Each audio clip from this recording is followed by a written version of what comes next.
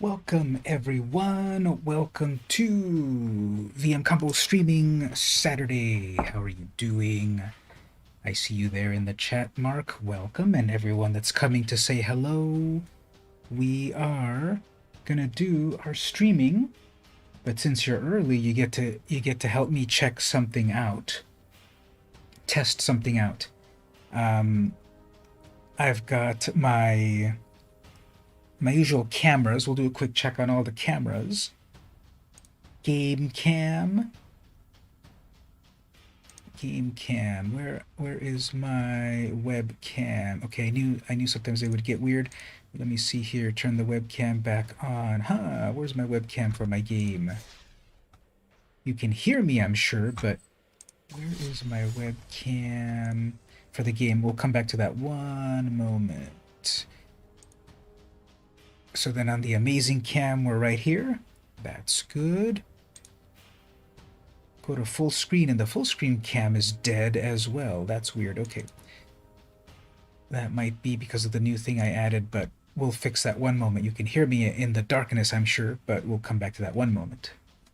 So then we'll go to the web browser. There's the web browser cam. It is loading one of my cams there. Okay. Let's go to the card cam. Here's the card cam over here. We've got stuff on the card cam. That's good. All right, so the important stuff is that on the game, my webcam isn't there, so I'll check that one moment. But here's the other thing that I wanted to do before the main start of things. I've got some new scenes, some new layouts. See, it is capturing my main cam over there on this other scene, and I think it's taking it over from my other regular scenes. So let me do something here. Video capture device. Deactivate when not showing. I think that's what we want there. Okay, we'll see about that. So here's some new overlays and designs that I've got for the game. I'm testing these out. I don't know if I'll keep them. So this is more of like a complete full screen, and then I'm here in this little corner here, and then on the bottom it shows some updates like latest followers and such. Actually, where does the text appear? If people start to type, where does that appear? I didn't test that. Hello test. Where's that going to appear on screen? Where is that text appearing in this layout? I would rather have that appear than that stats below there, even though obviously shout out to Silverdown, Jakivis, and Rickman, but I would rather have people's text appear, so this is why I'm kind of testing things out a little bit. Alright, so then we've got these other very cool layouts. Let's say I'm doing my starting soon. Whoa, look at that. So we've got an animated Liliana beckoning you to join the zombie squad starting soon. I think if I type text, I think when text gets typed here, let's just type some text. That appears in that little box there, doesn't it? Where's it supposed to appear? Maybe it's just sort of visuals, but I thought text was also supposed to appear. Is this thing on? So I'm typing stuff in the text box, and I'm not seeing it yet in my output panels and such. I might need to go to the scene editor eventually, not right now, but I'm typing stuff and I don't appear. So if you're still there, Mark, or maybe you needed to step out for a moment and change a nappy or such. But if people are there in the chat at the moment, if you also want to chat a couple of things just to see how things are working. All right, so we have the starting soon, which I think looks really nice. Then we've also got the BRB. Switching over here, we have Sarah, the Sarah Angel creator herself. Really cool flashy effects. I like that. I need to make some edits to the template, but where is the text? So if I type text into the text box, I would assume it appears in that box waiting there at the left. And I don't know if those Twitter, Instagram, and YouTube... Oh, okay, I was supposed to type in my Twitter, Instagram, and YouTube there. which if people are interested in following me on those, it's simply VM Campos. Alright, so text box is not filling with text there. That's fine. I'll figure that out later. And then lastly, well, the next one is this end screen. When everything is over, here we have Wonder Woman coming at you to kill you from the ocean. Actually, no, that's supposed to be Elspeth. Although when I remember seeing that art, it always looked like Wonder Woman. So here also I will go in and eventually edit some changes, make some changes. You don't edit changes, I guess. So let's see here, stream elements. How do I get back to stream elements? We'll check that in a bit. Okay, lastly, the last sort of screen that I've got here, let's turn these off for a moment. I have this one over here called the talk screen. If I turn that one on, it creates this really cool Vraska focused screen, but then I have to then move my webcam in the little predetermined spot right here. That looks pretty cool. Then there's a couple of spots. I don't know if stuff's supposed to happen up here where Vraska is at. And then on the left side, it's showing the game. I suppose in theory I could change the game like this. Put the game here, although it's going to be tiny. So we have these various scenes. We have these various scenes available. I think that's way too small. And then, so what if I type stuff here. So if I type stuff, does that appear on the boxes? Is that supposed to appear over Vraska's portrait over there? Where are people's yeah, you might have stepped out. I was saying that I was trying these different layouts just to see what they look like. I was experimenting with these different layouts, these brand new layouts. So I think this one, the game's going to be way too small. It's going to be there, and then I'm not even seeing people's text appearing. Text. Where's the text? The text is supposed to appear, I suppose, up on the box right on top over there, but it's not. So I don't know if that's delayed or I have other configuration that I need to set, but I don't see it appearing as I want it. So anyway, this is just testing stuff. It's not my main layout, and what I am going to eventually use, most likely, I am going to use the starting soon layout. I think this looks really cool with all of the movement and magic. Liliana there. I'll probably also use the BRB screen. That looks so fancy. I really like that. That's Sarah the Benevolent. So they finally printed Sarah of Sarah Angels as a Planeswalker. Well, not really finally. It was back on Modern Horizons 1, I think, which was 1 or 2 years ago. So I think I'll use that. And then we've got the end screen, which I don't think is as impressive as the other two. I think it's a little too dark, but I would use that. So I'm probably going to use these ending, BRB, and starting soon layouts eventually. This one right here is too small for any good gameplay, and I'm just testing these out for the moment. So I'm going to switch back to my regular layouts. Game, and my webcam was acting weird. Oh no, it came back. Okay, so I did just need to make a little setting change there. So that came back, and my full screen is back as well. Alright, so this was all just to test out the various cams and things, and then in theory, if I type here, type, it is supposed to appear somewhere on my screen. I'm pretty sure yeah, there it is. Alright, so those are some interesting things that I will have for later once I fully finish setting them up. You might see over here a Polaroid camera, just to show this off. I'll talk about this later. I'm totally getting back into Polaroid photography. So, it doesn't have any film. You can look at that a little later. I was playing with some Polaroid film for fun. Alright, let's do some gameplay. That's what people are here for. Well, a little bit of everything. And let's set our schedule. Schedule. Okay, turn on that schedule there. And what are our goals for the day? set this. So we're gonna do gold digging. We need to do gold digging, of course. We're gonna do a crack a pack. I still have packs of Crimson Vow. Did you do any pre-release, Mark, or anyone that's hanging out there at the moment? Did you do any pre-releases for Crimson Vow? We're gonna do a crack a pack of that. After that, we're gonna do sealed. Yeah, we're gonna do sealed. I don't think I have a snack chat to snack on, but maybe I do. We'll see. And then just play games.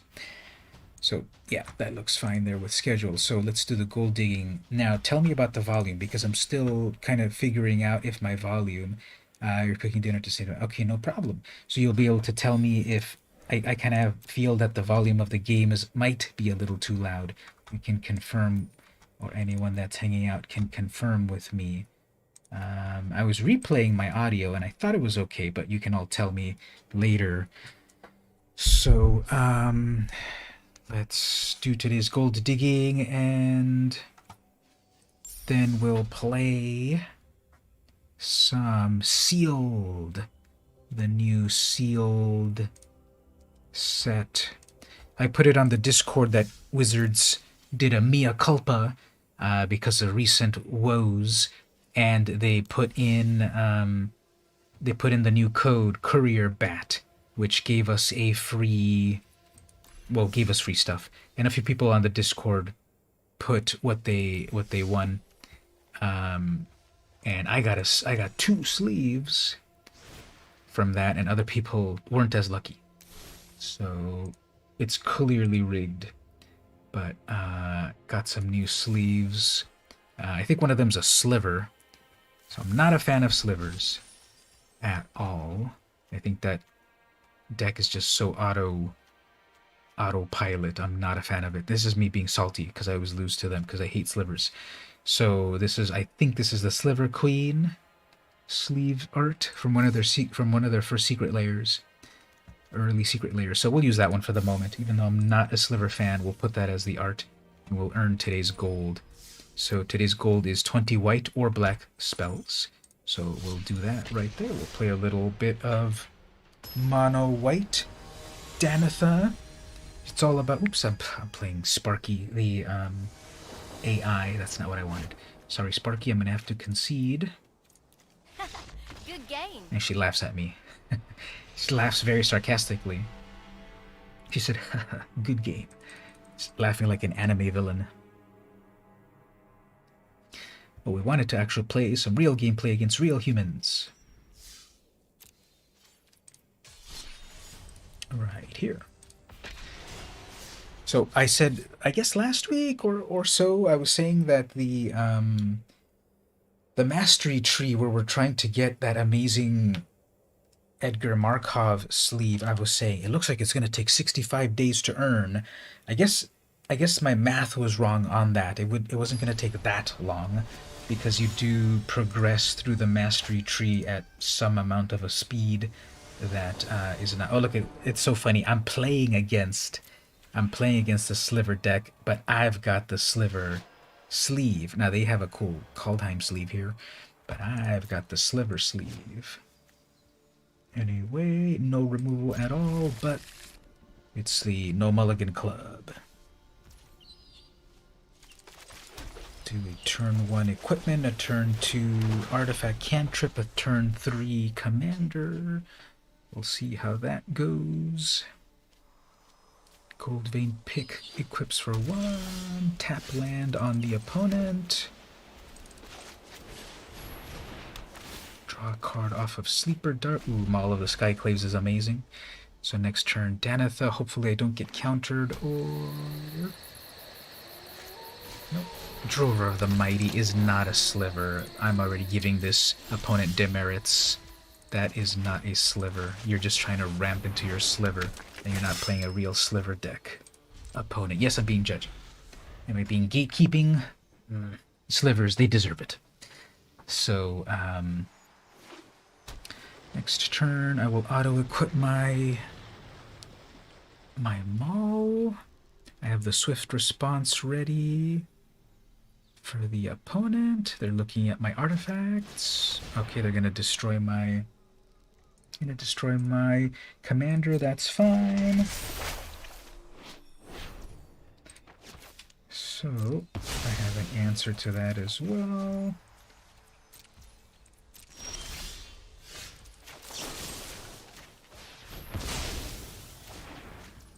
And I also do a very sarcastic oops just because I hate slivers.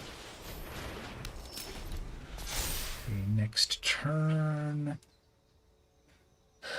Resummon my commander.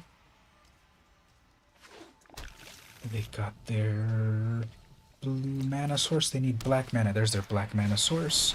Alright, so now they have slivers. All slivers are mana dorks.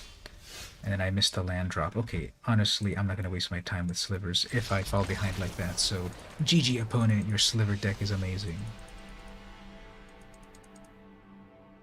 Let's play against another opponent that doesn't have such an auto-pilot deck. And as I said, they've also got that human... If they put a Llanowar elf in a sliver deck, I also do not approve of that. If you're playing a sliver deck, you're going to play slivers. Because you just play your mana weft sliver, makes all of your slivers into mana dorks. So, I have no sympathy for sliver players. Now if you had sliths, I will cut you some slack.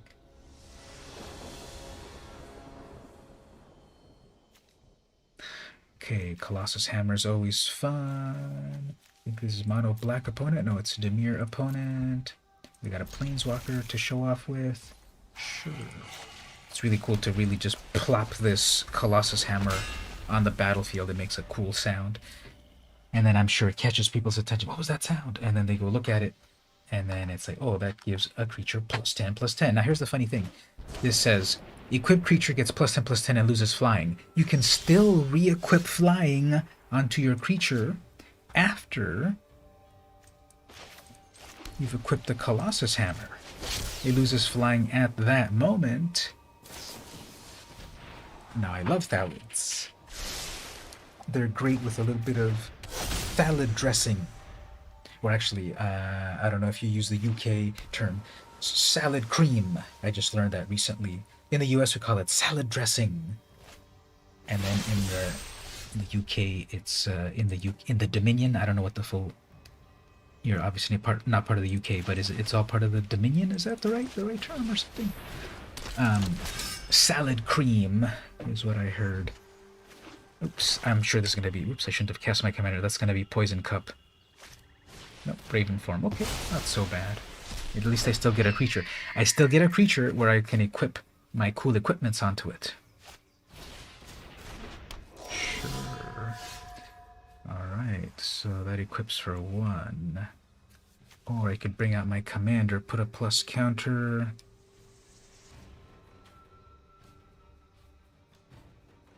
That Planeswalker's so weak. But it's on my colors, so we need to do mana ramp. Not ramp, but we need to be parity, actually. So thank you for the bird. It is now attacking you as a 3/2.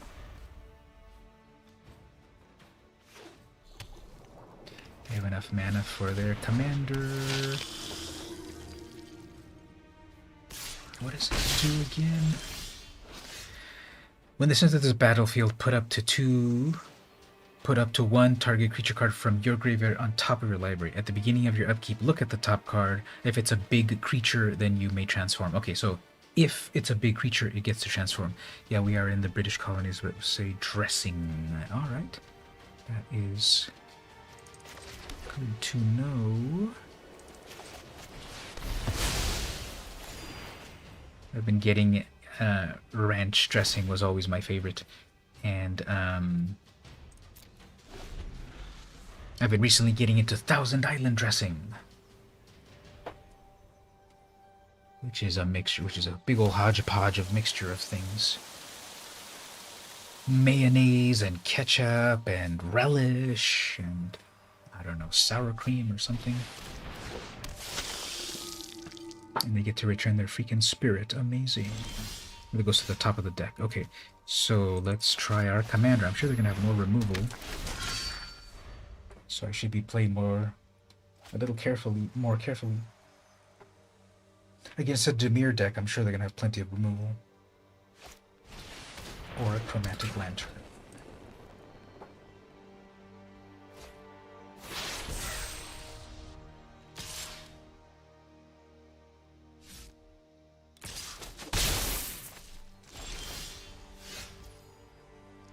Okay, so they're tapped out. They have 1 mana in hand. They foretold something, which I'm sure is another, which is a kill spell. I've got 2. A Thousand Island is good with shrimps and salumi. Not a big seafood fan, but I think that's a good choice.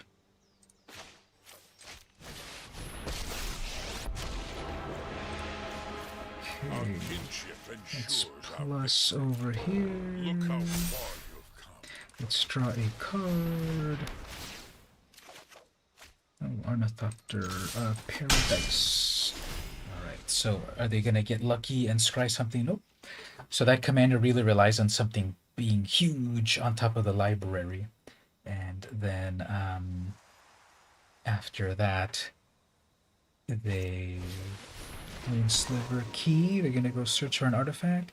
They still have something in Foretell. It's either Poison Cup or perhaps that turns spell or the draw spell. There's not a lot of Foretell cards. So after you kind of see them enough times, you see them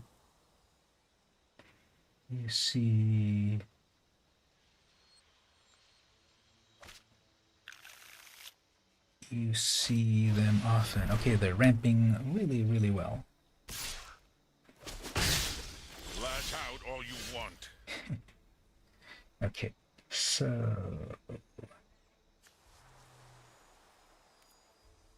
let's equip 5, 6. Need 1 more mana for my obelisk to be into play. 0 mana for that. Well, let's first make Danitha even larger. Actually, I should have brought out the Ornithopter and given it also a plus. Man.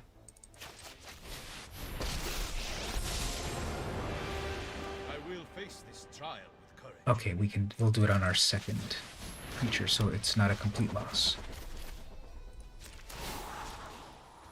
Or actually, we can. Now we'll do a blocker. So put a +1 on the Ornithopter. And play a free thing here, and then go in with attacks. Alright. I can gain so much life with this deck because Danitha is a lifelinker. She's a 2/2 lifelinker, and then as she starts to hold on to all of this equipment, now she's a 6/5 lifelinker for strike. Field of Ruin on their side. Oops, there's the Algron's Epiphany. They're gonna do the extra turns. We will give them a who cares. Still didn't transform. Didn't attack with their 1/4. Of course, I've got a blocker. So what are you gonna do with your second turn? Crack your, gonna crack your Mind Stone, digging for answers. 5, 6. I have 6 mana. I still need 2 more mana to equip my hammer. And block a bird. I will fight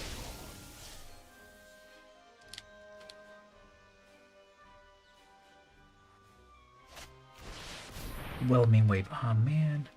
So this is the one that it bounces back to everyone's hand. So fine. That's not as good as you might think, perhaps. I've had that played against me in Commander, definitely. Alright, so they're passing with 3 open mana. They're passing with 3 open mana. Okay. So there they go. Pausing on that. Maybe we'll just set it up so that the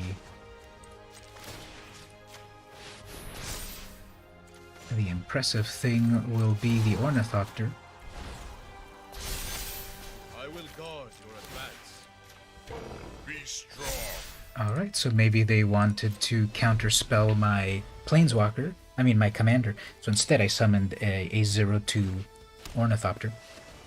My Ornithopter of Paradise. And then just loaded it up with the equipment and the counters. Alright, resummoning your...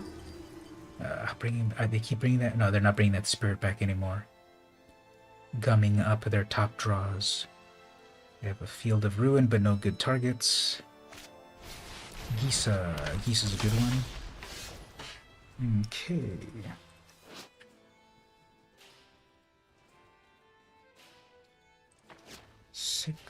Six. I have 6 mana at the moment.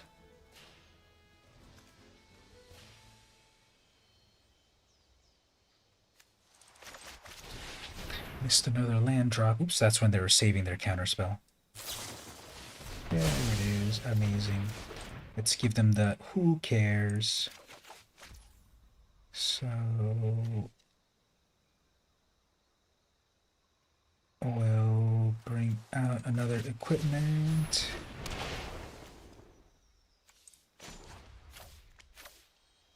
Plus,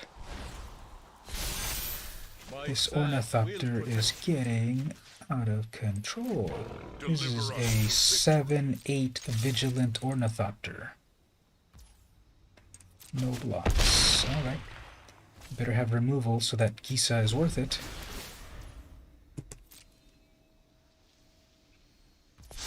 Okay, finally. We finally transformed. Let's give them a collapse on that. We finally had a huge creature. Now you've got a big old scary 3/5. Whenever Lord of the Deep attacks, create a tapped attacking token that's a copy of another target attacking creature. If that's a Kraken or whatever, sure. Fine. If you want to attack with that, I have a perfectly good blocker. Proliferate into nothing. You can proliferate to my side if you want. Hey there, camera. Are you doing? You're a good luck charm. Check it out. As soon as you showed up here, the opponent rage quitted because they saw that they have a big old scary 5/6 and a 4/4 and a flying 3/5, and what I've got is a 7/8 flying trample vigilance ornithopter plus 2 planeswalkers. So Abe Hang then ran for the hills. So welcome everyone. How are we all doing today on this fine Saturday? I mean on this fine Sunday and or Monday, depending on your part of the world. So we're currently doing gold digging at this point. Trying to get today's gold. Then we'll do crack a pack. I've got a pack of Crimson Vow to open up. The latest and greatest set. We've got some streaming to do. Maybe we'll do a snack chat. We've got some other fun stuff. Maybe we'll talk about Polaroid cameras like this. Say cheese. Anyway, Yarok. I hate Yarok decks. But I've got 2 removals for it, so, and I go first, so okay, might be able to manage against this deck. That's right. I need all the good luck that I can get for the vicious players on Arena. So what decks are you playing? What strategies? What new legendary cards are cool?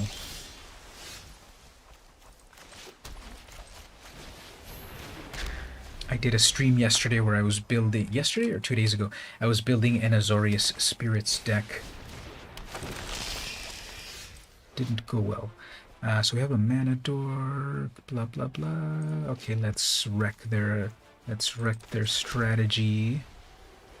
1, 2, 3. I have to check what I've got for Snack Chat. I forget what I have for Snack Chat. Last week I did a one of those fruit by the foot sort of things. It wasn't a whole foot long thing, but it was. They really want to ramp into their commander. Maybe I should just shatter the sky to give them a lesson. No, we'll bring out our commander. Although they're playing with black, so they're probably going to remove my commander.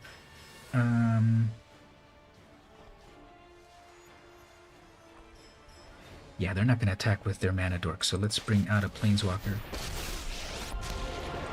And even if they attack, Johnny can take it. I just pre-ordered. Let me pull these up, actually. There's these brand new Magic figurines that are coming soon. This is perfect. This is exactly what I wanted. The opponent brought out their Mana Dorks to ramp their creature, to ramp their commander. Here's their commander ready to go. And I've got, whoops, everything's dead. If they don't rage quit here, I don't... They... Okay, they didn't rage quit. Good. But there's these new magic figurines coming soon. Let me pull these up. Sit here, releases. Oops. So that will be a... You're gonna mill me a little bit. It's not so bad at all. Magic puzzle quest. Let me read that one moment, but let me pull up here the, sorry, opponent. Let me pull up these new magic figurines. I'll show them in one moment.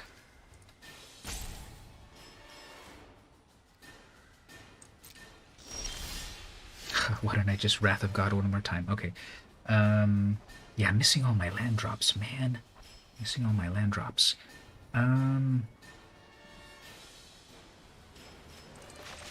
Guess we'll set up this when I eventually summon my commander. That equipment will do cool stuff. So let's see here if they resummon their commander. Oops, alright, sorry about that, opponent. Gonna have to wreck your stuff again. There's my mana, finally.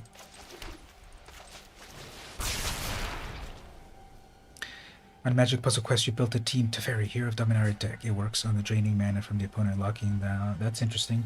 I haven't played Puzzle Quest myself, so I'm not familiar that that was a capability of Teferi, but that's pretty cool that you are able to do that. I see these magic... Oh, here they are. Okay, I'll show these in a moment. So, let's summon our commander final. Oops, we're gonna get counterspelled here. Wow. I guess turnabout is fair play. Not counterspelled, but murdered. Alright, and then we'll put aside one more board wipe. We will mine. Sorry, Johnny, you've done what you needed to do, but your indestructible emblem is what I want. And that triggers, yes, that triggers my mace 3 times. Yes, I'm going to be getting +3/+3 into my... And the opponent rage quits on that. Yes! Cat power! Cat power does it again, and that is a perfect...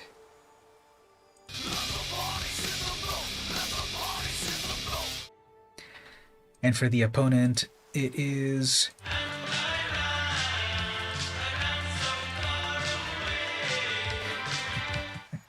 and then we'll do one more.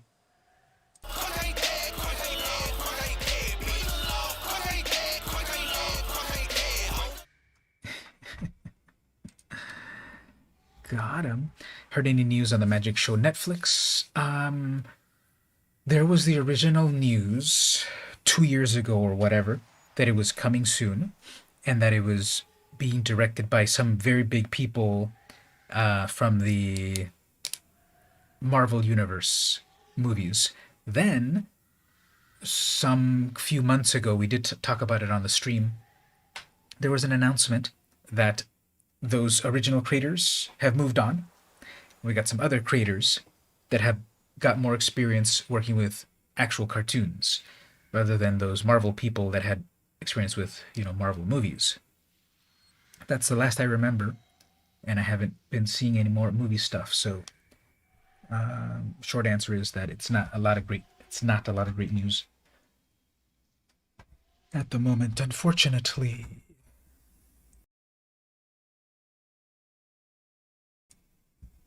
Before moving on to the next game, let me pull up here what I was saying a moment ago.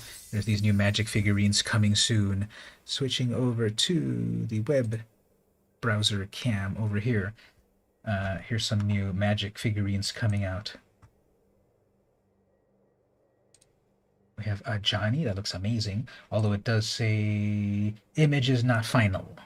So hopefully I pre-ordered this one. The other ones are cool, but out of all the ones that they showed here, I think a Johnny is my favorite. It's a big old axe and cool pose and everything. So this is from WizKids / NECA. I think NECA has done a lot of cool. They've done a lot of. They've done well. There's no headbanging emoji, but there's the. There, I think they've got the the rock and roll types of horn emoji there. I can. I'll type it in a moment. But NECA, they've done various toys before. So each Magic the Gathering premium figure is highly detailed and beautifully pre-painted to complete the to complement the unique details of the miniature, and some miniatures even include translucent parts. The packaging displays these gorgeous miniatures in a clear and visible format, so customers know exactly what they're getting. Contents subject to change. This is pre-order in shops January. I've pre-ordered mine. And we've also got Chandra. I think this is a young Chandra. Looks pretty cool too. Her flame's going to be translucent, so that's going to be cool. You get the right little bit of light onto it, and the flame will look really cool. Yeah, cool expression, nice posing, the fire, her hair. I think that one looks pretty cool. Yeah, that's it right there, exactly. Then we've also got the Rowan from Eldraine. One of the newer planeswalkers. She's gonna have, I guess, she's a variation of a fire mage. I'm not fully sure what differentiates her so much from Chandra, except I guess she's also good with sword play, and she's bonded with her twin, Will. So she's more of a warrior, I guess, and more trained than Chandra. One of Chandra's big thing is that she's kind of brash, right, and impulsive. So there's a Rowan figure. Then we've also got the Will figure, so you can have both Will and Rowan, the twin scions of Eldraine. I think he looks a little bit tougher here than he does in the game. I think he looks a little bit more boyish in the game. Here he looks a little more grown up. And his deal is, well, Rowan is fire magic, and Will is more ice magic. So he's an ice mage. He's got an ice sword. Probably these ice sword will be translucent. Maybe even his hand, from what I see in the art here. But I think these are all just pre-renders. I don't think they're like the real sculptures yet. But if they look close to these are pretty impressive. And then we've got also Vivian. She debuted in Core Set 2019. She's got the what's her bow called? It's got a special name, but her bow has the ability to summon all of the creatures that were killed on her plane. Nicol Bolas totally destroyed her plane, and then she was one of the few that survived. And in the arc bow, I think that's what it's called. In her arc bow, she can summon all of the creatures from her plane. And then so it looks like the arrow will be translucent. So she's another cool character there. And then lastly, we have Teferi. I think this is one of the most impressive ones as well. His Teferi staff looks great. I think though the top part of the spark doesn't quite need to be there, because it kind of takes away from the shape, from the classic shape of his staff. It's sort of like this L-shaped staff, and with that extra lightning or whatever sparking up over there, it kind of takes away the shape. But then with the curving of the, I think that cloth has some sort of meaning from the story or something, and then translucent. It doesn't say how large these will be at the moment. There's no indication. These are categorized under the games section. So I'm thinking like the Warhammer 40k sized things, I guess, which is like, 2 inches, which if I know my metric system correct, that's about like 7.8 meters or something, right? So they're going to be pretty small. I think they're going to be for tabletop gaming. They're going to be 40k, Warhammer 40k size, probably, is because they're in the games section. That's what I'm thinking. Just kidding. Let me think about metric for a moment. That's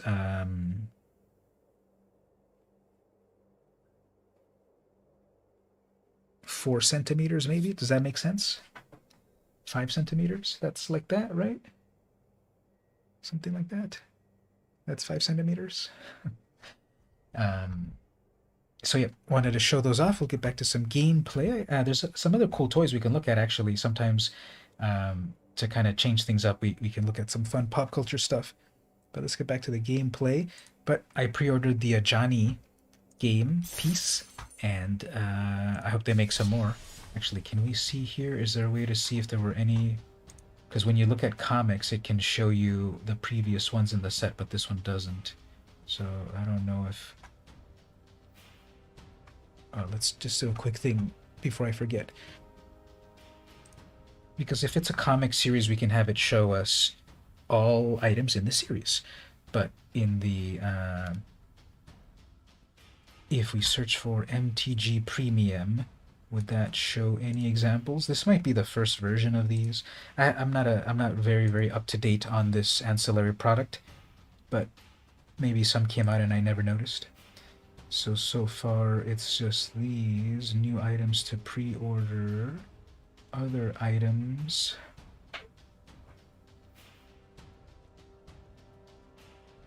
No. Can we search category, publisher, manufacturer? Let's search for NECA. Can we get other NECA? NECA / WizKids? Sure. It's probably a lot of results. I think they're a big player in that space. So we can have a D&D Iconic Realms Van Richten's Guide Grave Drinker figure. Got some other cool, a Nalzer's Marvelous Minis Barbed Devil. These are all just renders.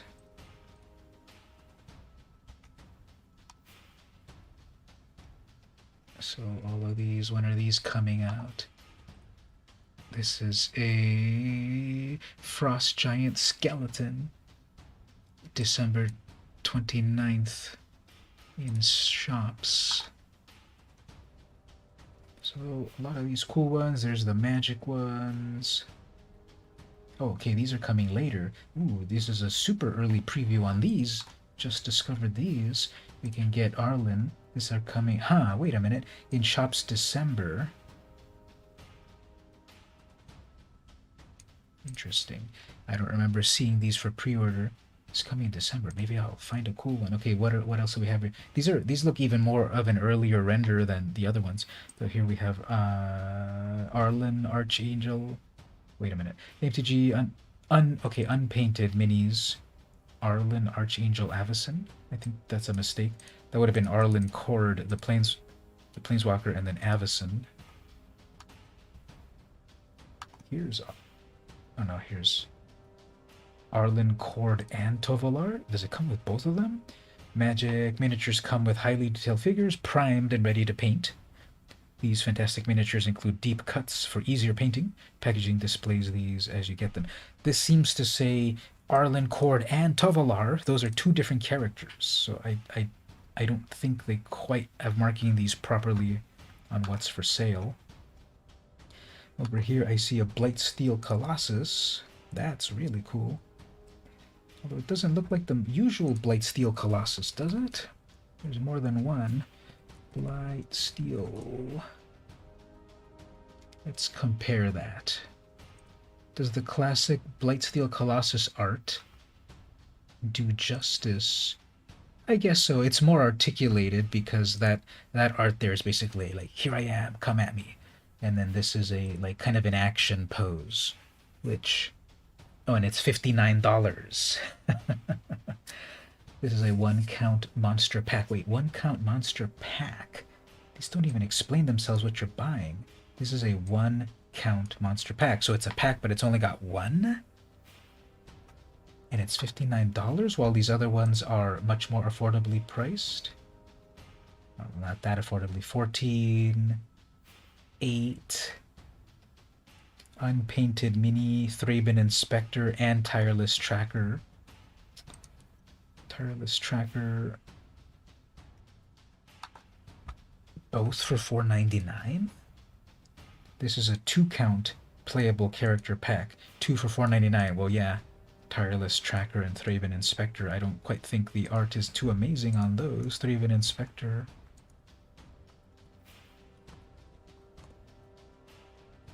What's this dour looking lady inspecting stuff? But I guess the outfit's pretty cool. What else? There is a Renin 7. So the new tree planeswalker looks pretty impressive. Then there's the Zergo Helm Smasher and Unyielding Krumar. That looks cool. Bulky guy.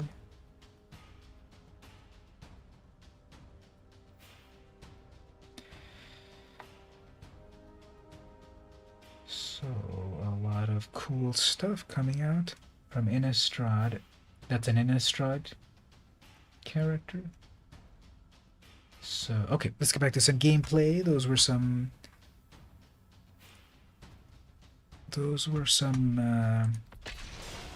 magic things coming out soon.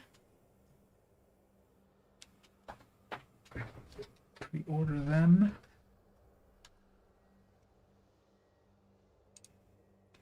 Pre-order them. I'm pre-ordering that Ajani, and I'll show it off on the stream eventually when I get it. Apparently not in shops until January. It's a January 5th. My birthday is January 4th, actually, so that'll be a good present for myself. Oh man, Tatiana, that is a very good deck. So, but I get to go first. Okay. Got some card draw. Okay. So, untap, upkeep, draw. You draw a card when this enters in the beginning of your upkeep. So I have to pay for that before my draw.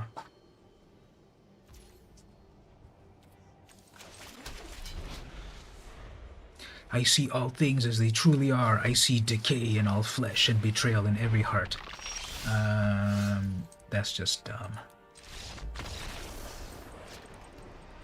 I'm sending a message to turn 1 crab players. It's like, get over yourself. Turn 1 crab, you're joking.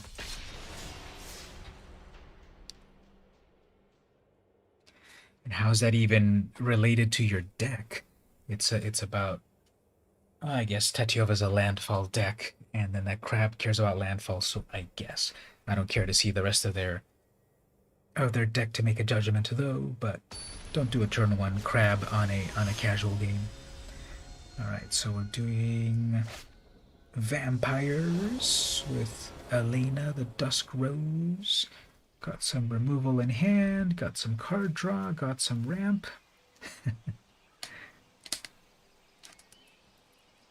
That is the best way to say it, definitely.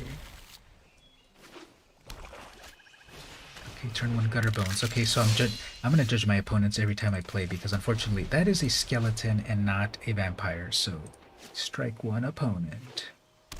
Yes, I am very judgy on people's decks, especially when you play casual.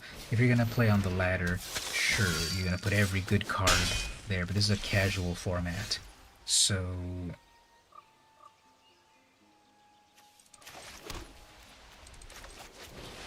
I am gonna gatekeep your decks. And if you're playing a vampire deck, don't put a skeleton in it. My deck's all about equipment. Okay. Passing with priority. They probably have then a...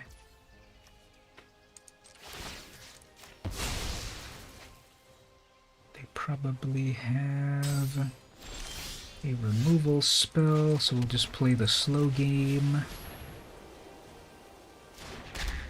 Mana ramp. If I bring out that Ornithopter, they might use up 1 removal. Missing a land drop. Okay, sorry about that, opponent.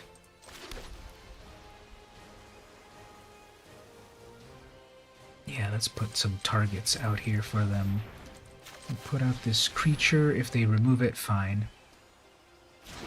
And then if they attack, I will awaken my idol and block.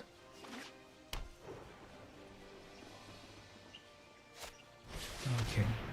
So they'll do that. That's fine. Hopefully they'll attack. Then I can take out one of their creatures. Exactly.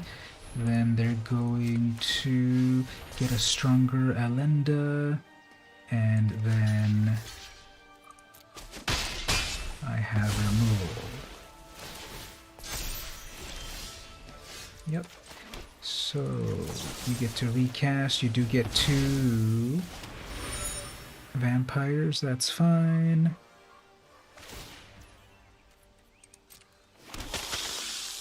I'll bring out one of my planeswalkers.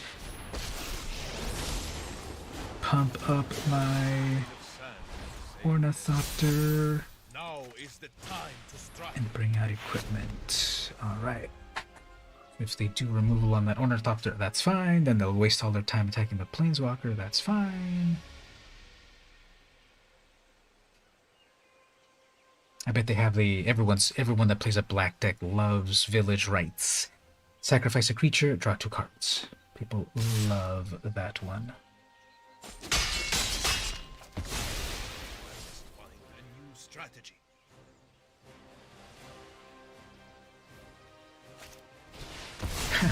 They got a big old scary demon. Okay, fine. That's gonna be annoying.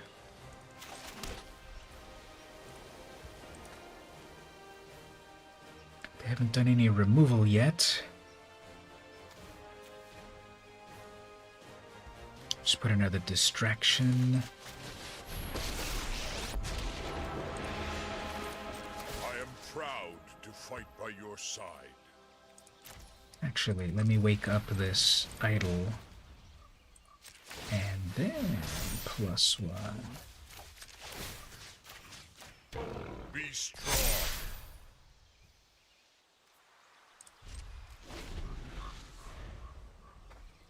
So that's kind of funny, putting on a counter onto it when it's a creature, and then when it's not a creature, it's still got the counter. So here is a +1 counter on a mana rock, which comes to life. Open the graves, sure. They'll attack with their 6/6 to my planeswalker. Who cares? Oh, no attacks. Okay, I like that. I like that. They haven't used any removal yet, and I haven't cast my commander yet. Let's cast my commander. Let's play a free leather armor. Equip that for free.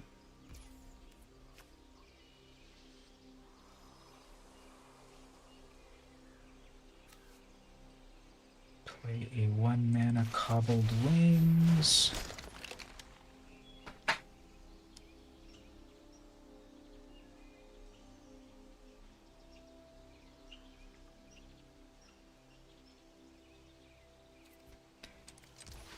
Guess equip those wings.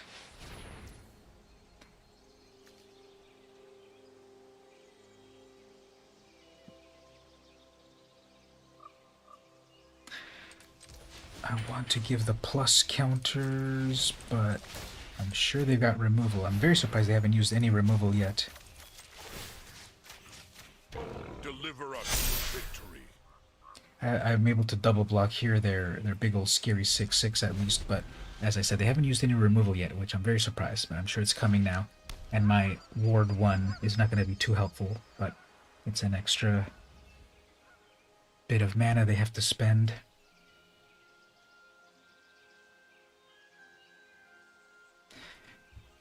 I see people play that Cabal Stronghold, but it never really feels like it actually does too much. It's definitely not as good as Cabal Coffers. Cabal Stronghold is the modern version. Cheaper version. Tithe Taker, okay. Not so bad. During your turn, spells your opponent's cost 1 more to cast, and opponents activate unless their mana ability. Okay, yeah, that's a good one. Double attack on that. Yeah, I can live with that. That's a big old scary flyer. They'll take out my commander. That's fine. I'll still have a 3.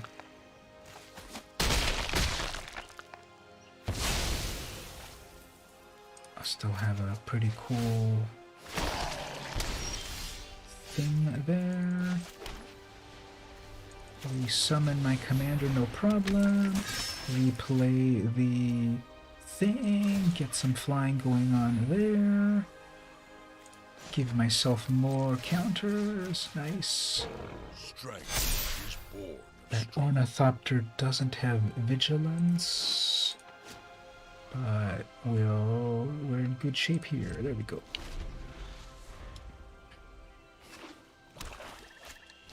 Ah, man.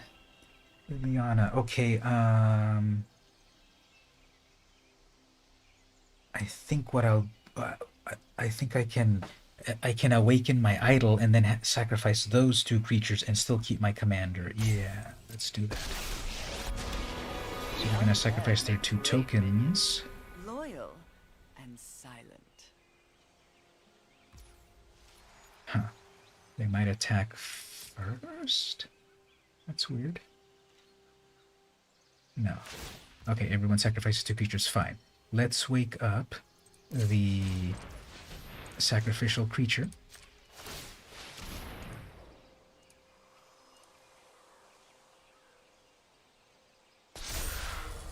Oh, I do love a good death wail.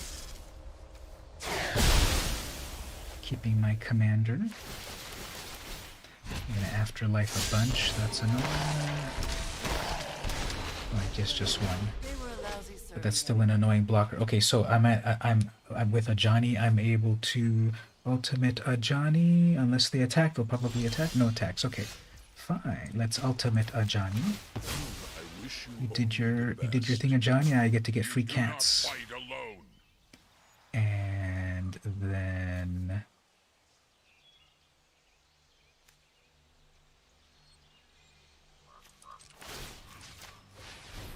they have a blocker. That's so annoying. But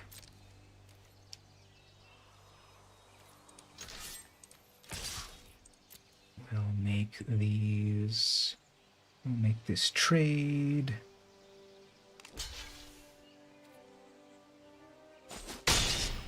End my turn, and then I make a bunch of cats.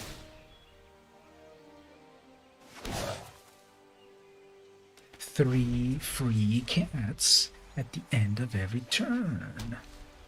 Just have to watch out for a board wipe. But they come from the emblem, and I can keep, and the emblem is free, so that's good. They have no more flyers, so Danathan can take out that planeswalker. Ghost form, who cares? Make another zombie, who cares? Rise and shine.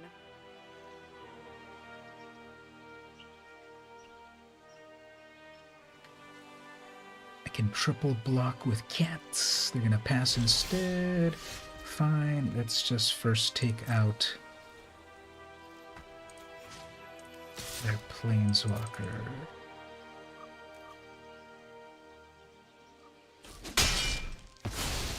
Fine. Okay. I'll leave. Then golden egg, draw a card.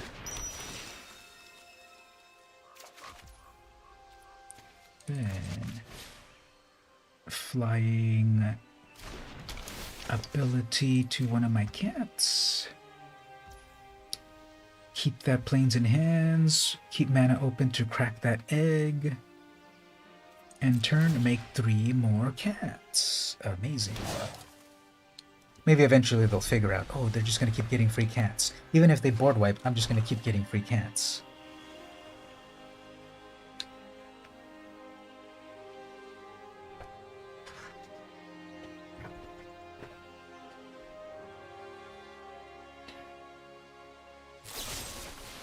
Fine.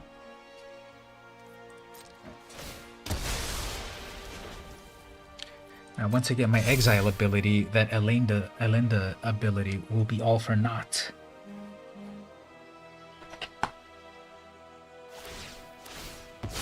Alright, sacrifice and draw, make Elenda bigger, sure.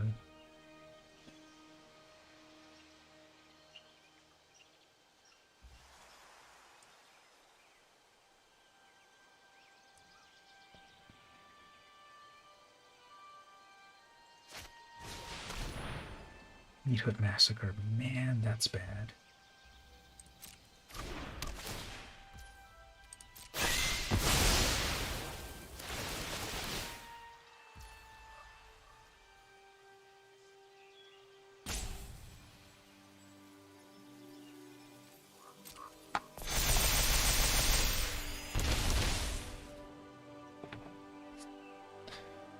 Alright, well, all I need to do is get one of my many O-ring effects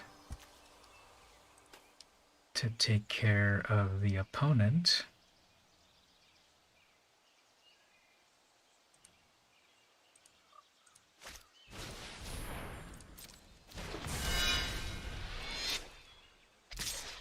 One of my many exile effects. That is not what I wanted as usual. Amazing. Okay, well, GG opponent.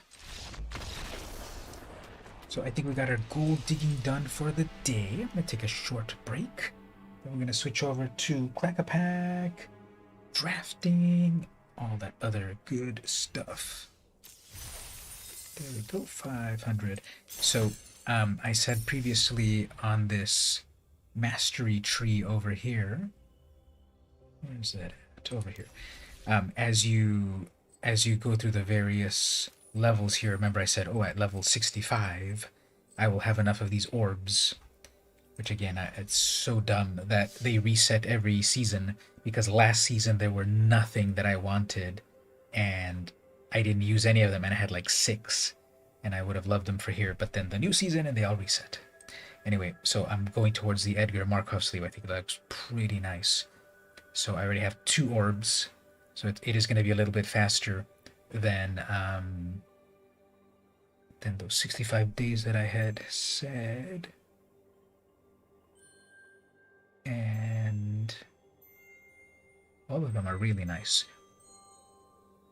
Oh, that's funny. That these sleeves are nice, and it's on level 5, and then level 6 is nothing interesting at all. And none of them before that either. So we'll get to those sleeves faster than I thought previously. So we'll give draft a try. We did sealed. Was it? It was sealed last week when the new set debuted. I did sealed, and then I'm gonna do draft. So I'm gonna take a little break. I'm also gonna mention for people to come hang out, and then we'll do the next parts of the agenda. So we'll be right back in a moment. And I'm gonna do the new be right back screen. Where do I have it at? Over here somewhere. Right here. BRB. Right here. So we'll be back in a moment. I don't think the text actually appears on the screen for some reason, but we will do the be right back. That's so cool. Anyway, we'll be right back.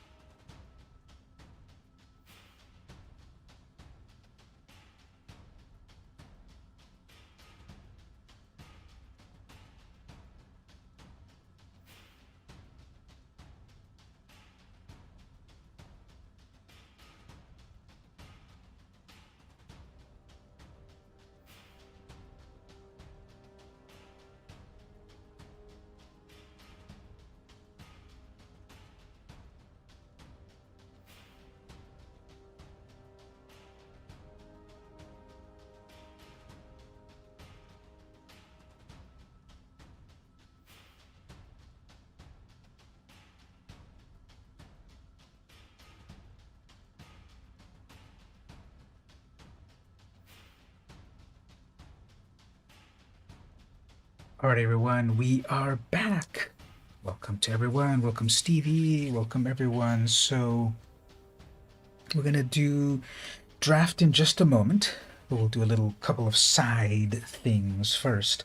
So, I was saying a little bit earlier, I got the bug to get out my Polaroid cameras again.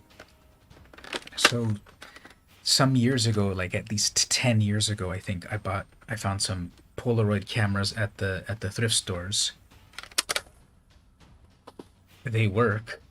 This one's probably from the 80s. The Polaroid One Stop, and they just need film, and I have film.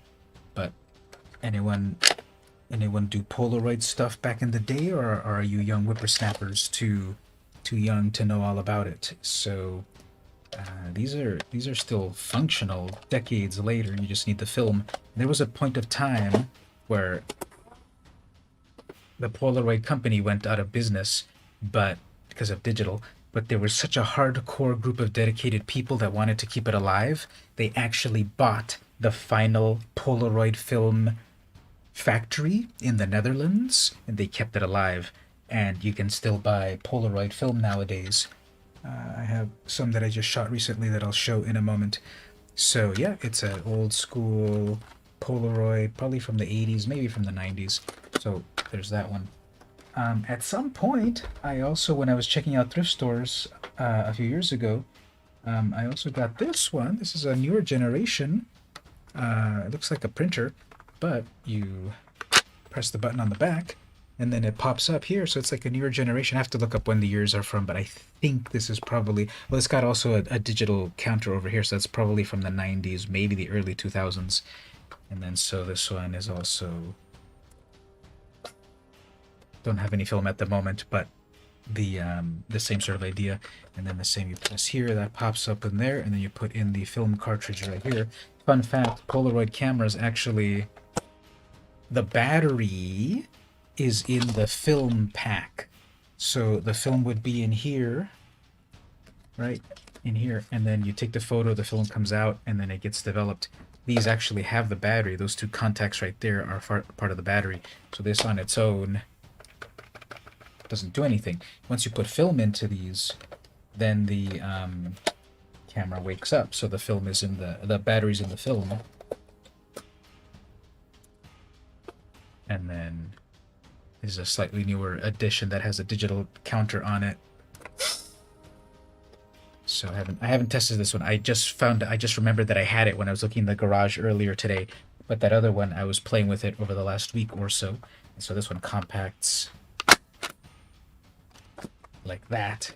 So really, really compact. What I also have from a few years ago that apparently if you look these up now, they're selling this one that I'm about to show you for around $200.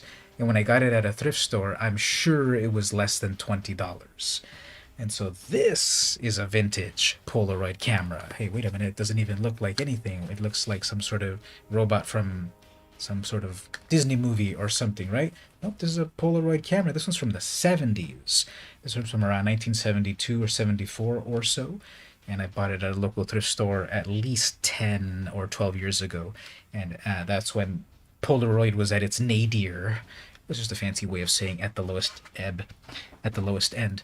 And I got this so cheap.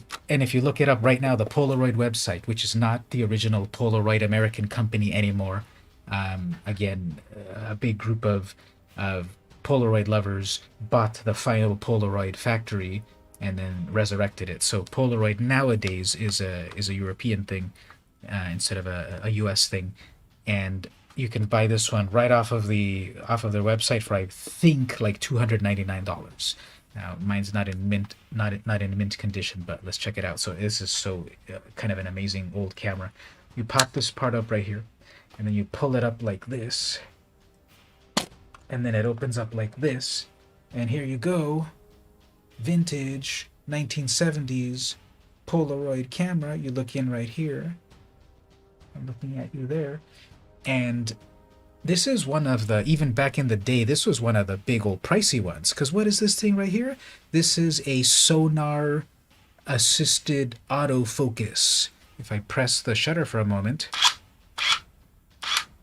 you see the lens is focusing. So this 70s version was able to... This 70s version had glass lens. Glass is better than plastic. This newer 80s version has a plastic lens and a fixed focus. It's just like, here it is, take the camera. You don't set focus. Then the newer one from, I don't know, the 90s or whatever, also doesn't have, you set your focus, it's automatic, but not that good.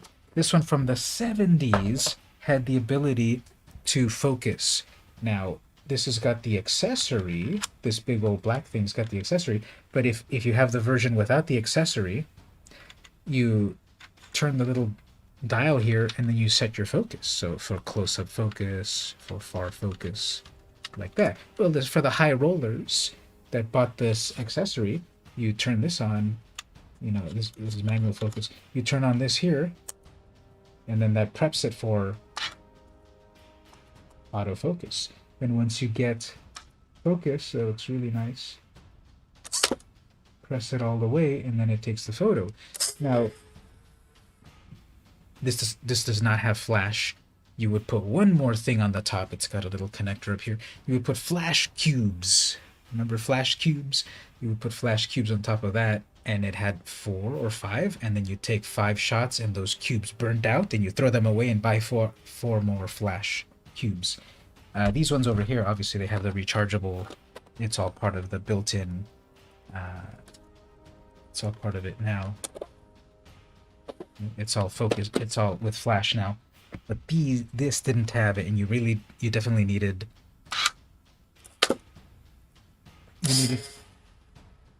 You needed to have good light, and then it opens up right here, down here, and then the film goes in. So I bought this one again 12 years ago or something for, I'm sure, less than $20, maybe even less than $10. And I thought it was just beautiful looking, vintage. I didn't have any film. Film wasn't even around at this point. Again, it was the low point of Polaroid, and I never really ever used it.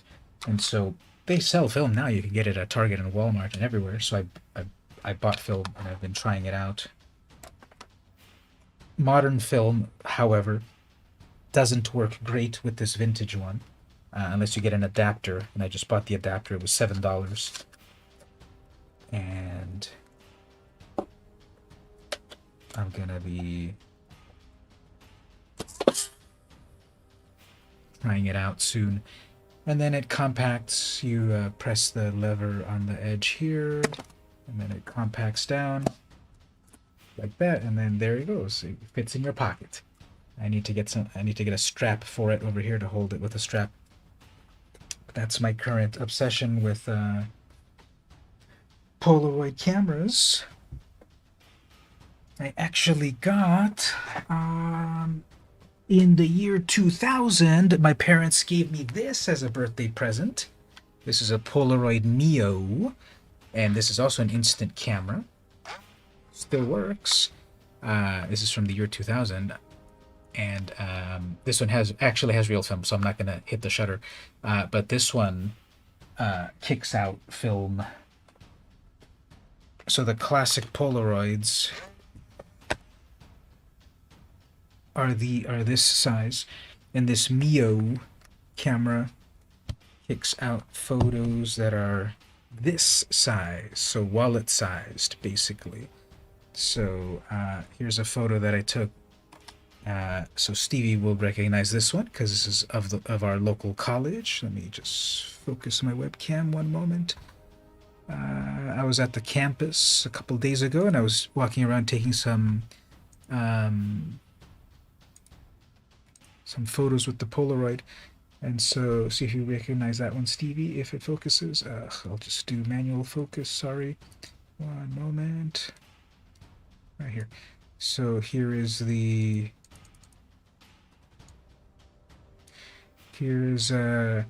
shot of a library, and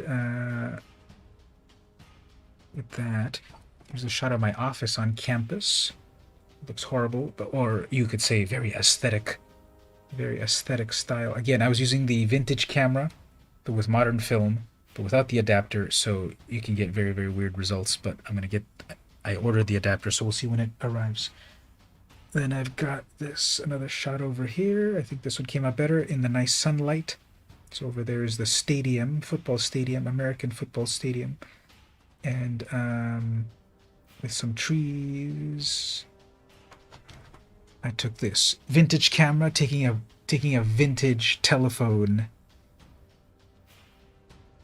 wall telephone, a little overexposed, but again, the with the proper adapter that I'm getting in the mail, it should take these a lot better. One of the newest buildings that they constructed is this brand new building here. So some of these look overexposed, but yes, because again the film it's modern film with a vintage camera, which is expected. But it does give it that aesthetic, that it gives it that Polaroid aesthetic. So just more of the campus there. This one came out nice here. So looking down the parking, in the parking venue with solar panels and all of that. Yeah, the glare, it's the glare from, sorry, the glare from my webcam. I guess I should angle them like this, then they come out a little better. And then the last shot that I took was this one as I was about to go home. So just this moody shot of the planetarium.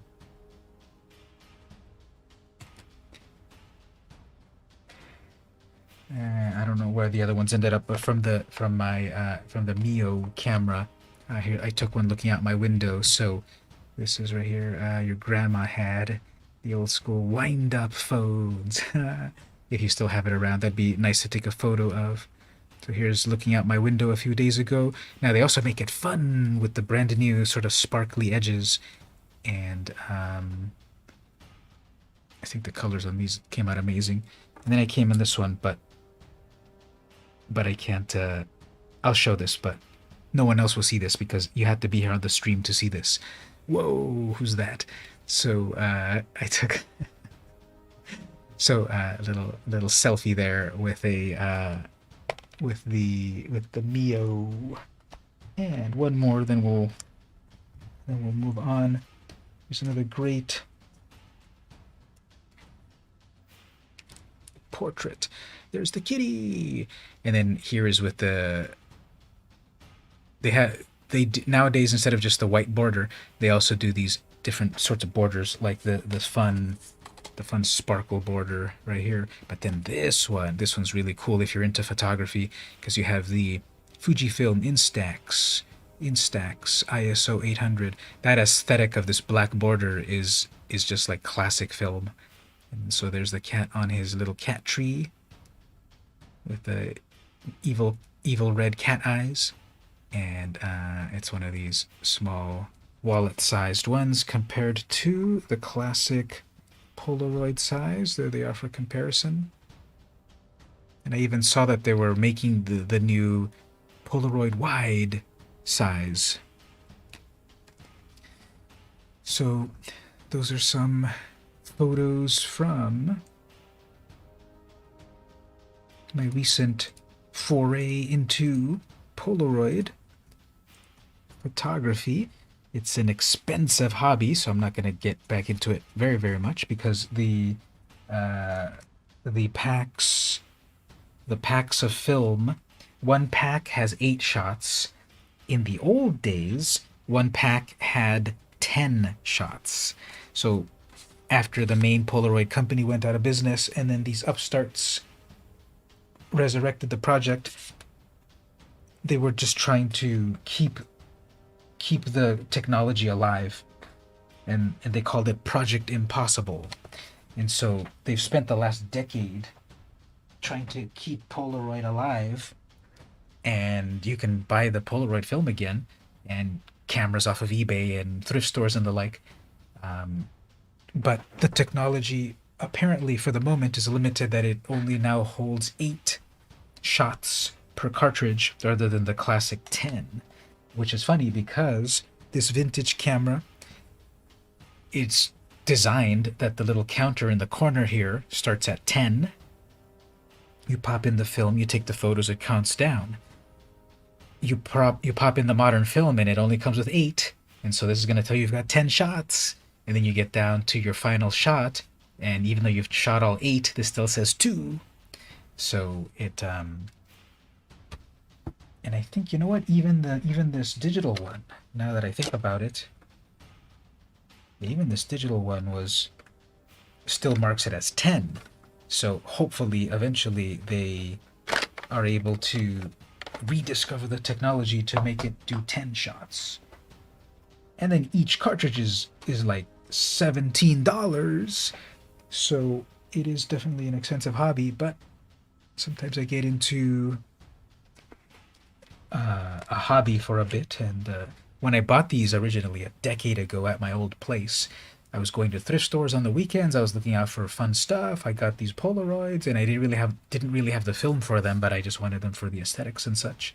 And now I've got the film for them, but that's that. So I just wanted to share that before we get back to the gameplay. So you said there, Stevie, you remember those from the 90s. And then Mark, did you ever have any? I know you said there your grandma had and such, but did you ever have any yourself?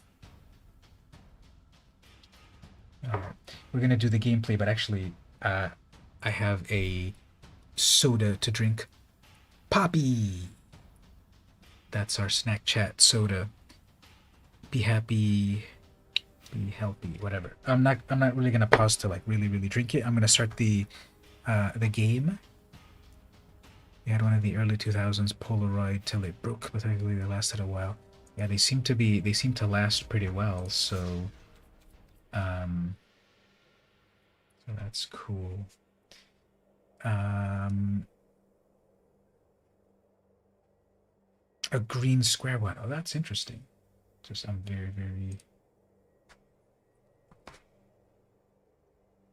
very curious on that. You grew up poor, ah. Did you ever get your photo taken? Did you ever get your photo taken in a Polaroid camera? Green Polaroid camera. Maybe it'll come up here and give you memories. Oh, here we go. We found the one that you used to use here, Stevie. We got it. There it is. That's the one you're talking about, right? So $30 for this vintage 1999 Barbie Polaroid camera. Still compatible. That one looks, actually, the body of that is basically the body of this one, but it's just Barbie branded. And actually it's slightly different. No, it's exactly the same, because it's got the area here where you can change the... Yeah, it's exactly the same, but it's just Barbie branded. And you had one of the digital Polaroids. Ooh, this one's vintage. $315, and people are bidding for this one. Now that's vintage. The Polaroid Super Colors 2 looks so ugly, but people want it. And when people have disposable income. Okay, the same Barbie one is being sold for $129.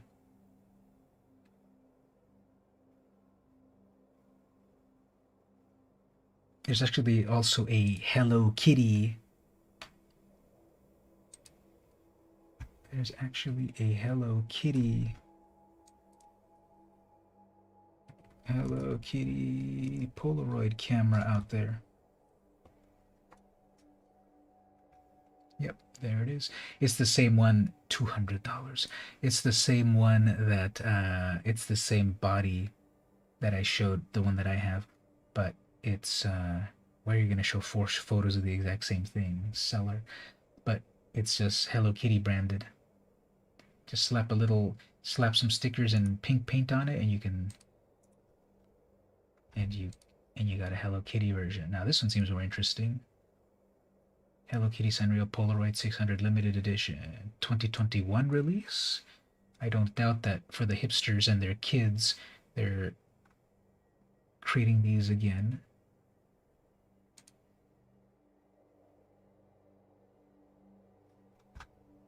But I got me some vintage ones. Okay, let's get back to some gameplay.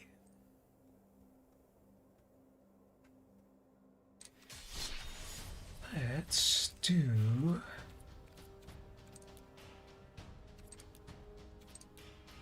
Premier Draft Crimson Vow. They should really explain what these modes are. There's a lot of these extra modes over here. They're sealed and then traditional sealed. I hate that they were using the terms traditional. Everyone calls them best of 3, but Wizards always changes their names. So anyway, let's do some draft.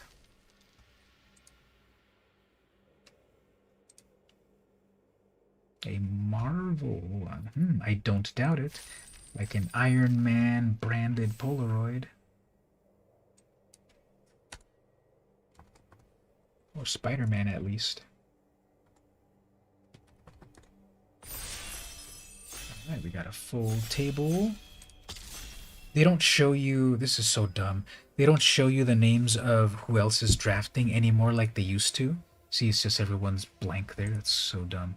I can't believe they... It's such a little thing, but it's just those little things sometimes that make me think like, Wizards of the Coast, what are you doing sometimes? Alright, so... Flying Zombie Drake. Do we get any good removal? We have a mana fixer. A human. I think I heard that humans is pretty good as long as you put 1 or more +1 counters.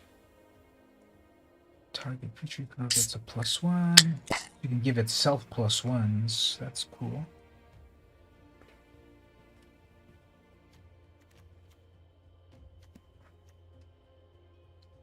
We have another werewolf. We could do werewolves. There's that chainsaw artifact. +3/+3.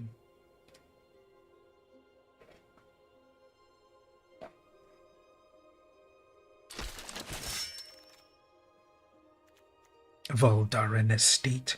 Tap it, you get 1 mana, 1 and pay a life. You get mana of any color. Spend this mana only to cast vampires.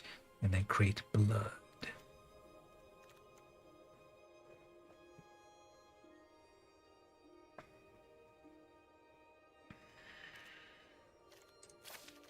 So if we're doing green, white, humans...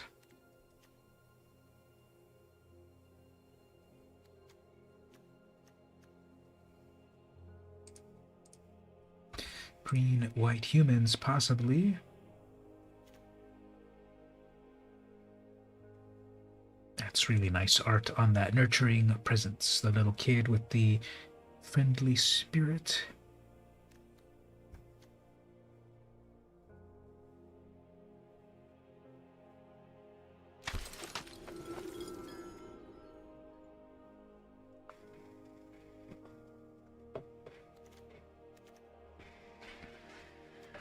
This is the fluffiest lightning wolf I've ever seen. These thick-furred wolves have adapted to Stensia storms, channeling their energy into bursts of supernatural energy. And shout out to Cole McNamara. Sorry if I didn't see that Emma. I didn't see the amazing animation that welcomed you there. But thank you for the subscription. Anyway, I haven't been getting any good removal or anything. I don't really like anything in this pack, but I'll grab the dual land just in case we need to splash some red.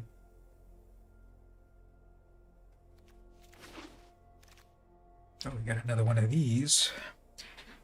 Go with human tribal. Panic bystander.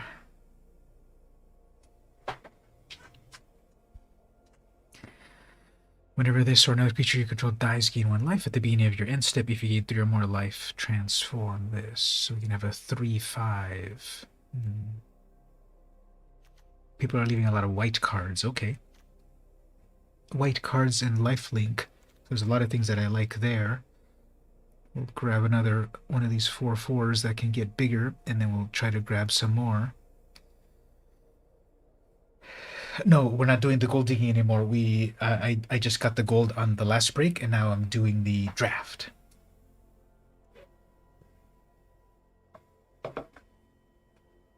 I would be fine with an Ash card from Evil Dead if they did it through the... That art is disturbing. If they did it as the Godzilla alternate arts, where there was the real magic card, and then there was the skin that put Godzilla stuff on it. I approve of that. I don't approve of the Walking Dead cards, although they finally relented after so much anger that they are gonna print a real magic card of those cards. But they're putting it inside of the list, which is you can only get one of those, one every 4 packs, randomly out of a collection of like 300 possible cards, and some of those cards are just the most dumbest cards. So Wizards is saying, yeah, okay, we heard you, and we will reprint these cards, but they're just printing them in the worst way. Try grabbing yourself another bear. Yeah, we'll try to grab some bears. Bear action.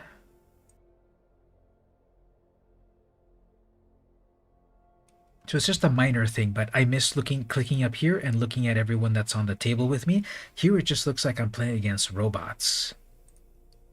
It was really cool to see people's creative names and everyone that's playing at the same time. And once in a while you run into someone cool that you know from the world of Magic. And they deactivated that for they're gonna do a big tournament, which makes less sense. It feels less personable when you're doing that tournament, and then you don't have any indication about who else is in the game. Oops, I'm apparently the traffic jam, so I gotta keep grabbing this stuff. Honored Heirloom will help me to mana fix.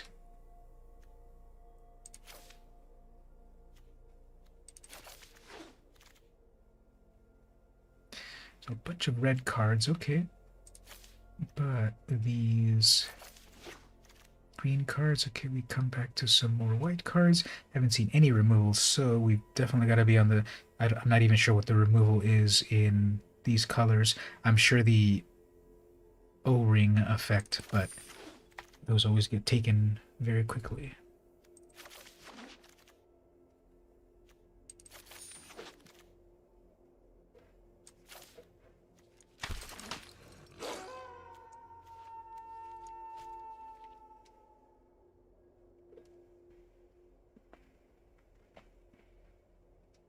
I don't know if I had this before on the stream or on my own. This is a probiotic soda, strawberry lemon. No, prebiotic. Is that a thing? Okay, here's Torrens, Fist of the Angels, training 2/2. Whenever you cast a creature spell. Okay, whenever you cast a creature spell, make more humans. This is gonna be an all-star in my deck. It's gonna be all about humans. Humans making humans, as they already do. A lot of great colors here in Selesnya for me. I mean, not a lot of great colors. A lot of great cards in Selesnya. So we'll grab that and see what else. Massive Might. Target creature gets +2. Pack Song Pup. That art looks really nice. 2 mana for a 1/1. That's more of the wolf. It's more of the wolf mechanic, more of the wolf deck. If I've got more wolves, it gets bigger. That Heron is good for the life gain deck.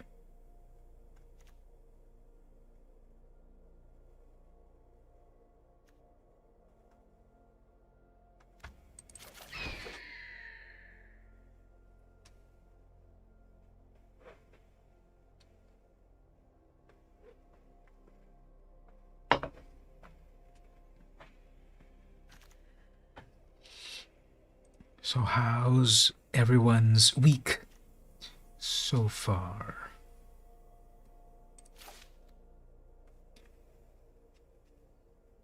I'm starting my Thanksgiving vacation on Monday, so no work for the whole week.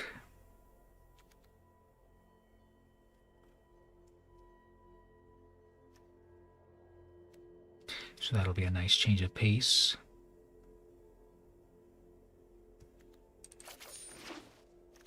And then we're meeting up. I'm meeting up with my family to do Thanksgiving dinner.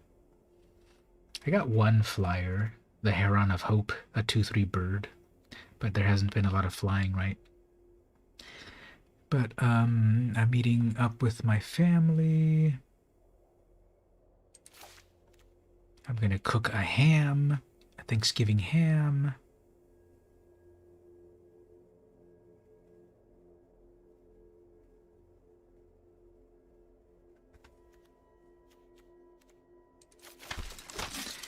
It will be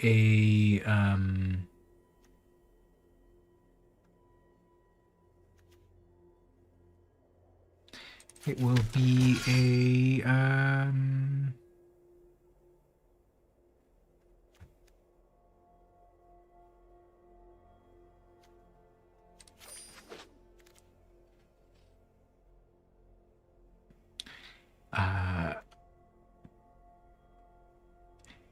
it will be a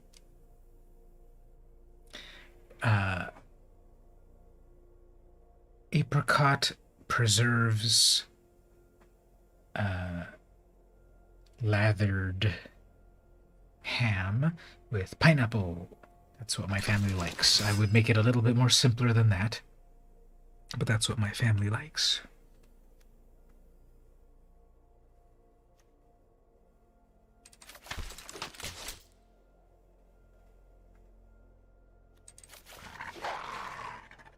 We're going to do Thanksgiving at my place, and then we're going to do Christmas at theirs.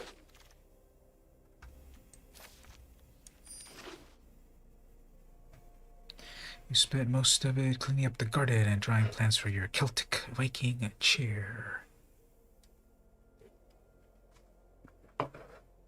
Have you built chairs and the like? I know you do the carvings, but have you also built the various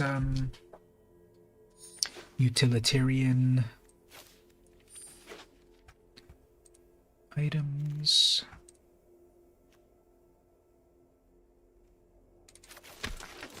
All right, pack 3.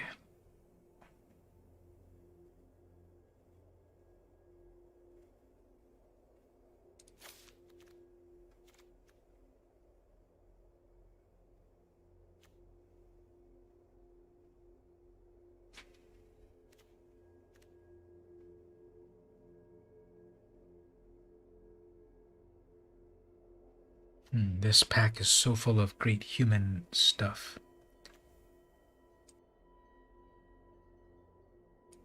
But this is the mythic rare everyone's loving. 3 mana, 4/4, Defender, Flying Vigilance. Then eventually you get an aura that curses the opponent, and if they get 3 curses, they lose the game.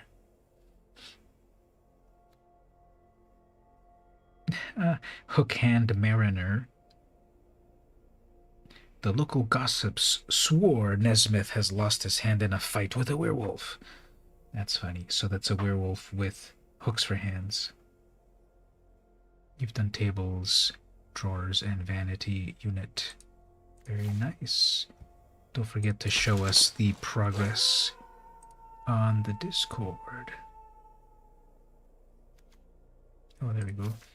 There's that very little removal that I've seen. I don't know. I think I picked the wrong colors for. I think randomly these packs have had very bad removal in these colors, so it's gonna have to be some sort of aggro strategy. Here's one removal, but it's the 6 mana removal.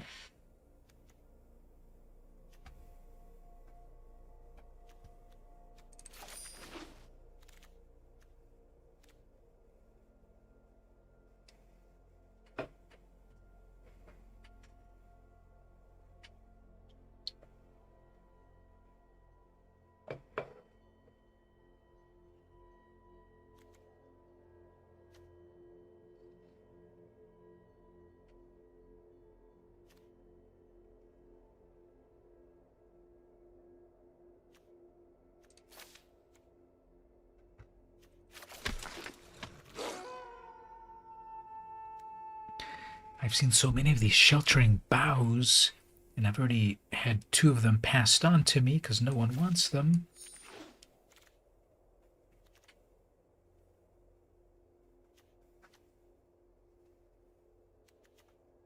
I'm going to have to pick up these overcosted removal spells because removal is removal.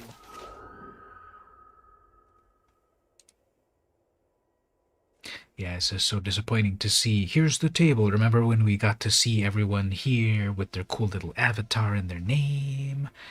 And now everything's just generically, here's your opponents. Some of these decisions are just so baffling that the company makes that just further feels so dehumanizing. That's obviously way too harsh to say it that way, but it just feels like it feels even less that I'm playing against real people. I already get a sense of that when I play Arena, that I see people and I play. It doesn't feel as much that I'm actually playing against real people because there's no real chat system, and the game just feels so slick that I don't know. It just feels like it doesn't feel like I'm playing against real people most of the time, unfortunately. And here on the draft, when they took the people's names away, plus their avatar, it feels less that it's a real opponent. Maybe they'll put it back. They had some vague announcement about we're changing this up because of the new events coming soon.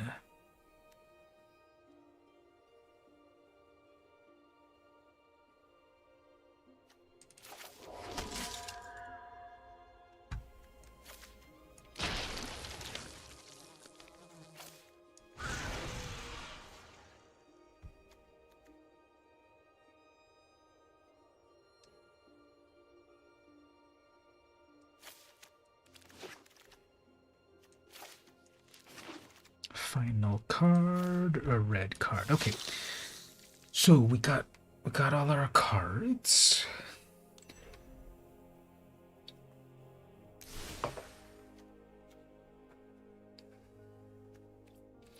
We'll put the deck together properly in a moment. I need to, of course, pick a cool sleeve.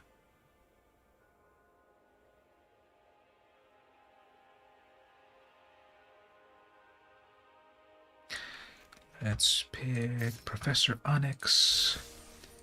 Save this for the moment. Come back and make changes. I'm going to craft the deck, and then before we play, I'm going to do the crack-a-pack of real-life cards, then we'll play.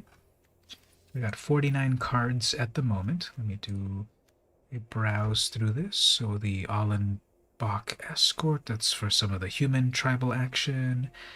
Werewolf. We have 20 creatures. Okay, we can cut a few creatures, actually. Although that could be a 3/3 on turn 2. Got 2 of these knives that make blood tokens. Maybe we'll try with 1. Well, I defining the decks sometimes I don't give that enough thought, which might be useful. So if you say it is, then okay, I believe you. But it's just stuff that I got that I thought was playable and interesting, maybe. Sheltered boughs. Yeah, so I got a lot of these sorts of, I guess, enchantments. That makes things a little easier to pare down because the equipment is a little better in that it's reusable.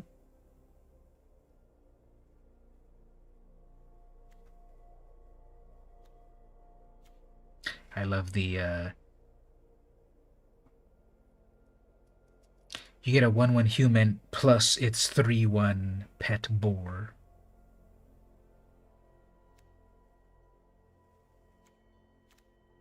That's 44 cards, 20 creatures.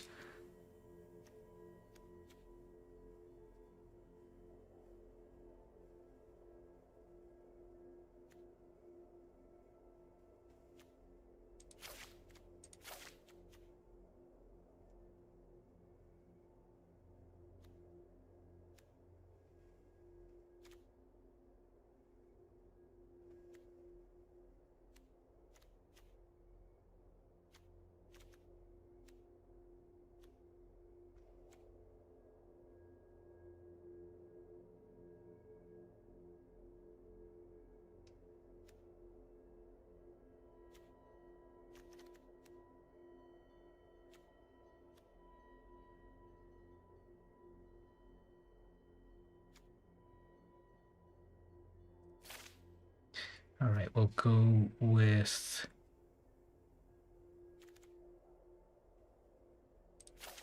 We got 40 cards. Okay.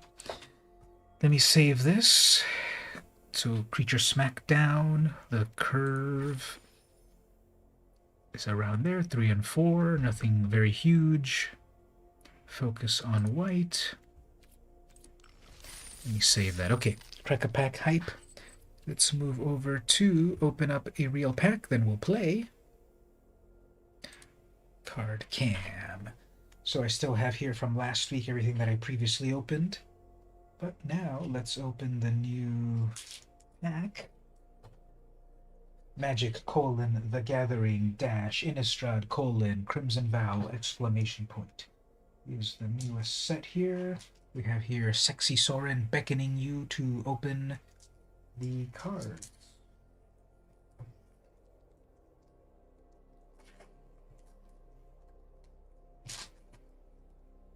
Let me set my focus, and we'll see what cool cards appear. All right, Repository Scab. I guess it's not as bad as getting a suppository scab. 4 mana zombie exploit, so you may sacrifice a creature when this enters.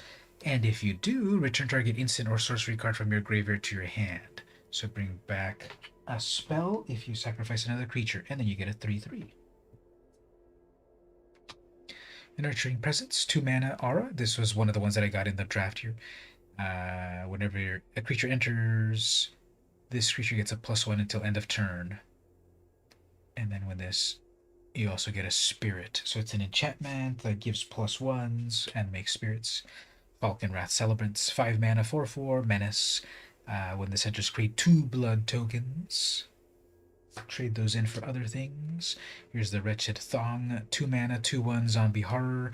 When this dies, you may search your library for a card named Wretched Throng, reveal it, put it into your hand, so it keeps coming back and forth if you had a lot of them.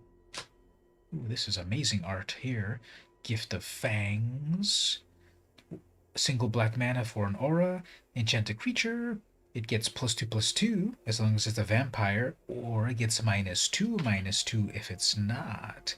So very tricky removal here.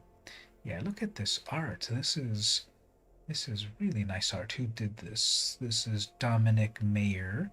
Just very moody, very interesting art. Would love to see it. Do you all kind of get the effect like the blood is actually moving? My web camera and the angle that I'm holding this sort of makes it look, and the movement of my hand, it to me it almost looks, I'm looking at it on screen, and it almost looks like the blood is actually pouring. I have to do a double take and look at the real card, and it's not, but on my web camera it looks like it's pouring. This must look also pretty amazing as foil. Flourishing Hunter. This is a wolf spirit. 6 mana, 6/6. When it enters, you gain life equal to the greatest toughness among other creatures you control. So if you've got a 1/1, you get to gain 1 life. I don't know why this doesn't count itself. For 6 mana, giving you a 6/6, and you gain 6 life would have been nice, but it's other creatures. Here's one of these zombie. This is that zombie bear we built the whole deck around that other time, isn't it?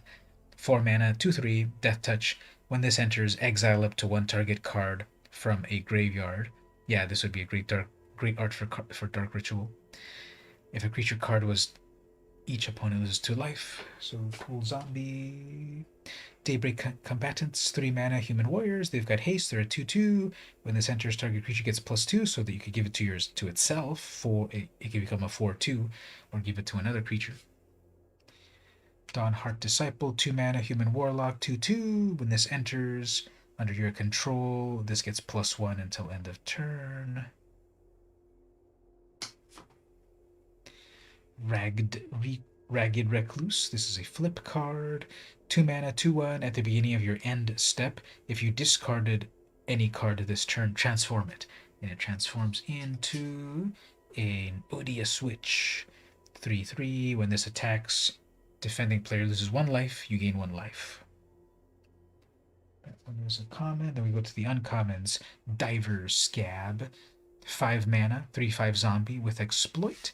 When this exploits, target creature's owner puts it on the top or bottom of their library. So if you exploited a creature, you can put it back to the top of your library. Uncommon. A Vile Spawn Spider.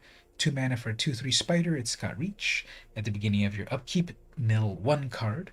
Pay 4 mana and tap. And sacrifice this. Create a 1/1 green insect for each creature card in your graveyard. Activate only as a sorcery. So you can trade this 1, 2, 3 into several 1/1s, perhaps, if your graveyard is stocked.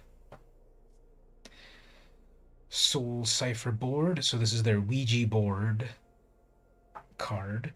2 mana artifact. This enters the battlefield with 3 omen counters on it. Pay 2 and tap it.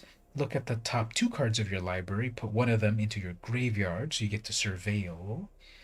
Whenever a creature card is put into your graveyard, from anywhere, not just from your self mill, remove 1 omen. Then if there are no omen counters, transform it. So then you transform into a Cipher-bound Spirit. It's a 3/2 flyer. Can only block creatures with flying, and then pay 4 mana, draw 2 cards, discard 1 card. And then the rare is Winged Portent. So you have a really cool optical illusion here of all of these bats creating a skull in the moon. 3 mana, instant. Draw a card for each creature with flying you control. So if you've got a flying focused deck, 3 mana will be able to draw you 2 or 3 or 4 cards. Or if you pay 6 mana, cleave, you can alter that to say draw a card for each creature you control. So the regular cost only counts flyers. The cleave cost counts all your creatures. It's a lot more mana, but you could draw a lot more cards. That's the rare. Then we've got a black and white island. Full art. Looks nice. Then we have a spirit token. 1/1 flyer on the back side, reminding you to get the Ultra Pro officially licensed binders. And then we have one more of the proxy cards. And that's it. So that's this pack. Hey Gabe, you just made it on time. We're about to play the draft on Arena. But I was opening up packs, and this was the rare right here. Draw a bunch of cards based on your creatures. So welcome. We are going to play. Let me just show off one thing before we play. I'm gonna put in these brand new screens. Here's my Be Right Back screen. It looks so amazing. I'm also got this starting soon screen that I'm gonna use soon. And then the ended the stream screen is right here. Wonder Woman coming to kill you. No, actually, it's Elspeth. So, ranking them, I think number 3 is the Elspeth screen. Number 2 is the Liliana screen. And number 1 is the Sarah the Benevolent screen. I just love the colors, the flowing energy, and all that good stuff. I need to set my settings so that people's text actually appears on screen. It doesn't happen automatically. I was kind of checking that a moment ago. So those are some new screens that I'm going to use soon. Going to use those screens soon. And where did my webcam go? Just a moment here. Where did my webcam go? Switch over here for a moment. Okay, there's that screen there, but... Okay, let's reactivate that.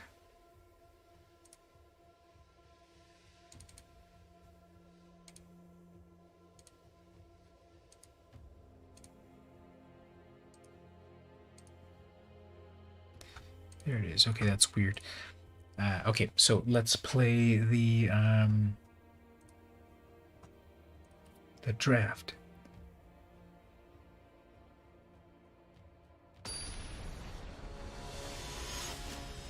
Going with Selesnya colors, creatures focused.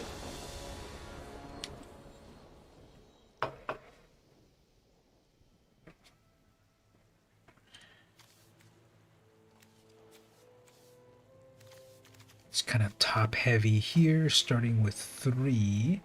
Everything's 4. I have removal there just in case, and they go first, so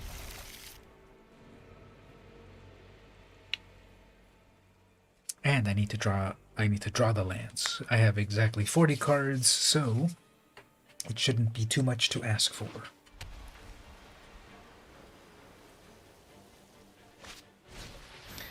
Turn 1 play, amazing.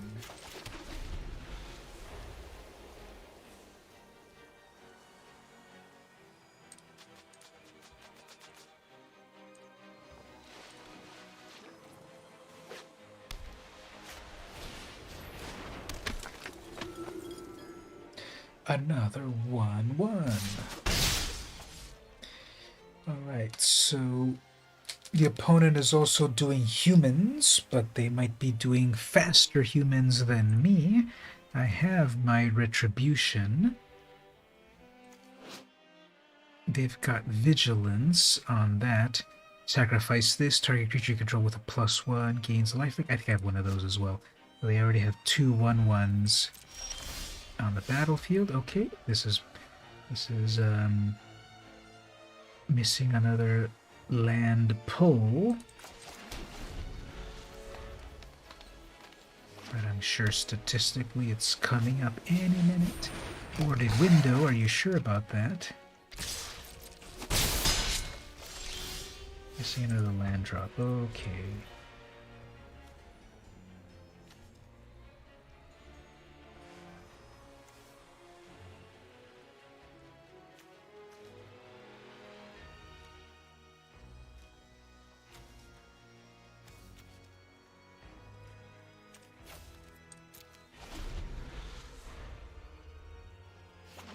So a boarded window is some sort of blocker. Creature attackers get -1. Okay.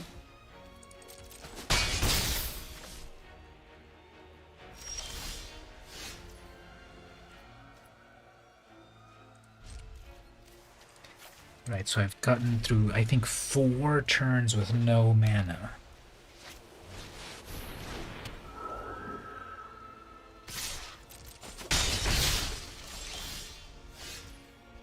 Alright, at what point would we concede? Because this is obviously too falling behind. This is playing the draft that we just did a moment ago. We're playing it now.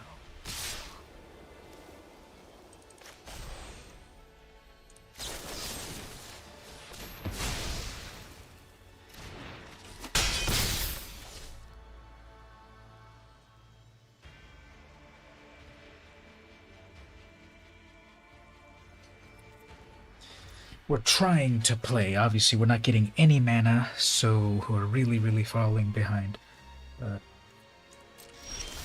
People always tell me that it's not over until the last moment, but I don't know. When you go like 7 turns in a row with no mana, it's like that's a waste of time. So let's stop wasting time.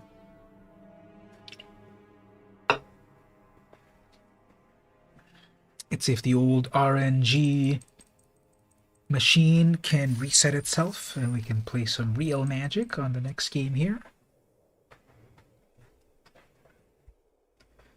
Because you can't play Magic with no mana, and if you give it 5 chances, I think that's enough chances.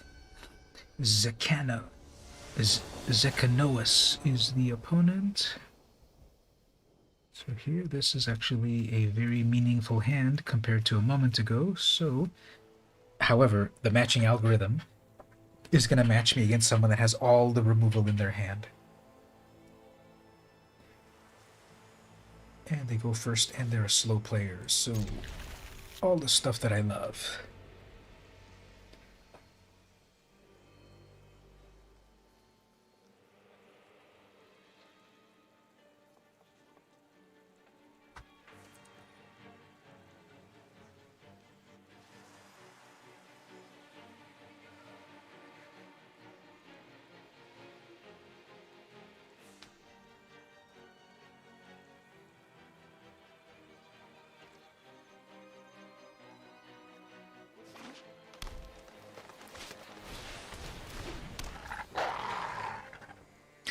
Alright, so that was a lot of effort to put out your 1 mana and then a 1/1. Okay, so next turn. So I have one of those as well, and that's a pretty cool wolf because next turn it can become a 3/3. So little by little, that's going to do a lot of damage very quickly.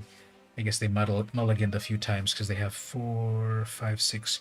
Yeah, they have 6 cards total, so they must have mulliganed once. They really wanted that wolf turn 1, I guess.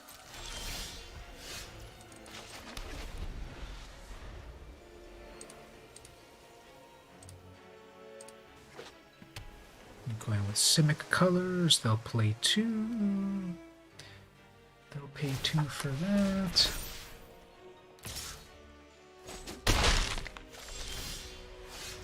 We'll try out this blocker, but that's still not enough. So the whole point is Torrens is supposed to come out and make lots of tokens. Okay. So that makes it into a 0/2 and they mill themselves. Sure. No attacks. Okay. Should have waited to use it here. They probably still have another one. And then... enchant a creature. When fear of this, draw 2 enchanted creature gets -X or X is the number of cards in your graveyard. Okay. Well, that's interesting. So it's going to mill them at least... they're going to mill themselves 2. And then... it's a -2. That's kind of interesting removal. Based on their graveyard.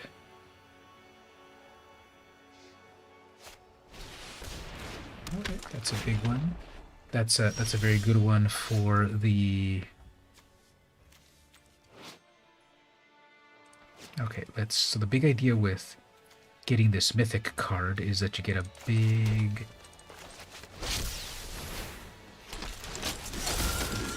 old 4/4. And then with Torrens, you just keep making lots of tokens. At the beginning of your upkeep, if this has 2 or fewer judgments, put a judgment. Okay, so 2... so you just have... it's kind of slow. It's a big old 4/4 with Defender, and then eventually, when it's got enough judgment counters on it, it can finally attack. And then, when it goes to the graveyard and I disturb it, it will... obviously, they will have a cool effect here, but we'll just do a little block.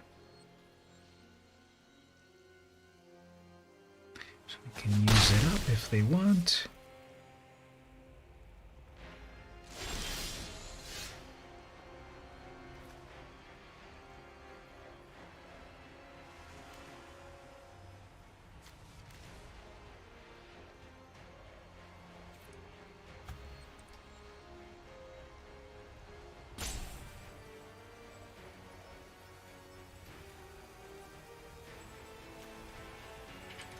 So the opponent doesn't realize they have stuff in their hand.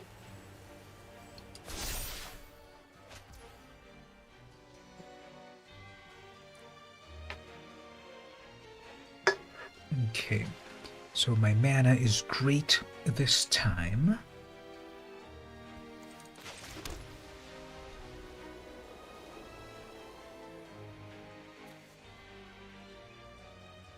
That has... okay, I'm going to try to bluff them here. I want that Drogskull infantry to die, so I can recast it from the graveyard to come back as a cool enchantment. But, in order for it to die... you know what, I should have blocked with that stupid wolf. That would have died there. Okay, I was going to say, let's do a bluff, but they're not going to block, so I'll, if they attack again with that wolf, I'll just block with that 0/2 and then get it into the graveyard as I wanted.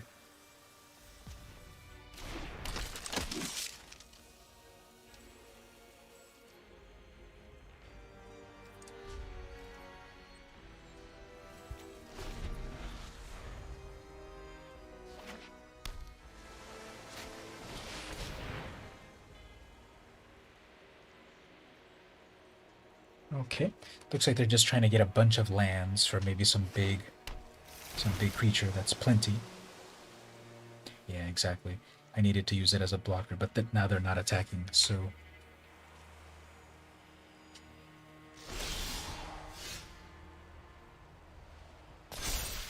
It's pausing. Okay, so now the opposite is happening, that I'm getting all of the land.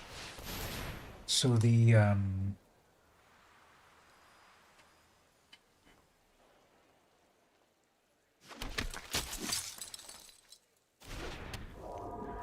next turn on my Omen counter,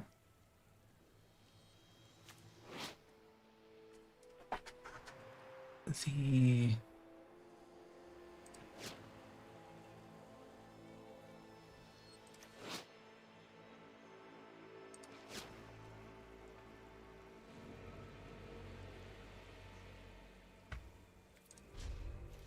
that shield basher, that's such a great defender. What they've got, that 3/5, is that a rare?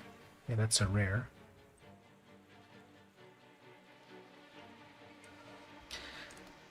And so this 4/2 just bounces off of it. All right, so you ramped up to a bunch of mana. Are you gonna go get something really, really, really, really big?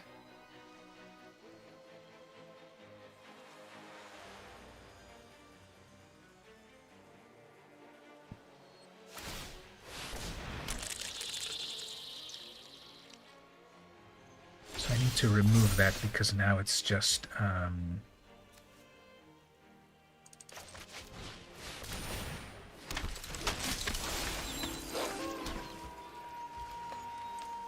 okay, now I need to just go for it in the air because just put a bunch of shock and awe at them.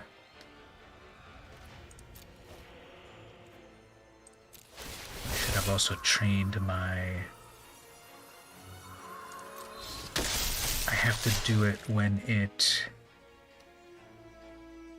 I have to do it when I attack. Okay, that's fine. They both get trained on their own. That's cool. Mentor would only apply to one attacker at a time, but training is opposite, and they both get stronger. So that's a pretty cool combo here, actually.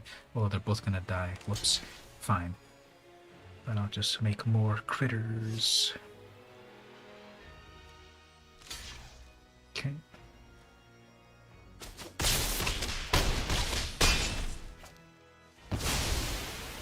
4/4 flyer defender, then I can disturb that into lifelink onto my flyer. Hopefully they don't plummet. My whole plan is happening right now with plummet. I have 8 mana in total with Simic colors. Maybe they'll just keep making spiders on the ground.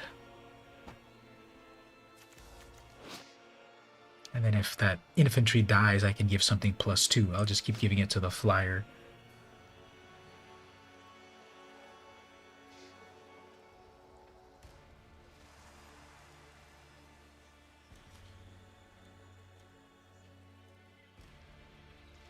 And they're passing. Okay. Nightbound, so I just got stronger. Cannot be blocked by small creatures. Okay. So, let's make another creature. We're passing with a bunch of mana.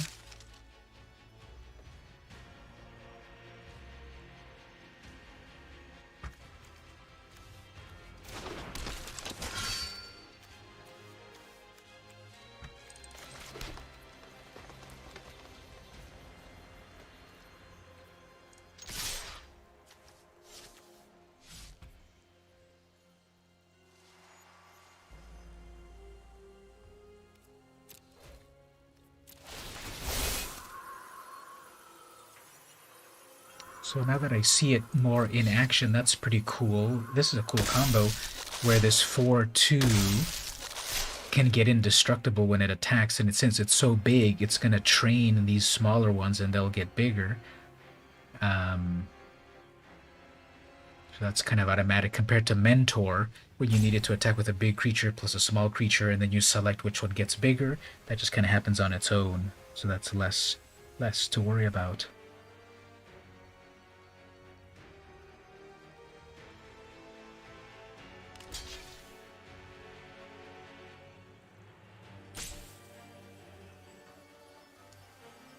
Yep.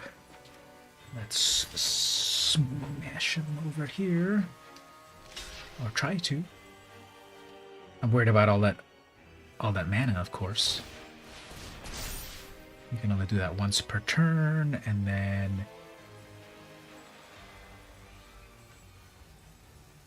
that shaman I think can make instantly. Yeah, the shaman can instantly make more insects. They have enough mana, but then now they will turn that into a 7/7.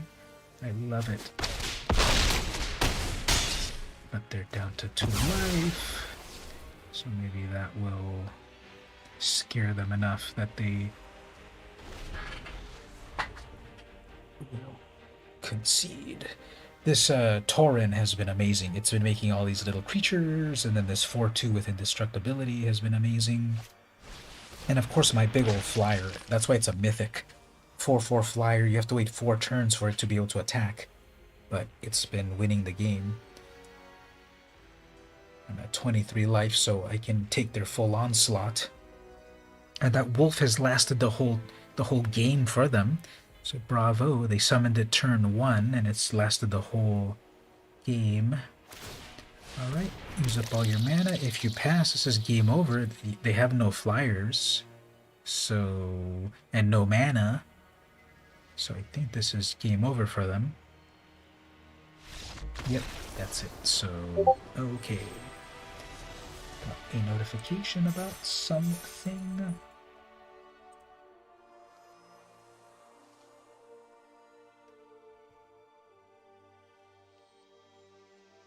Okay. Just getting a notification.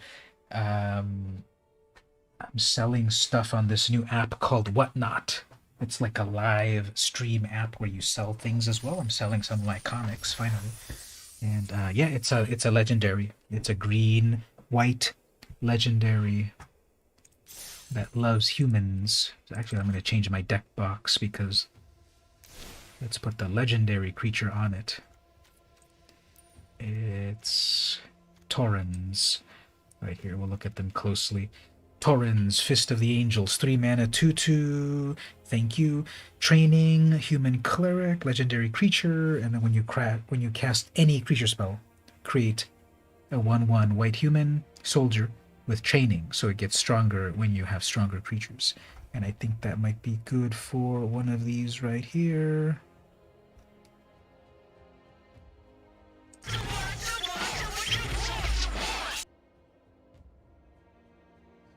Well, Stevie, let's be careful. You don't want to construct your deck to a brawl deck. We're talking about the live one when we were playing in person, right? A brawl deck is you mean commander, right? You mean commander. So it's too long of an explanation to explain, but you shouldn't pick a brawl deck. You mean commander. Could you imagine 2 on the battlefield? Well, you could if you have all of these shenanigans of creature duplication. There's some spells that let you duplicate legendaries and then negate the legendary ability. I think Helm of the Host lets you do that. You make copies of things and it ignores the legend rule. But normally it's pretty tricky. Yep, only 1 at a time.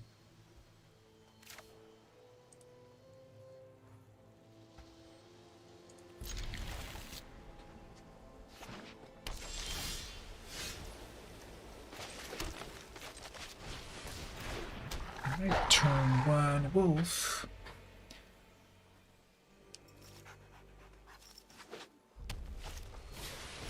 That's a 1/3, sure.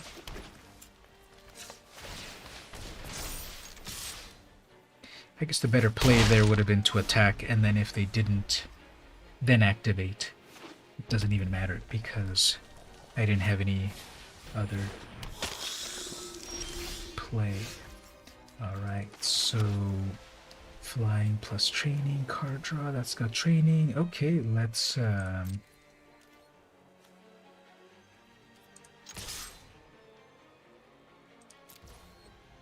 Well, here's the thing about Brawl.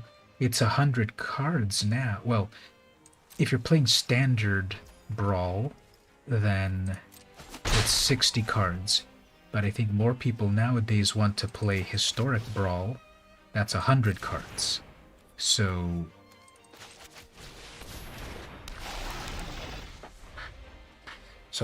you know, Commander's 100 and Historic Brawl is 100, so you might as well. This playgroup with Geo and Mason, you haven't played with Quentin yet, but this one is they love Commander. What is this thing? At the beginning of your end step, create a 1/1 creature token. Then, if you control exactly 13 permanents, you may sacrifice this, and it does 7 damage. Sure. But what does that 8 mean right there? What does that 8? Where does it have that little symbol? What does that 8 mean? I get. Oh no, it's counting all the permanents, so they have 8 permanents in total.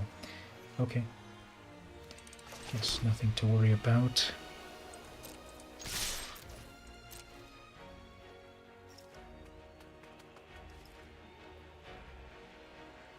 Fierce Retribution.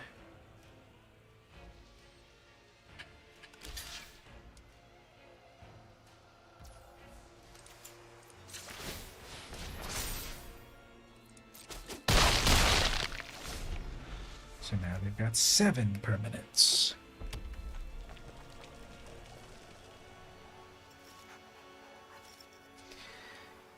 Yeah. So the way of the world is more going towards that 100 card commander. Gabe, you might want to look at your collection and see about putting together a 100 card deck. Oh man, that's a little tapping ability. That's annoying.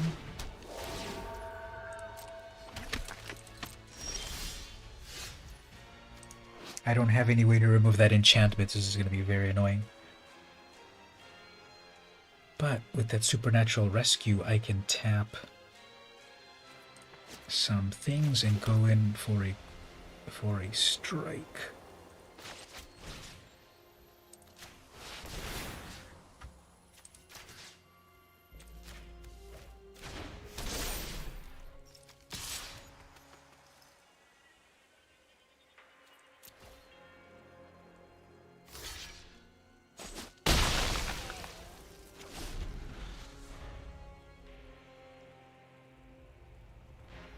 Yeah, this is going to be real annoying. They're going to make a 1/1 every single turn. That's going to be really hard to deal with.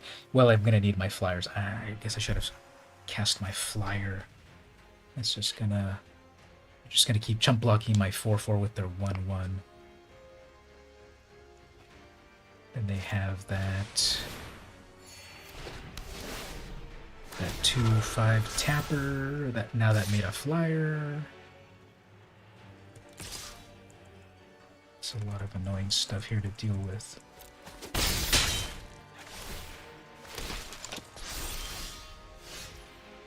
Okay, we need to set up with this flying blocker, and then I need to have that Fierce Retribution ready. They're gonna pay to tap with their Icy Manipulator thing. And there's no way to get rid of that. I'm in the colors of Disenchant and Naturalize, but I didn't get any of those.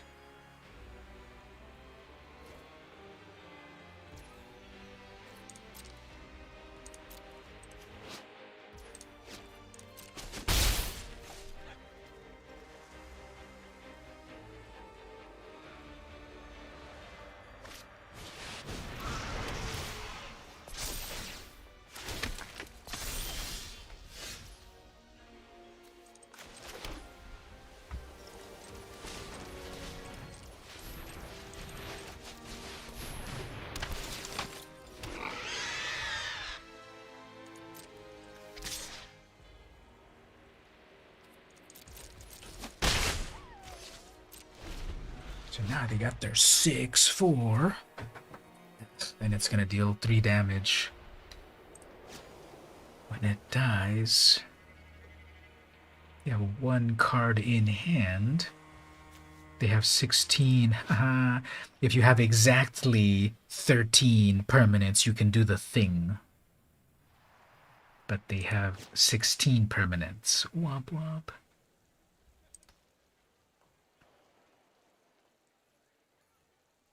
They should attack with that 6/4 because then they might think I will double block or triple block or whatever.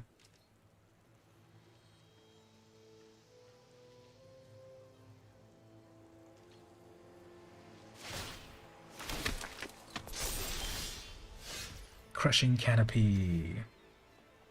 There we go, Crushing Canopy! Destroy target enchantment! Yay! Although I want to destroy that flyer. But that enchantment is way more problematic. There we go, yay! I didn't even remember I put that in my deck. Amazing!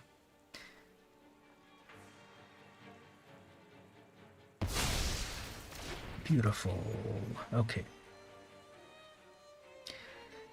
Let's...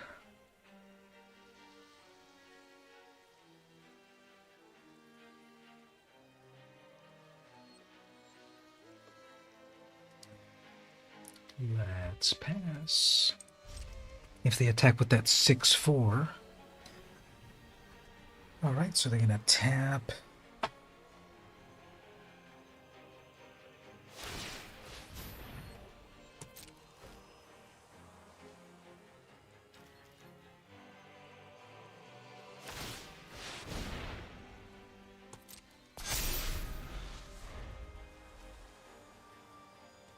So, do I need to get rid of that 6/4 or the thing that gets larger and larger? Whenever you cast a non-creature spell, deals 1 damage to each opponent.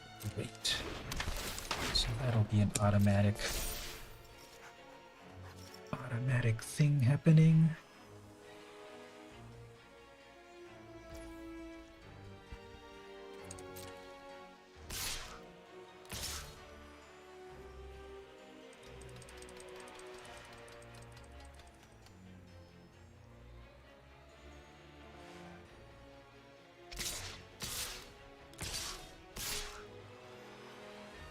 Alright, so I've got a double block.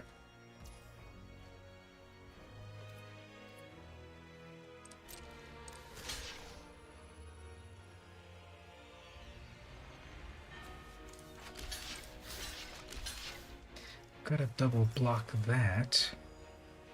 Actually, no, that's not gonna work because they're just gonna pay. No, they need to pay 5 mana.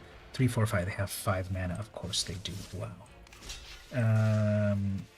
Yeah, I need to kill that instead of...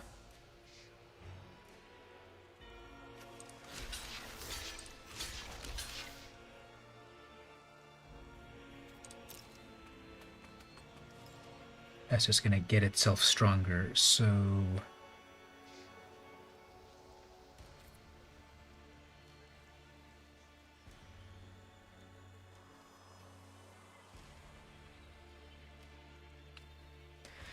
So I'll just kill the thing that'll just keep getting stronger and stronger. There they go, they're gonna pump their mana into it. Good, you tapped out. I'll do that. I guess I should that was a misplay a little bit. I should have blocked something with that wolf and then made it bigger. But just trying to manage too many things. Okay, so then 3 damage directly to me or my flyer or something. Okay, fine. I'm at a bad disadvantage here. They still have their Icy Manipulator, but we're just gonna need to fill the board.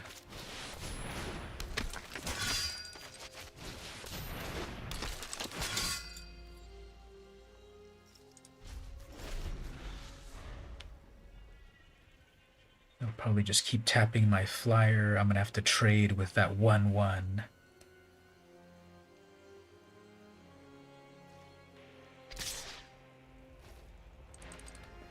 Yeah, I just need to trade with it. That 1 flyer is just gonna get in the way. And then hopefully I can... The target card in my hand is the kill target attacking. Yes, so that was the exact one to use. Oh, and then of course you're gonna spend it all on that. On that 1 spirit. Amazing.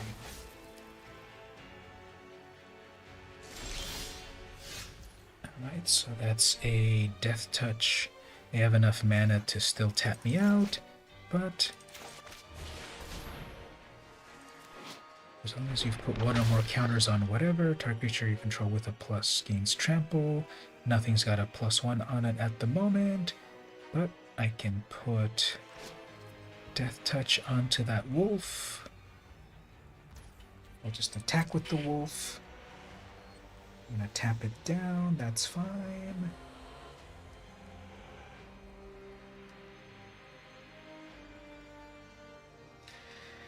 Yeah, I was noticing that it takes a while, so the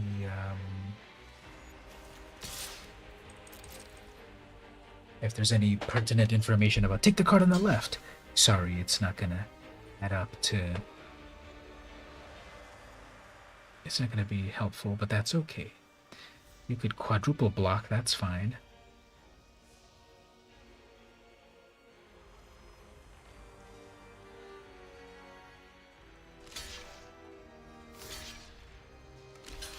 Okay.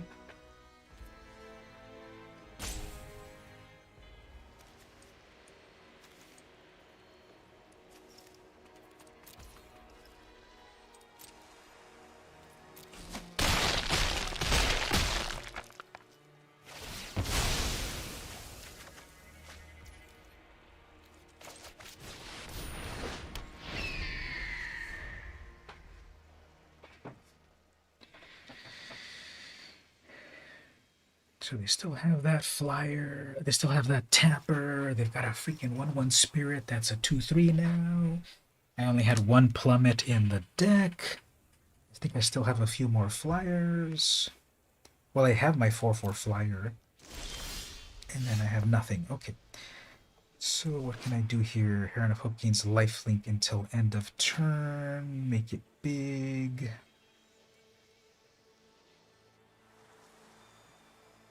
Well, that's good. Alright, so I'm going to try to attack. Nope, they're going to tap me down. So I'll attack with... I guess a Death Toucher is worth more as a blocker.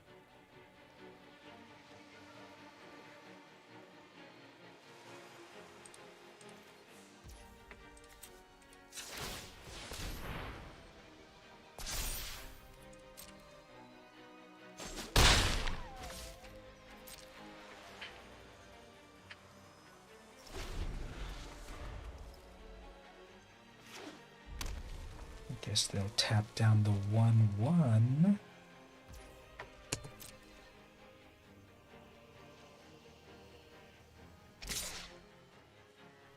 They're gonna try to race me. I have a bunch of mana open, 2 cards in hand. They may just be lands or something. But those Icy Manipulators always seem to work better for the opponent than for me.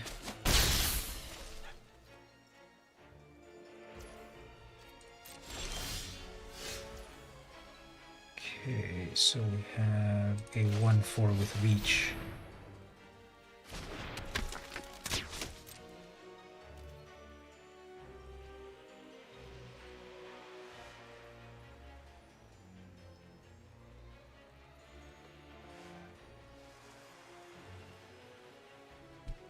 One four with reach, but then they'll tap it down.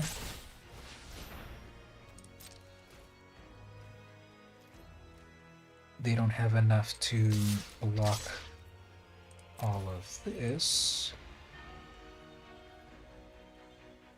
Although they might have the same cleave spell that I had about destroy target attacking creature. They can take out my 4/4.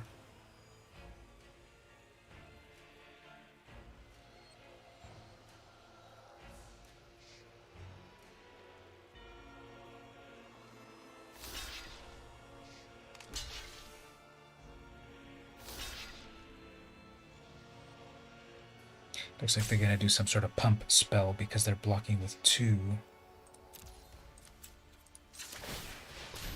or do some final 2 damage. They probably have the burn spell for 2. They're gonna weaken it down to a 4/2 and then final damage.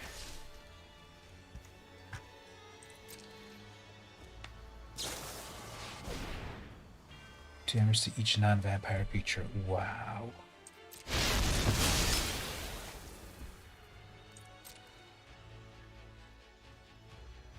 Final blood to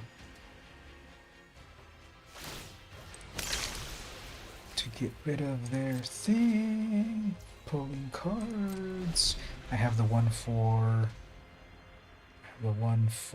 blocker, but they'll tap it down, but then I can attack with a 2/3, a 3/2 trample.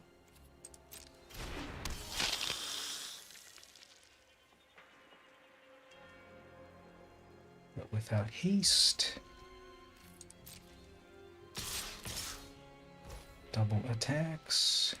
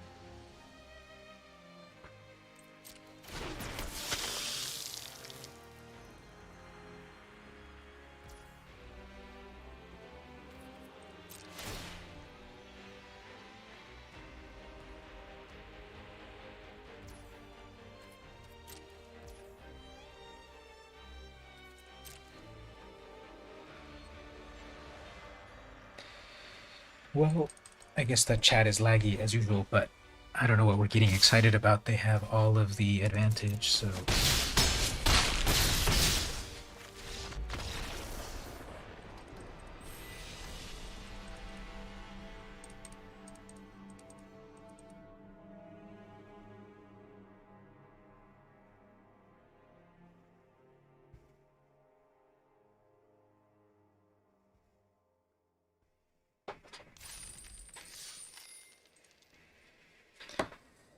That was a pretty long match.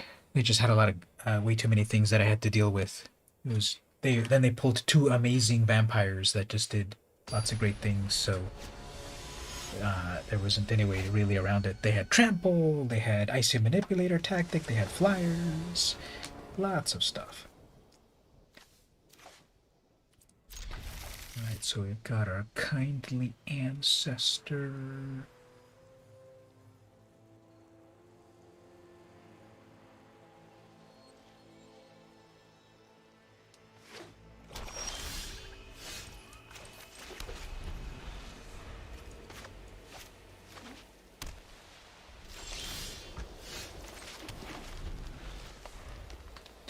Well, this is pretty slow magic. Nothing happening until turn 3, but it's pausing for them. Weird.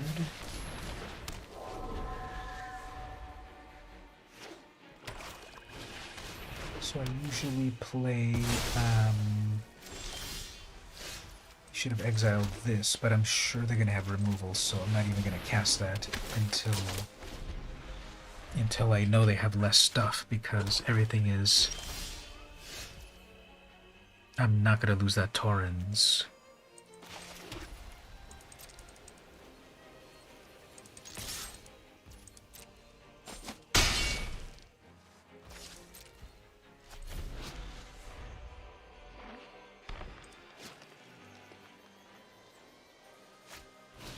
Haha, they have their own Torrens, okay.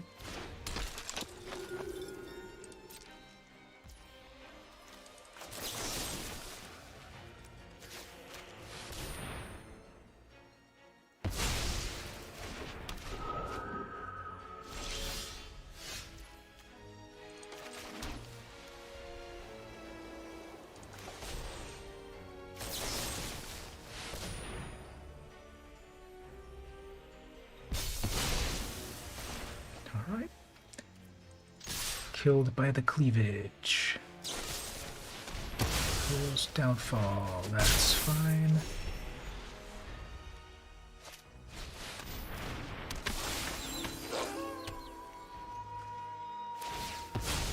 Alright, so they're down to very, very few cards. Let's see now if it's safe to get Torrens to do his thing.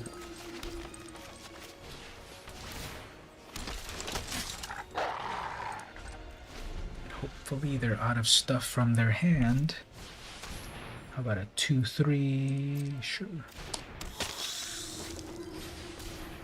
And a 1-2. Okay, attack with a 5-4, no attacks, okay. And then I can't play anything, and then it'll become werewolf time, and that'll be a 6-5. Wow. So...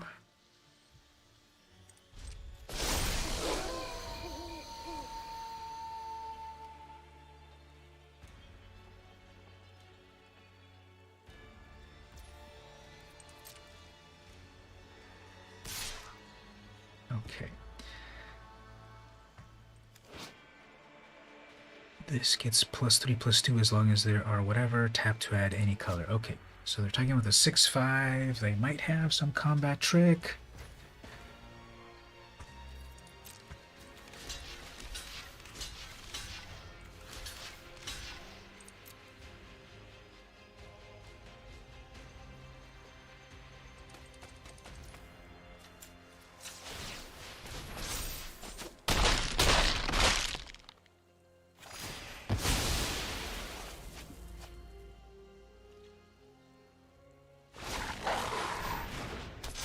Another one, okay.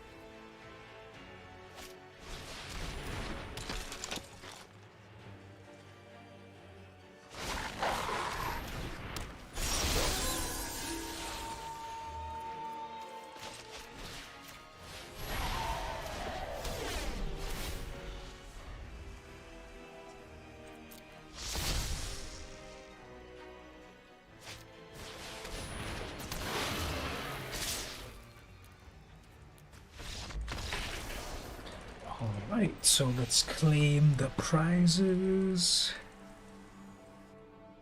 I think we got a pack or two, and then I've got some other packs for from the previous days that we can crack. 100 gems in one pack. And from the previous days that have accumulated 5 whole packs, so let's crack some packs over here. Unhallowed Phalanx has really cool art. There's that infantry. Reckless Impulse. What is happening here? Bunch of devils and a guy with a gimp mask or something. And Stitched Assisted. A braid with that really cool... with a really cool art on that. Bramble Worm. Pretty scary. Lamholt Raconteur. And then the rare here, ooh, a mythic rare, nice. Next pack.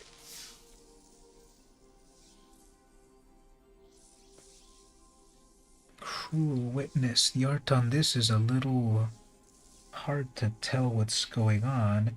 There's also a couple of people in the background there. There's that little scorpion. Cartographer's Survey. At the Look at the top 7 cards. Put 2 lands onto the battlefield at the rest of the bottom, so we've got some ramp.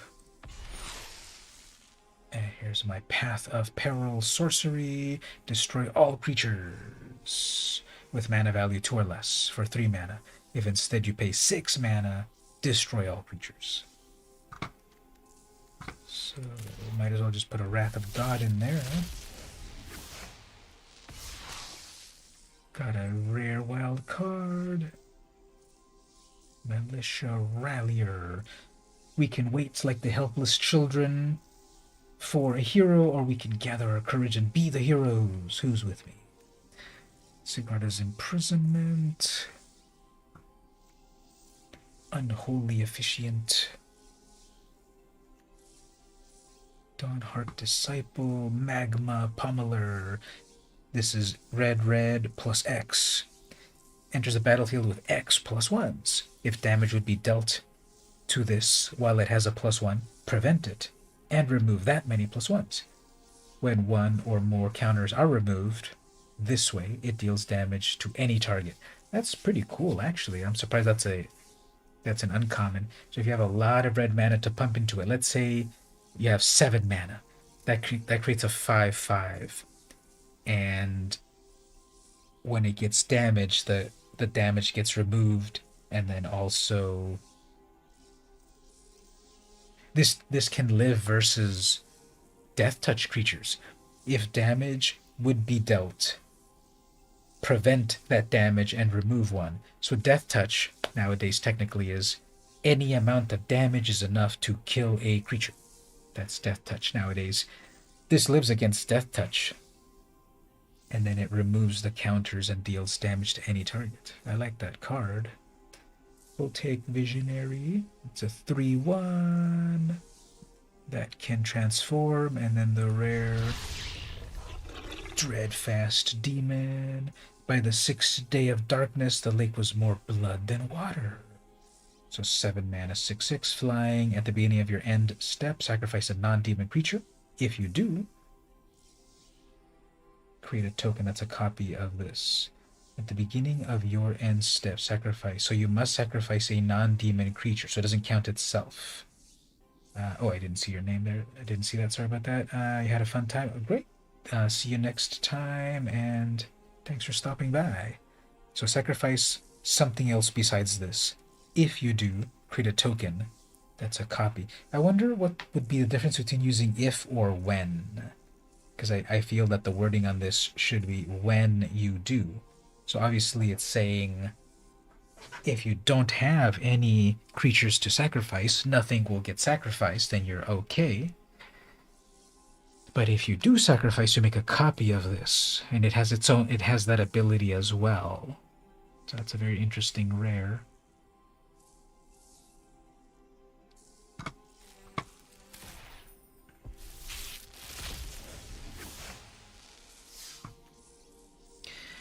Scattered Thoughts. Hungry Ridge Wolf. I really like the art on that one. Olena Richards is the artist. Very cool werewolves, or just regular wolves.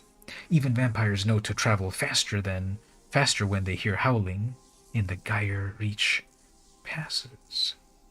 Blood Crazed Socialite. Really like that art as well. Serpentine Ambush. Crushing Canopy. Skulking Killer, Vampire Assassin 4/2. When this enters target creature and opponent control gets -2/-2 until end of turn if that opponent controls no other creatures. That's funny. So if they've got a lone creature, this assassin jumps in and -2s, and then they have no more creatures. The rare is a dual land. When this enters, tapped unless you control 2 or more other lands. So it's a check land, right? It checks before it works. Dreadlight Monstrosity, 5/5. The demon would go good with the red enchantment that made the human tokens. Yeah, that'd be perfect. It makes... The timing of it is a little different. It makes a human every end step, and then the demon does its thing at every upkeep. end the festivities. That wolf in the back looks really vicious. And then this one here is that really cute fungus wolf, the Thallid wolf. So this is one of the ones that the last opponent just summoned. At the beginning of combat on your turn, up to 2 target creatures you control get +1. So that just synergized. They really top decked a lot at the end, so it just wasn't worth it to try to climb back. And then that traveler. We had a traveler as well. And then, wow, what is this art? Sam Gay. Demonic Bargain, 3 mana, sorcery. Exile the top 13 cards of your library, then search your library for a card. Put the card in your hand. So, the good old days of the good demonic tutors are long gone. Although we have nowadays Diabolic Tutor, 4 mana, and also Cruel Tutor, 3 mana, but you lose life. So here, okay, a 3 mana tutor, but you get to exile 13 of your cards, and then you go get a card. So obviously, if you're playing with multiple copies, it might not be so bad. Just kidding. This is a horrible card. It's never gonna work in any format. You're exiling. It's not even that you're milling things. If you were milling, I would consider this card for any usage if it milled. When you play this card, mill 13, then search, because putting these things in exile, not worth it.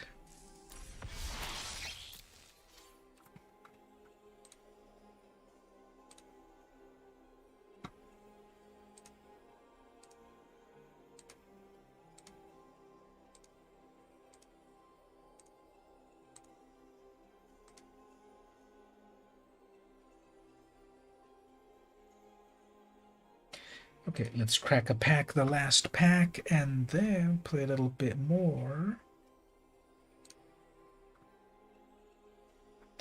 So we have one more. This is the original pre-release pack, pre-release booster pack from last week. This is the final card of the pre-release. Stitched Assistant, 3 mana, 3/2 exploit, scry, then draw if you exploit. That's nice at common. Supernatural Rescue, 4 mana, aura, give a creature +1/+2, and then tap their creature, 2 of their creatures. There's that fluffy lightning wolf.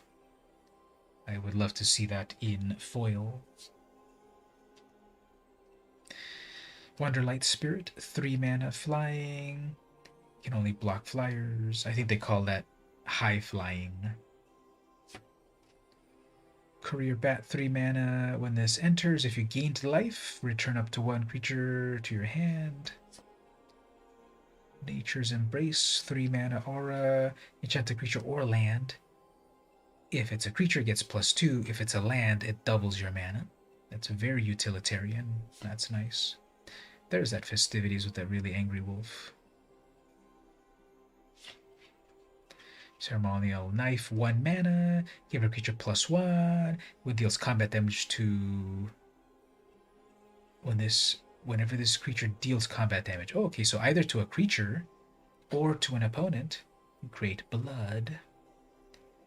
That's even better. I thought it was only an opponent. Hook-Hand Mariner. This is that one hooked-handed werewolf. Undead Butler. Lost connection for a second. No problem. I was doing the final crack-a-pack for the from my pre-release pack that I bought last week. So did a bunch of commons, but we're on the uncommon slot now. Undead Butler, 2 mana, zombie, 1/2. When this enters, mill 3. When this dies, you may exile it. When you do, return target creature card from your graveyard to your hand. So you get a 1/2 for 2 plus some mill action, and then when this dies, bring back a creature to your hand. Sure. Sawblade Slinger, 4 mana, human archer. When this enters, choose 1. Destroy an artifact, or do a fight. Very useful. There we go. Here's the mischievous Catgeist. I noted in the Discord that this is only maybe the third blue cat they've ever printed. Frostlynx was one, and then one relatively recently. So Frostlynx was the only blue cat for a long, long time, and then one recently, and then now this one. So it's a cat spirit, it's blue. Pretty much all cats are white and green. Then there's less black ones and red ones, and blue ones are the rarest ones. Whenever it deals combat damage, draw a card. When it dies, bring it back to life with the disturb cost. And it comes back as an enchantment, and then whenever the creature deals damage, then now you draw the card. And then the rare is the Headless Rider. No, not the Headless Horseman, even though there is a Headless Horseman card from back in the dark. I think it's got Quentin Hoover art. There's now Headless Rider. 3 mana, zombie, 3/1.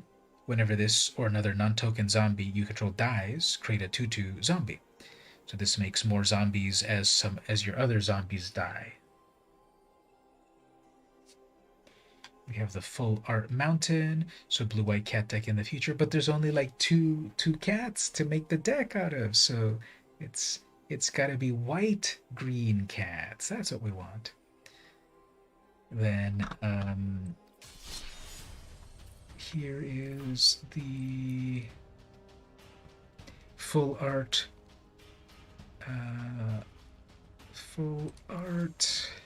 mountain foil wolf strike. Nice.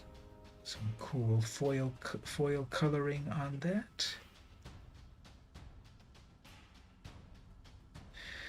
3 mana instant, our creature gets +2 until end of turn, then it deals damage, so it's a bite effect plus a +2 foil.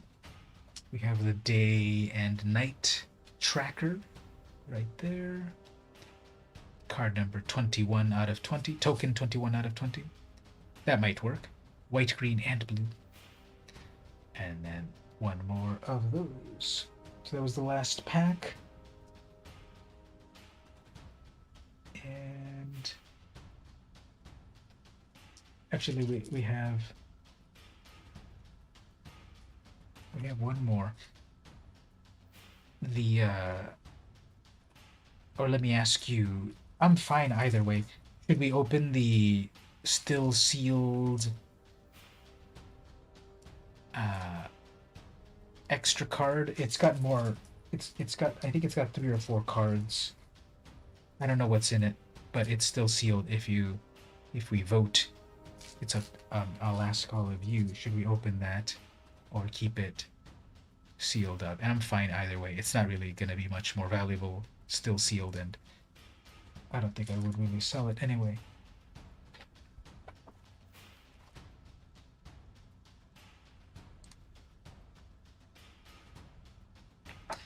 Do a little bit of gameplay. Speaking of cats, I'm gonna play the I'm gonna play this Ajani cat deck. Before that, I want to do something a little bit different, a little bit interesting. I'm gonna pull up in the web browser. We got the yeah, why not? Okay, let's do that first. It's a little laggy, but that's okay. We already said for whatever reason it's laggy. But that's okay. So let's open it up. Does anyone else have the bad habit, besides me, of opening up packages with my teeth? I just did that right now. Alright, so we have the wedding announcement. This is an enchantment. The foil is very interesting because it almost looks like an artifact. Let me look at it out of the camera. Yeah, this foil on this white card really makes it look like an artifact. I thought I could have sworn it was an artifact, and then I looked at it in the mana symbol. It's an enchantment. At the beginning of your end step, put an invitation counter on this. If you attacked with 2 or more creatures this turn, draw 1 card. Otherwise, create a 1/1 human. Then, if this has 3 or more, invitations transform it. So at every end step, put a counter. You opens up with your teeth all the time. So at every end step, put a counter on it. Stuff happens. If you attacked with 2 or more creatures, draw a card. Otherwise, create a 1/1. So I kind of don't understand that. At the beginning of your end step, put an invitation. If you attacked with 2 or more. Okay. If you attacked, draw the cards. If you didn't attack, make a human. Okay. So then when it eventually gets 3 invitations, it flips over into very cool art. Wedding Festivity. Creatures you control get +1. Okay, so you get an anthem effect, a very slow anthem effect. Vampires from every bloodline mingled together, all swelling with pride to be seen at the event of the century. And I was noting previously that they kind of made the art a little sexier, or maybe even very sexy, on this particular set, because here we have like the shirtless guy showing off, and then over here we have the classic boob window type of clothing here. And they moved away from that for a long time in Magic, and that's fine, you know, get more people to play the game if you don't overly sexualize it for teenage boys. But I definitely saw in this set that they because vampires are, I guess, inherently, that's how they can kind of justify it. Vampires, I guess, eventually really got the fame that they're very sexual creatures. So then they thought, okay, we'll sexy them up a little bit for this particular set. And you can see in many of the art that they kind of sexied them up a little bit. Yeah, a lot of creature token strategies with that. And I guess the next ones are not... this is so underwhelming. So then the next cards are just the proxy cards. In theory, these were all in the sealed booster draft, so you might have gotten a lot of flip cards, and you don't have sleeves, so you'll play them over here. It's so funny how Wizards still thinks that, okay, we got to make these proxy cards, because if people don't have sleeves, then now they can cover them here, but everyone plays with sleeves, even at drafts, I would say. And then we got the day-night counter, because there's a lot of day-night shenanigans going on. So I like the card. Great art. Both sides are pretty cool. But then the rest are just completely underwhelming utility cards. In other sets, with the extra sealed stuff, you got even more things that were actually useful. The art on this is also really nice. How she's so happy, she's crying. It's the classic tears of joy sort of thing. It's a very nice art.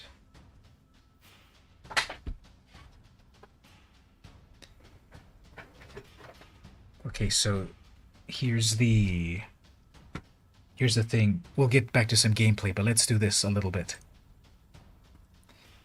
Yesterday, I was watching a bunch of YouTube videos with some classic 90s songs. I probably won't really play any because, again, YouTube gets annoyed on all of that. But here's my list of all of the videos that I was playing. Let me zoom in.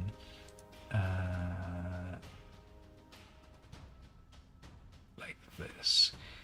So I started off with the Pixies, Where Is My Mind? Great haunting song. Really enjoy that. 38 million views. The Toadies, Possum Kingdom. The Toadies is definitely a band, I think, that was a one-hit wonder, and I think this was their one hit. Would you all say that? The Pixies had lots of different hits, and then eventually morphed into the Breeders. But with Toadies, I think this is the only one that was their big hit. And then Radiohead's Creep, 587 million views. This is an amazing song. Great video as well. Oh, this one is just an audio. It didn't really have a video, I guess. And the Toadies, it really goes over the, it really hits you over the head that it's some sort of like weird murder related video. And then Radiohead is just such a snapshot of the 90s angsty Generation X disaffected youth. So that's a really good video. And with 500 million views.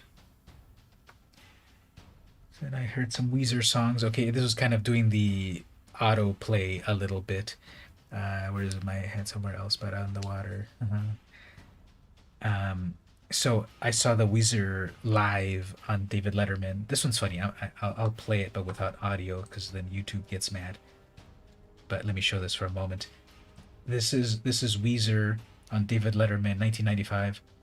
And what's funny is the main singer, Rivers Cuomo, apparently reading people's comments here, he broke his leg or something, and he had to wear a cast. So he's wearing really big baggy pants, and he doesn't move at all through the whole performance. This is a live performance for an audience. So everyone else is going to move around throughout the whole video, but Rivers, the main singer, doesn't move at all. People are remarking like, that looks so weird. What's going on with him? And people said, yeah, he had broken his leg, and so they had to put him in a brace and just prop him up there in front of the microphone, and he doesn't move. Now Matt Sharp on the right, he does some really good theatrics when they really break into the song. You'll see in a moment right here. This is the slow part, and then when they get to the chorus, Matt on the right, he's gonna really go for it. He's gonna really rock out. Just so much rock and roll joy. Right about here. And then the other guitarist in the back. See right here. So he turns away, then the camera finds him in the back over there. Look at this, he's just jamming out. Just so much energy. And then Rivers is in the middle with his leg brace completely immobilized because he broke his leg. And then he's just right there, Matt. It's just complete rock star. Anyway, so I watched that, and then it auto-played for me the official video. So the official video is pretty cool too. Just a lot of cool people. Smashing Pumpkins 0, so that's when Billy Corgan shaved his head. Talking Heads, Psycho Killer. Classic. So right before, so Billy Corgan had hair on the first Smashing Pumpkins songs. He had long hair, and then he shortened his hair a little bit, and then he shaved it. He has male pattern baldness. So then eventually he just said, I'll shave it, and he's been bald headed since then. So 25 years. Classic Bullet with Butterfly Wings. Soundgarden Black Hole Sun. Newer song here, the Neighborhood Sweater Weather. I just like the beginning part. I don't like it as much when it gets slow, but I like the beginning part a lot. Then the Beatles, Strawberry Fields. Radiohead, Karma Police. I never saw, or maybe not. I sort of feel like I don't remember seeing the video back in the 90s, but I guess I did. It's such a weird abstract video, chasing someone in a car. There's the Breeders' Cannonball, really enjoyable. Smells Like Teen Spirit, 1.3 billion views. Classic. Beck's Loser, I love those lyrics. Sonic Youth, Bull in the Heather, really low views, but Sonic Youth's a big name. Man Who Sold the World Unplugged. My favorites. Okay, yeah, that's the secret. My favorite Smashing Pumpkins song of all is Today. And again, that's when he had hair. Blondie song. That's interesting. This Blondie song has more views than the Smashing Pumpkins song, one of their biggest hits. Let's compare here. Bullet with Butterfly Wings, 62 million versus 45 million. And then Heart of Glass, nearly 300 million views. Mr. Brightside, that's also got a lot. Fiona Apple, Criminal, great video, great snapshot of the 90s, but she's admitted that she was anorexic at the time, so it's a little hard to see because she does look pretty bony, unfortunately. But she's talked about that, and hopefully if it helps people to get help and such, that's good. Then we got Violet. Love that song, love that video, love that album. Live Through This, one of my favorite albums, maybe even top 5 from Hole. And everyone, I had originally, so Hole's first album was Pretty on the Inside, and it's such a noisy debut album where they're kind of starting to learn to be a band, and then Violet is light years ahead, better than that. And then their third album,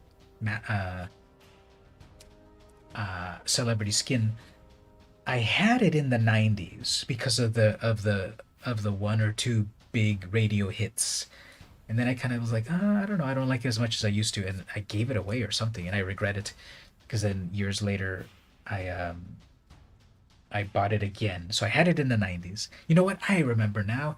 I didn't have it. I downloaded it off of Napster. Back when Napster was a thing. I remember it taking hours to download. And I was like, yeah, I'm going to download the new Hole album.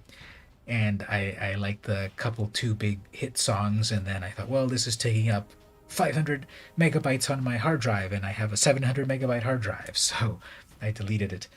And then it was years later, I was hearing the songs again. And I thought, these are good songs. So I bought the physical album. Did I buy the physical album or the digital? I don't remember. But I have the album again, and it's very good. Pretty much from beginning to end. But people thought, well, from their very, very first noisecore album to the more polished Live Through This, the second, and then their uber polished, super polished third album, people were like, you guys sold out. But the music and the lyrics are very good. Smashing Pumpkins. These live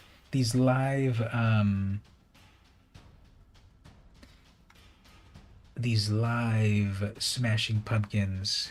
Yeah, that's going back a bit. I think the statute of limitation has passed enough that I can say that I used to acquire songs from Napster 20 years ago. But that was the place. It was Napster, LimeWire, BearShare, Kazaa. Remember all of those? And then eventually BitTorrent. But Napster went legitimate. Eventually they got bought by one of the record companies and went legit. I think they're still around, but no one cares. But after Napster got targeted and sued and everything, then all of these imitators came around. LimeWire, I used to stan LiveWire. And then that got forked into FrostWire, and then BearShare and all of these things, and then you would get so many viruses because those apps were just so crooked. So a couple of live Smashing Pumpkins sets, and that's what I was listening to last night, drinking and feeling sorry for myself. But anyway, listening to some great music and reminiscing about 90s music. Just wanted to share that for a little bit. If any cool stuff popped out to you, tell me your reminiscences or opinions in the chat. Let's get back to some gameplay. And tell me some of your favorite songs or albums or music videos, nostalgia tracks, one-hit wonder tracks. Tell me there in the chat. Love to hear that.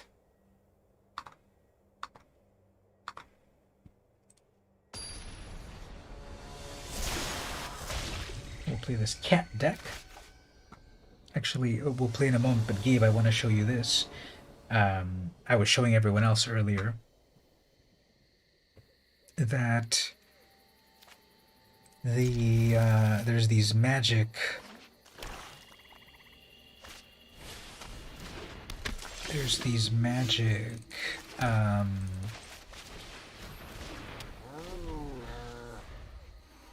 these magic figurines coming soon. I don't know if you came into the chat when I was showing them or not, but I'll show them here. Yeah, bear share. That's the one. And giving me a nice with my cat.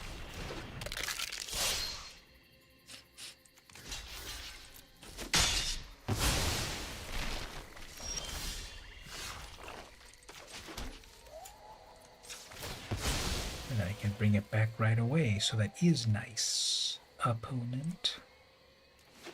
Can block your 2-1, no problem. Mummy cat.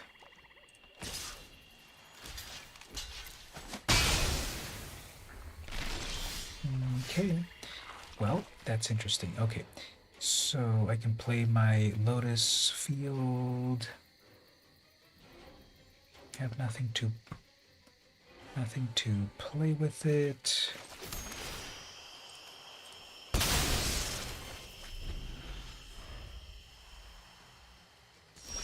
Ah, they're missing land drops. Okay. Perfectly fine. Never mind. Sorry about that. Dr. Dana Scully. Ooh, that's cool. I never noticed my opponent's name. See, this is what I'm saying about it's like so impersonal that you don't really pay attention to your opponent. I know a lot of people don't do this, but I just really feel it kind of feels very impersonal to play against opponents on Arena just because it's just impersonal.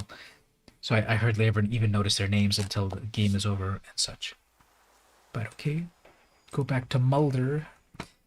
And let me show you this game. I was showing everyone else on the stream earlier, but there's these brand new Magic figurines coming.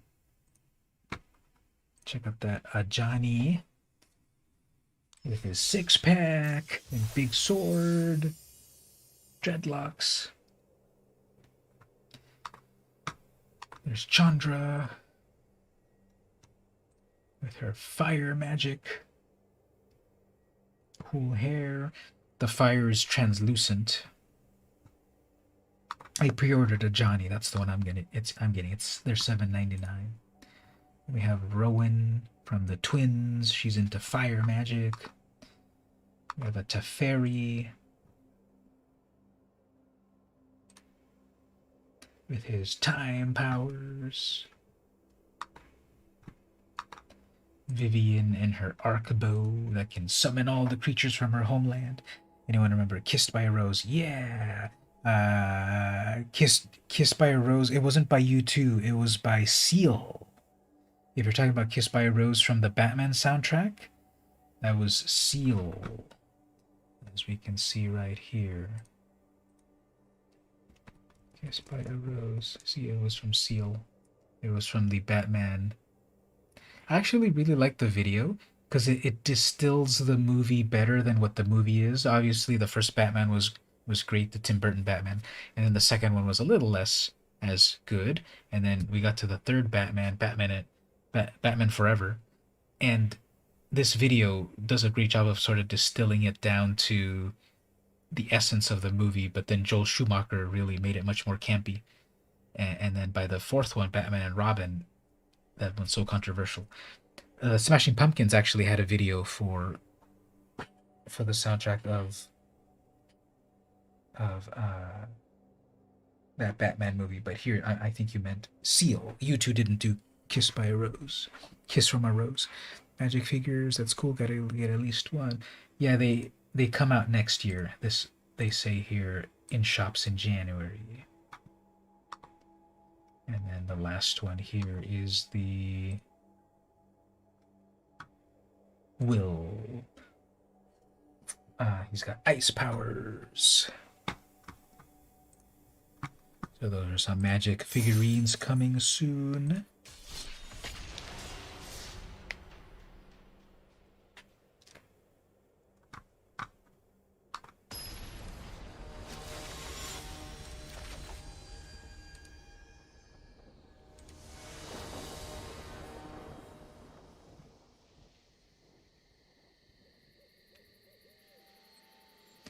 Nethroi, Apex of Death. I'm always wary against these. And here's a little bug. The line in the middle is becoming gray instead of the regular color. But I'm always wary playing against these Ikoria commanders. They're too good.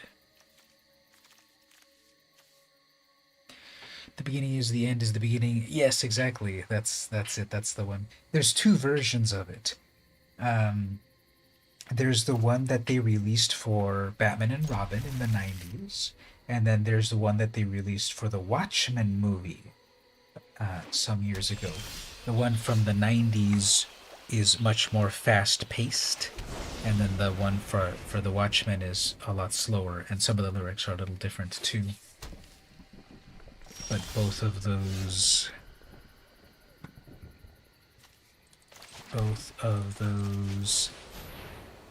songs were on the same album, but then they just made but they released one for one song and one for another.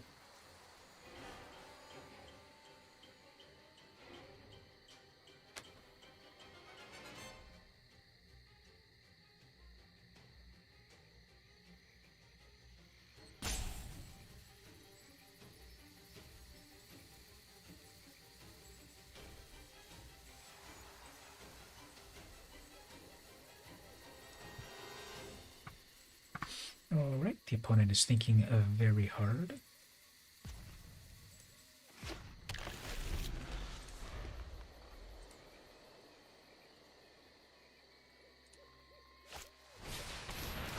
Oh man, I hate that card. Okay, so let's get rid of it right away.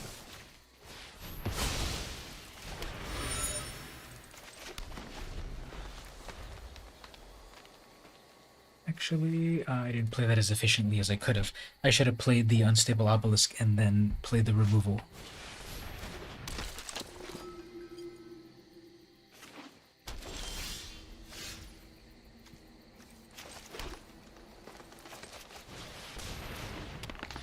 Thusly.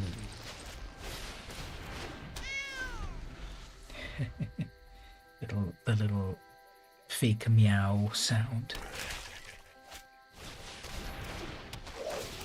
Alright, we got double life gain here. Who cares?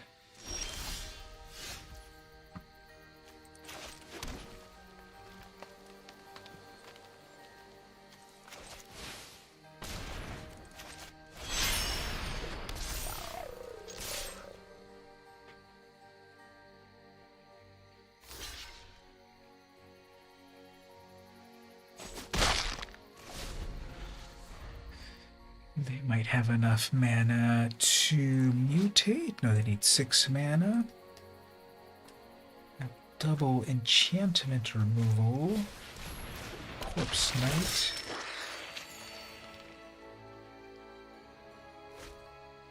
Foretelling something, that's trouble. We have all the colors, so that will be annoying. Fast, and all your light shall always conquer darkness. We might double block here, I guess. That'll be fine.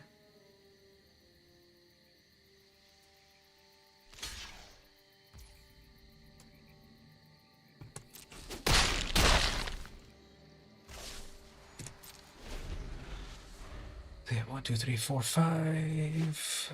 That's their 5th mana. They need one more to be able to mutate. They have something in exile. Something to foretell. Got some notification. Sneak peek. Okay. Got a sneak peek coming soon here. Ooh, that's really cool. Put that on the stream in a moment.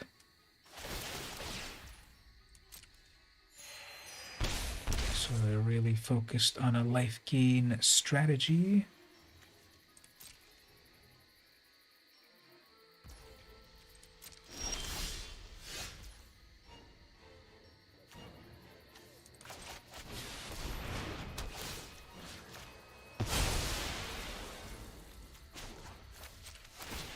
You were not destined to fight.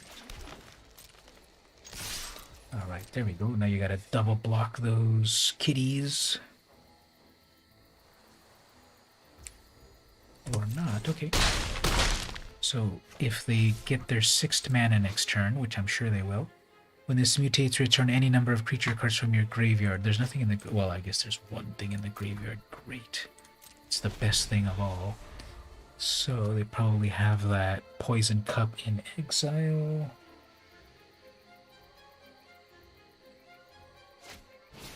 Nope, they have a Reaper. Okay, worthless. They're gonna hit my Planeswalker. Don't care.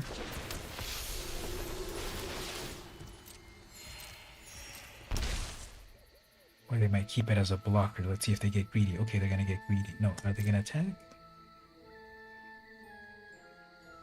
Yeah, they're gonna get greedy. That's fine. Just recast it. No problem. Humility brings perspective. I shall return.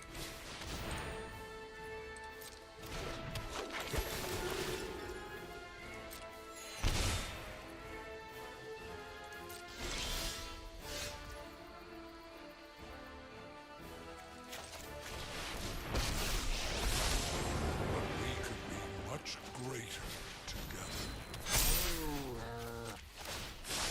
If I have to light the way, I will. Those are some big kitty cats. They'll block with their 3/1, we'll mill each other, and I guess they'll fill their graveyard a little bit more for that freaking Nethroi. Your Death Touch creature is tapped out.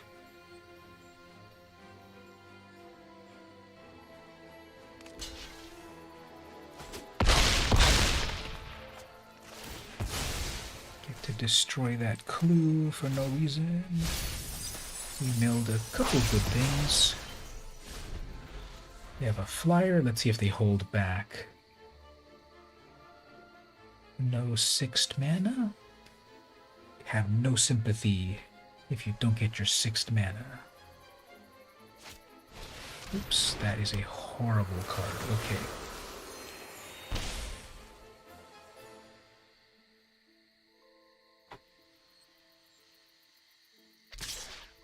Attacking me directly. Okay, I can live with that. Ugh.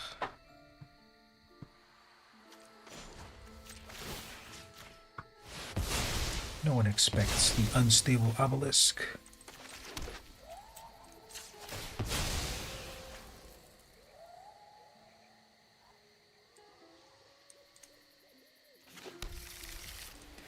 Got plenty of mana. I got so much mana compared to the opponent. For darkness.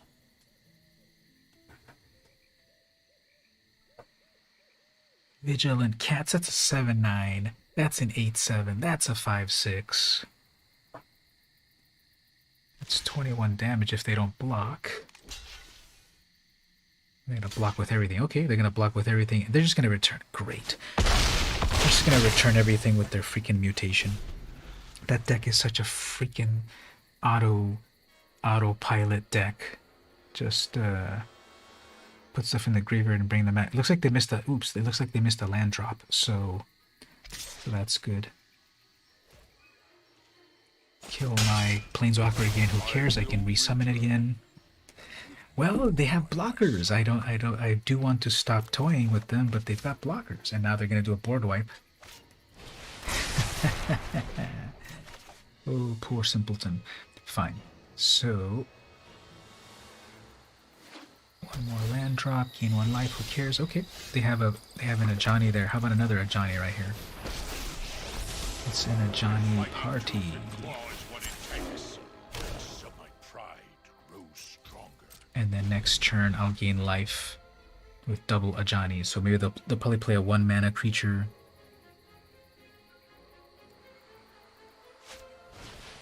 Okay, they had to put a freaking Death Touch creature in front of my... And they're filling their graveyard very well. And then a Demonic Disciple. Wait.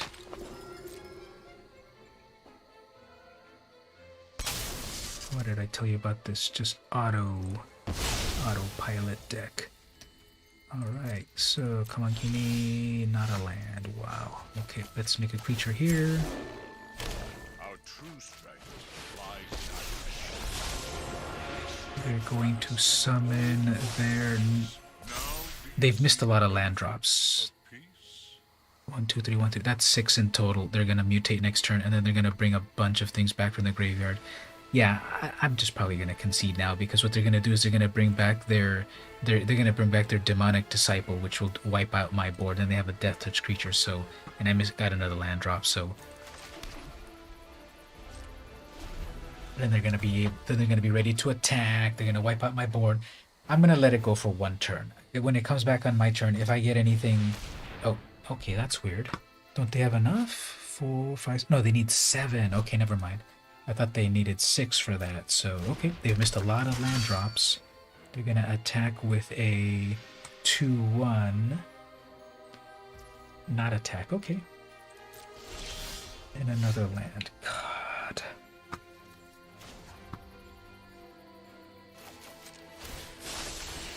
Now do you see the benefits of peace? I sense good in your heart. All I can hope for is that they don't get their 7th mana, and then we'll be in big trouble if they do.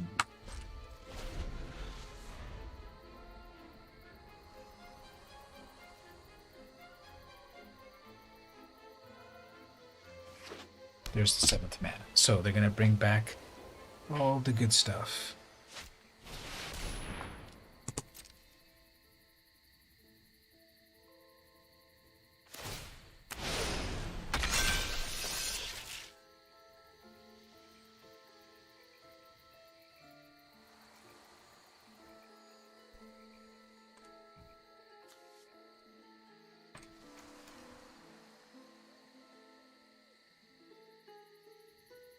This completely wipes me out because they're gonna bring back their creature that lets them. Yeah, like I said, let's not waste our time. I always.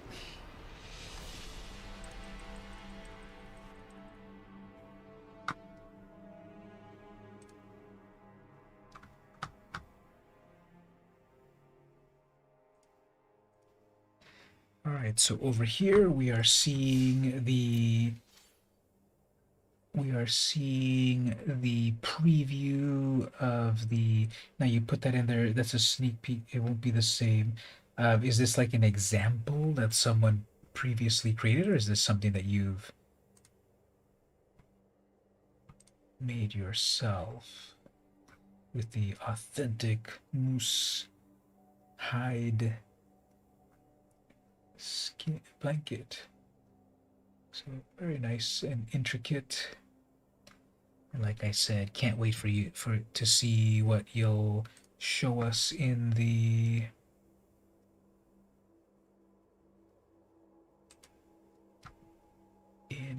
chat as it progresses.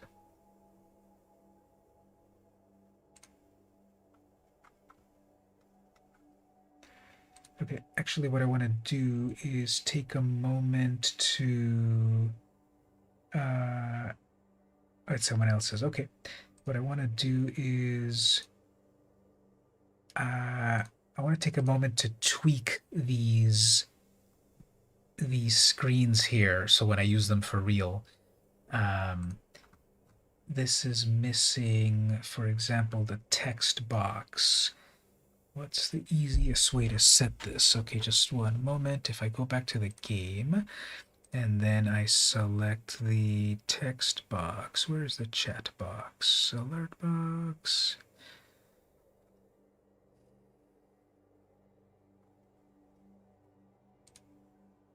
Where's the text box? Schedule text, background, stream time, webcam, alert box, game capture. Huh? Where's the box when you all talk, it appears on screen?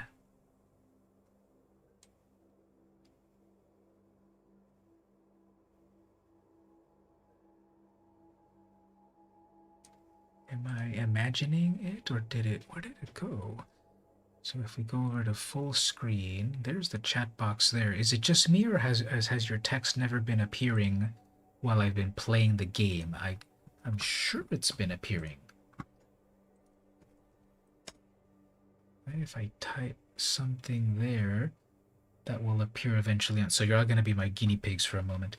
So the text appears there, but is it just me, or was yours guys' text never appearing when I was playing on the main game here?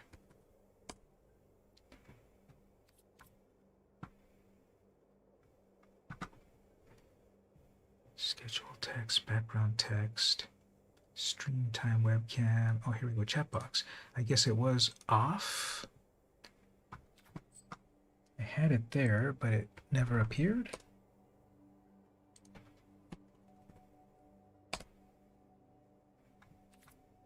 There it is.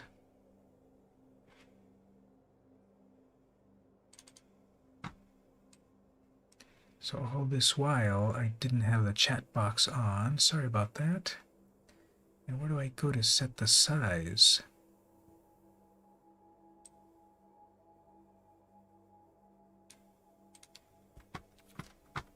Where do I set?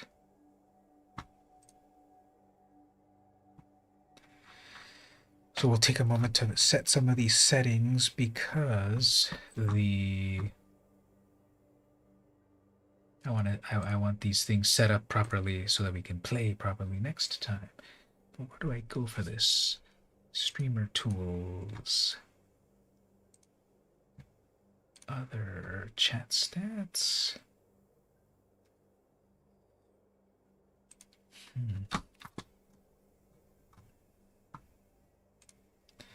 Full screen chat box is from Streamlabs. Streamlabs, Stream Elements.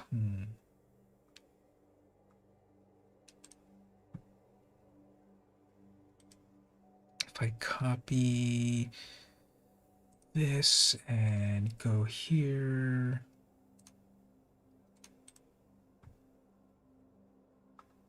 I want to do a paste, but it doesn't let me.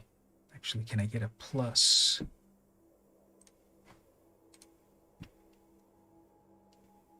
Plus browser, add existing, alert box, chat box.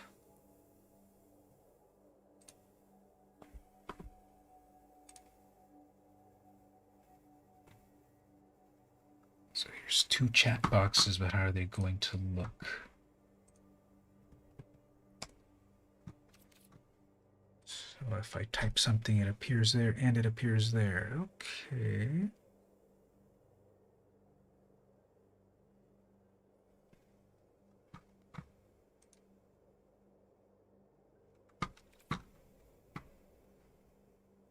So what do I like better?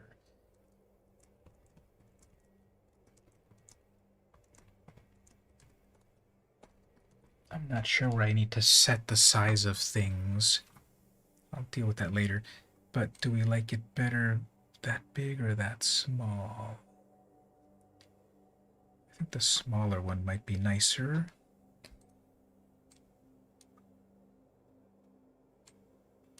That's funny how sometimes it says you cannot rename this because it already has that name, but I have 2 things with the same name. And it didn't complain this time. Oops, that's weird. Huh. So one is too big. I guess it's a reference, but they both changed. So weird. Okay, so let's move this to a more visible area here. And all of that. How will that look?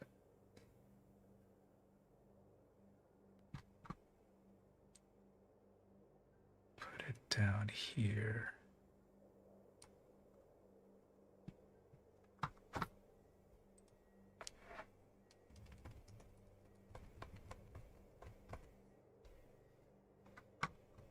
So we'll just take a moment to make all of this look nice, and then that's okay. What I'm doing is I'm just I'm kind of setting my settings a little bit because I want to start to incorporate these new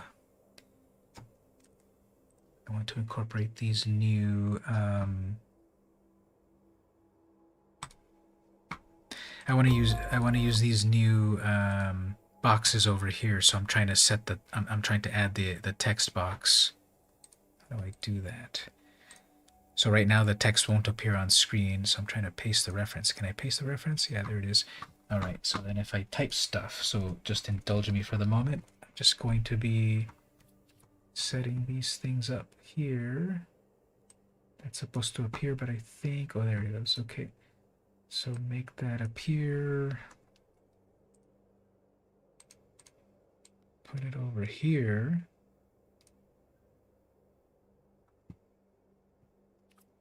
But it looks weird if it goes out of the box. Like that. So if we drag it down here, I guess, getting a little harder to read.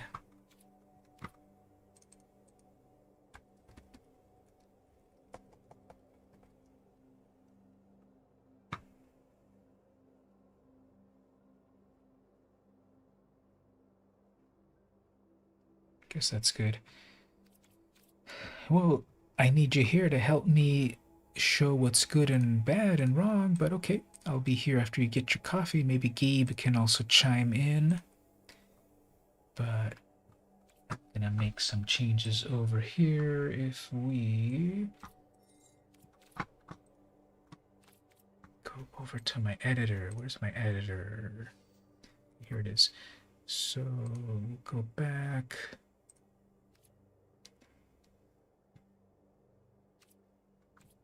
This one is the starting soon screen. What can I do here? First of all, let's rename this. MtG Arena starting soon. And then we've got social icons. What's that?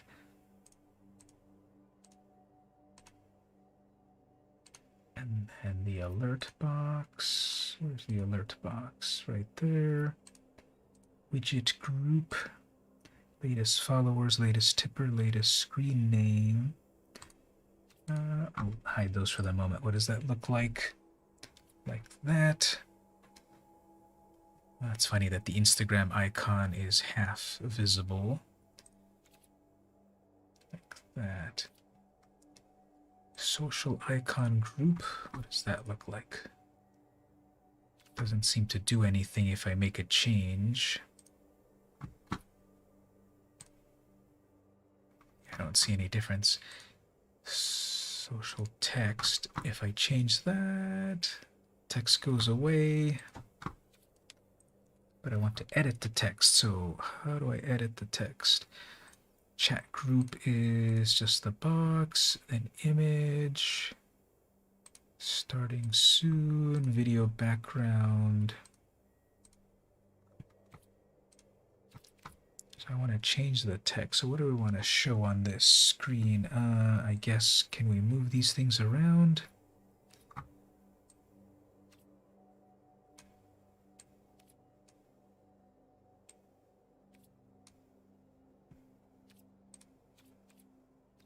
So if I move those around, they look like that. Can I undo? Where's undo? Right here.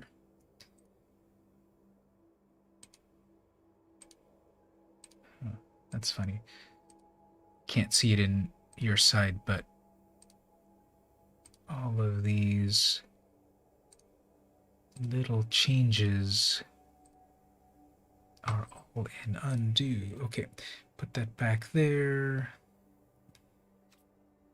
But can I change it? I don't need it to say Twitter or Instagram. So where do I go? Social icon group, social text groups, chat group, social text group. Can I click these? Text settings. Pick a font, custom font family, size, line height, dynamic fonts, letter spacing, bold, text, stroke. Sure, but where do I change it to be the text? Message, YouTube. Oh, here it is. All right, well, all of these are just going to say VM Compos. So just set them anyway.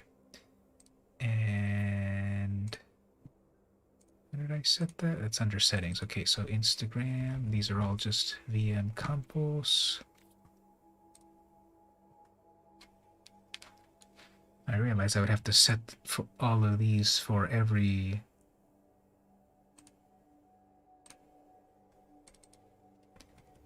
screen that I might use. Okay, so the starting soon, I think for the moment I'll leave that starting soon as is, like this, and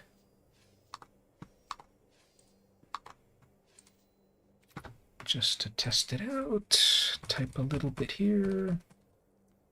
That'll start to appear in the text box.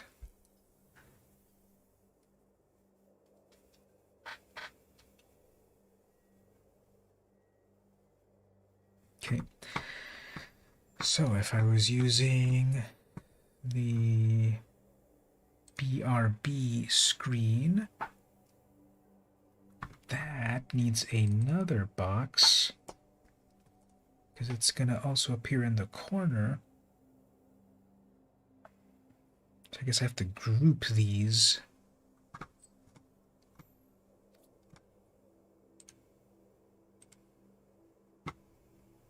So copy, paste, then move it.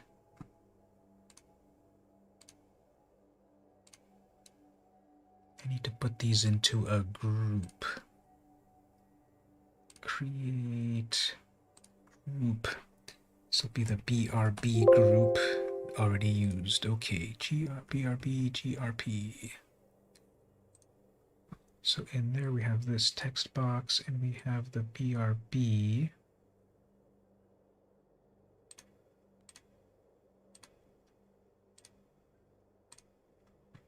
So then that gives us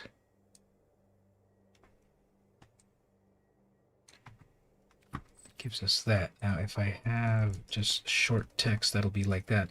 But then what if I have long text? What does that look like?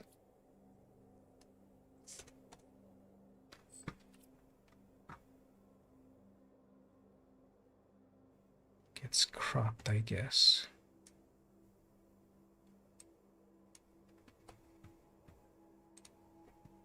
Why is there so much empty space on the left?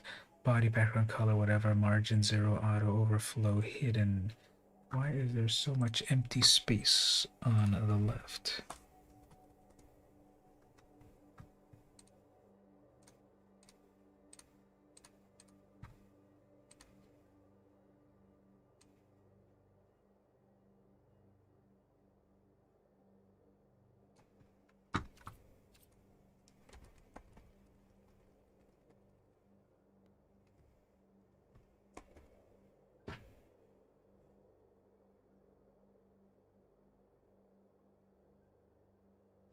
That looks really weird. Is there a way to keep the boundaries? I guess on the BRB screen I might not put any text appearing there. Maybe just the cool animation.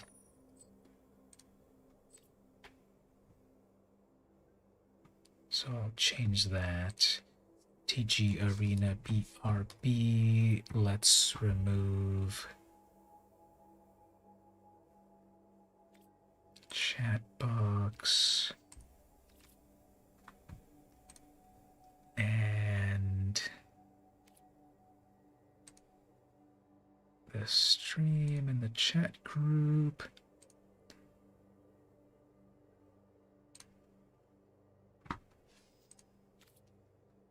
And those widgets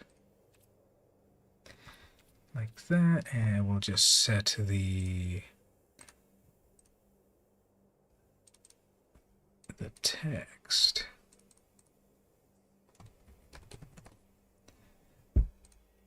So the YouTube text.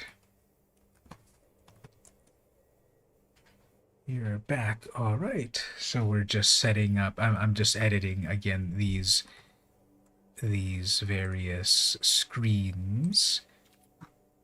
Ones I wanna start using some of these more cool animated screens. So we're gonna just take a little moment to set these up for future usage. And then Twitter.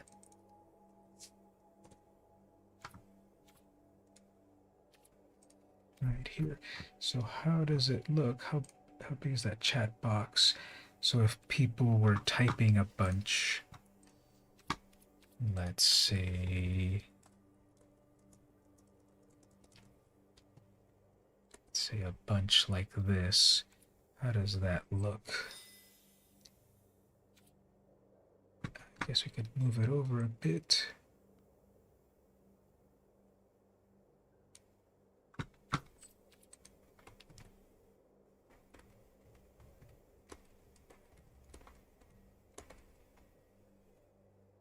Yeah, I really like this animation or this setup.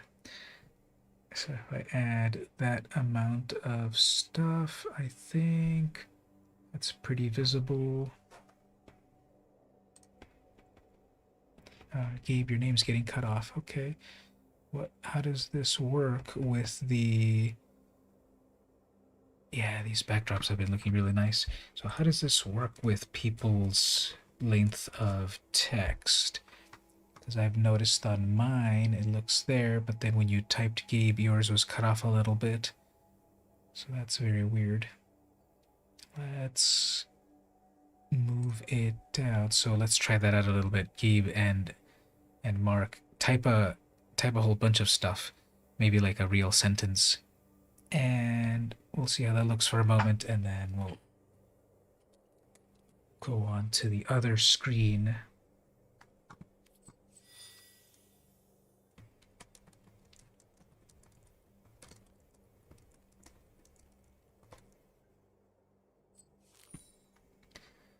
So if I write a little bit more, it appears something like that.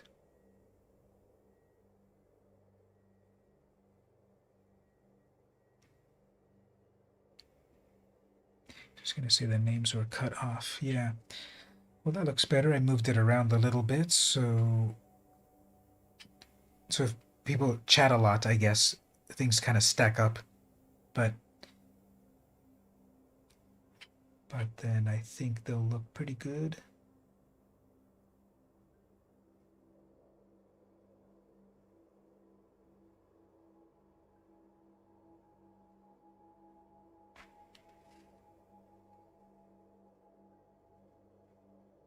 The new Innistrad set, I think that's a good one. Okay, let me switch over here.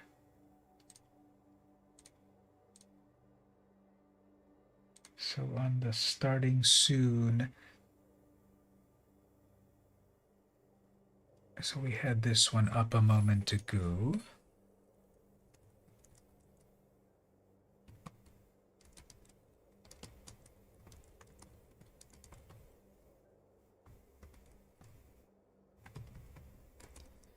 So if I put in a little bit of text on the screen, what does that look like? First of all, I need to activate the chat box right here.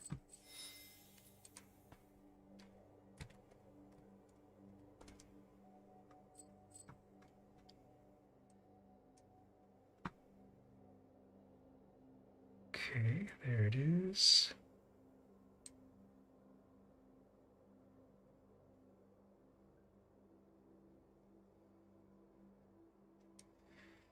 Guess that'll look fine. Let me make a little group out of that. Group. Start. Put those together.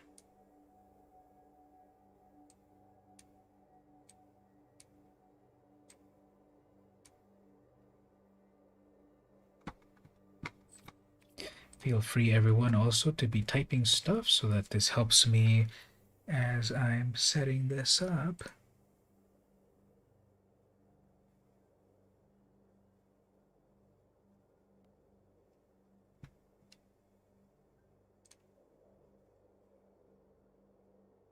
And then there's just one more. So there's the starting soon, there's the be right back, and then there's the end the stream.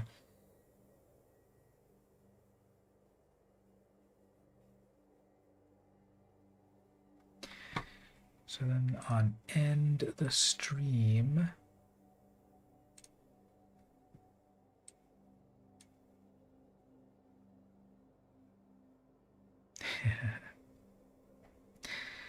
so let's see about end of stream.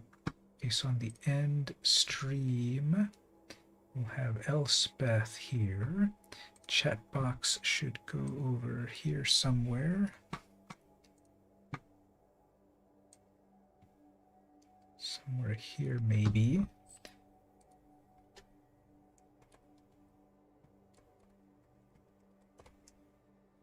That would look something like that. I guess we can have a larger size.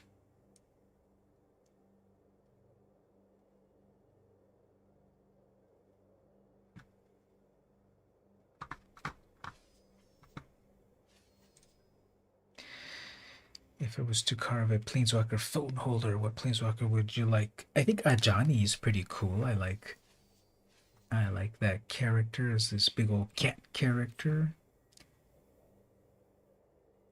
That would be fun. Okay, so the end the stream.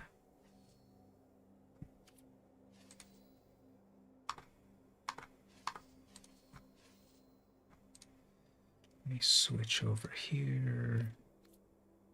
Okay, so the end.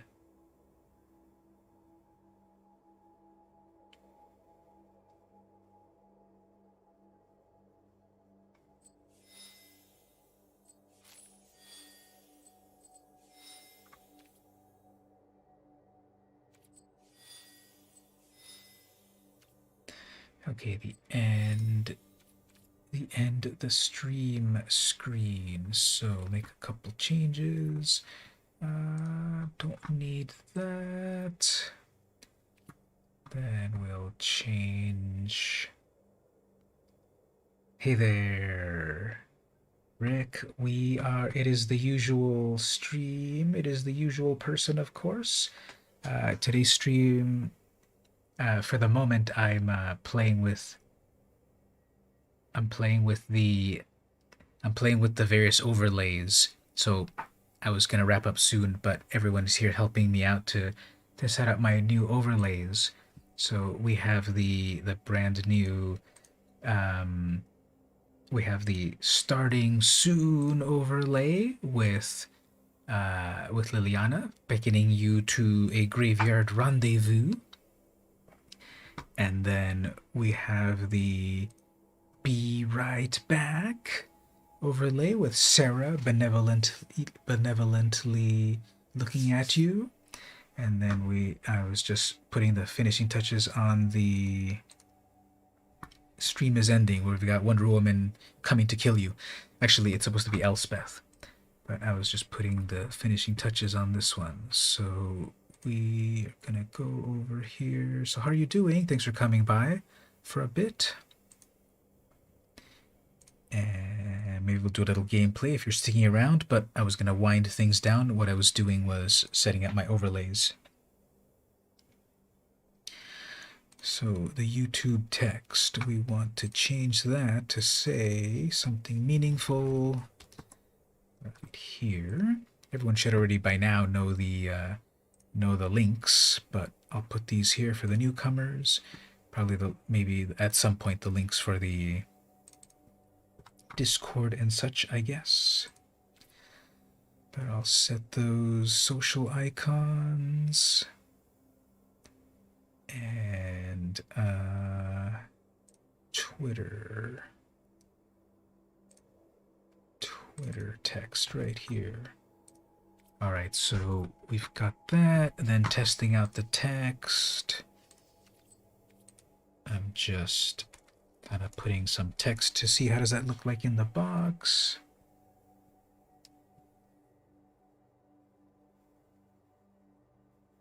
Looks good.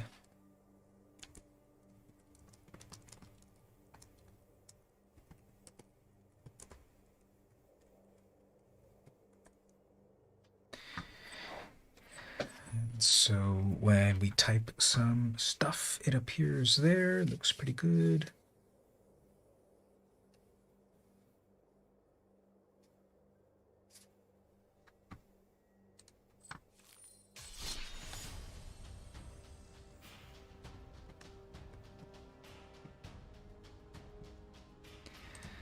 All right, and we'll put that into a group, so I'll start using these when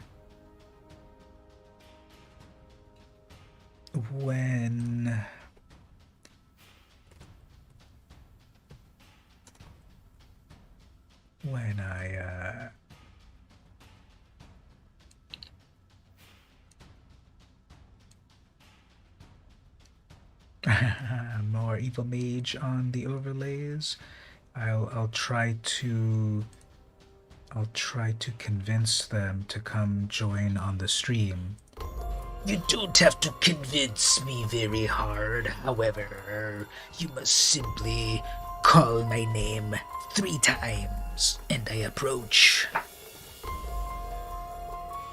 Evil Mate is actually my cousin. She is more evil than you think. You don't want her to come to hang out with you. Got to go. There we go. We had a little visitor at that moment. Evil Mage overlay. Here's another great overlay. The kitty cat overlay. Look how big he is. Remember when I was showing him off on the stream last year? He's 1 year old now. Look how big he is.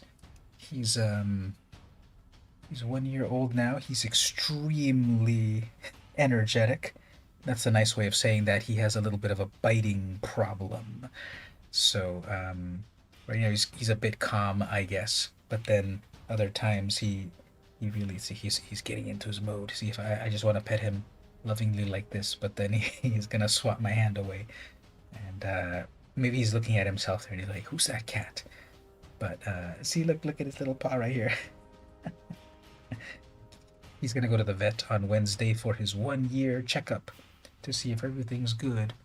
But when I first showed him on the stream a year ago, right, it was my old cat for many years, and he passed away in the middle of December, and then my parents gifted me that little guy, and I got him on I think the 27th of December, and put him on the stream here and there, and now he's 1 year old, and you see what a big old cat he is.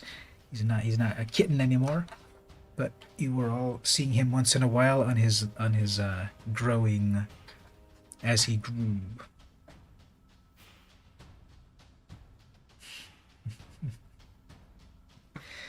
So I was finishing up these scenes over here. Just going to set up. There's this other scene over here where we can show the. We can show.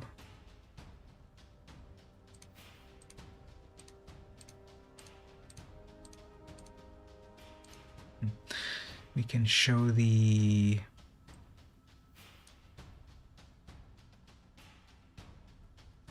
game at the same time. Just sorry, one moment. So here's the end box. Okay, here's starting soon, chat box. Okay, this one.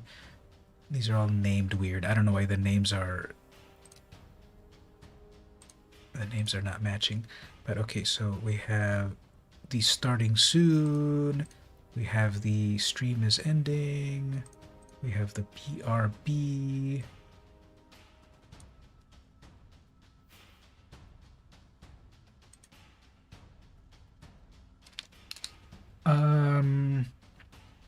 I just did the last crack a pack a little while ago. I can show you what pulls I got, but I don't have a new one at the moment.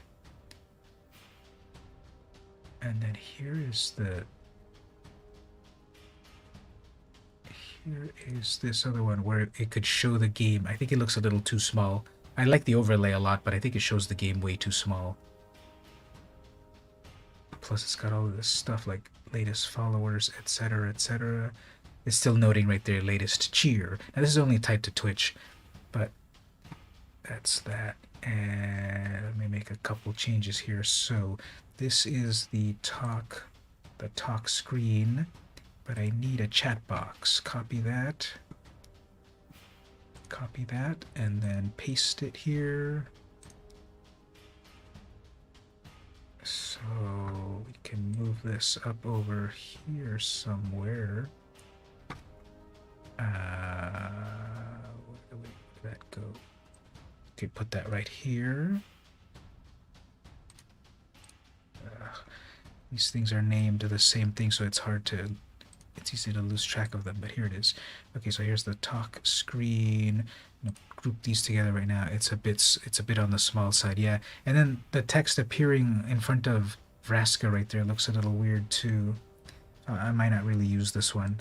I don't know if I should spend too much effort on this one, but we'll say this is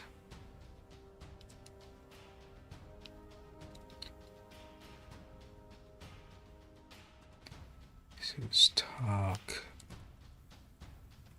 group. So we'll put this one here and then this one here.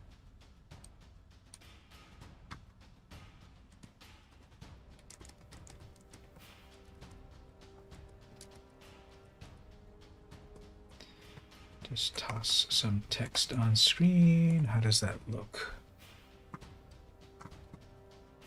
To cut this smaller, then it looks like the text gets too small at that point too. Yeah, I think this is one of the worst ones.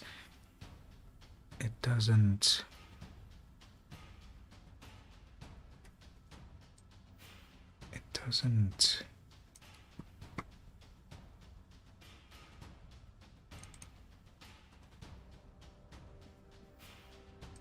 I think I have to create a whole new object for that, but again, I don't think I'm going to use this overlay.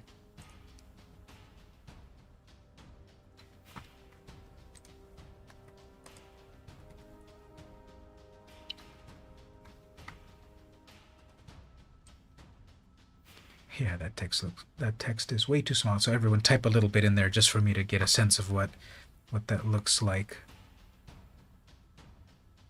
S'il vous plaît. And then some changes. What are the changes here? This is the talk box.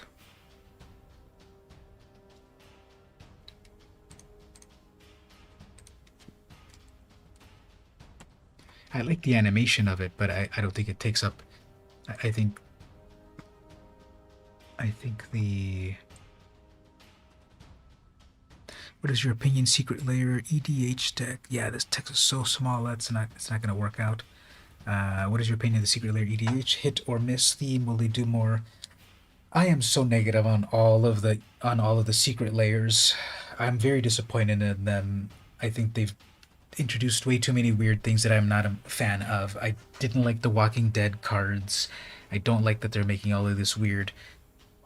Well, art-wise, whatever. People will like whatever art they want. But the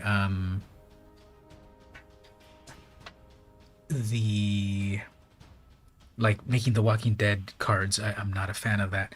And they walked it back a little bit, saying that they are going to remove some. I mean that they're going to. They're going to bring back the.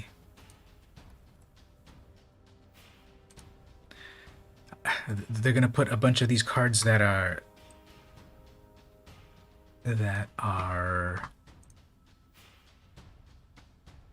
mechanically unique.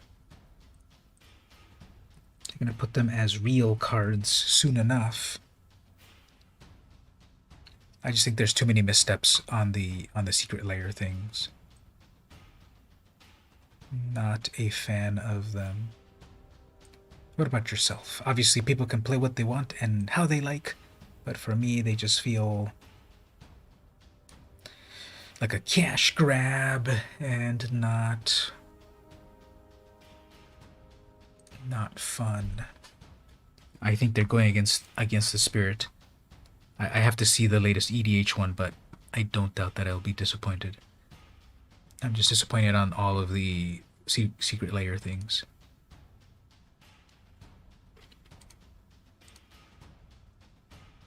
Okay, alert box, social, stream chat, chat box, etc. So this,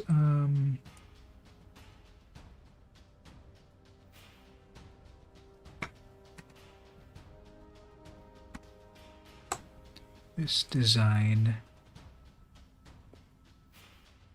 I won't spend any more time on this. I don't think it's, overall it's interesting, but the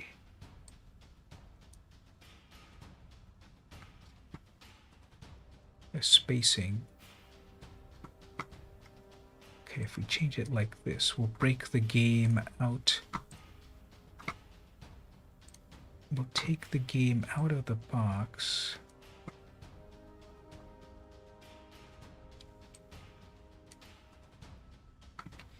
We'll take the game out of the box.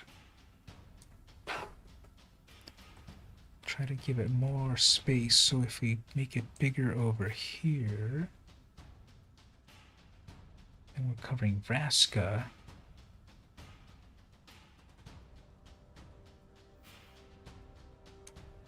so even something bigger like that still doesn't look too nice.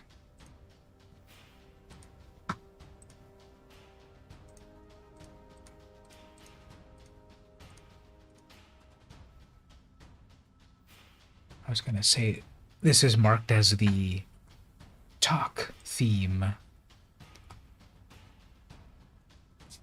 but it doesn't seem to accomplish. The text box looks too weird in that spot, and then the game doesn't look good enough for the space that they give us.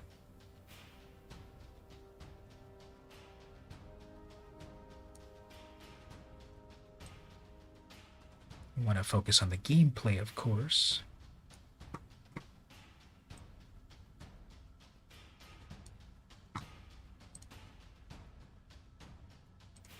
So, okay, I think that's enough with this. With this one. Here's one I think I haven't shown yet.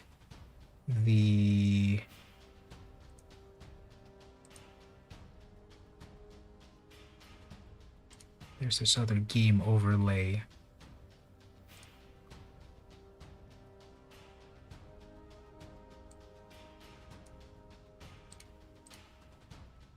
There's this other game overlay. It's like a really, keep with what you have. Yeah, for the gameplay, I'll probably keep with what I have. Then there's this other one where it's just basically all full screen here.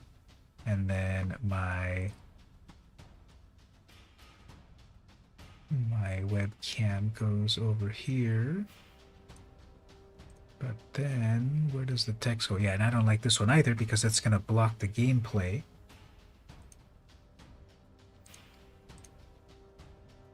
Where does that, and then where would the,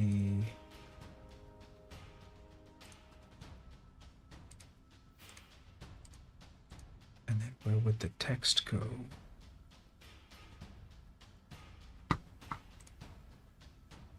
So if we really wanted to go with a big gameplay area, there's this design. But then the placement of the player icon's a little weird.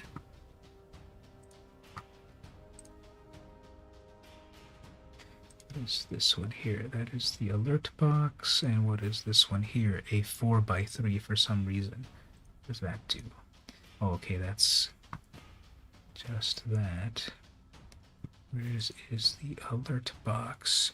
Try a green screen. Yeah, we can put a cool like dungeon back here instead of my books.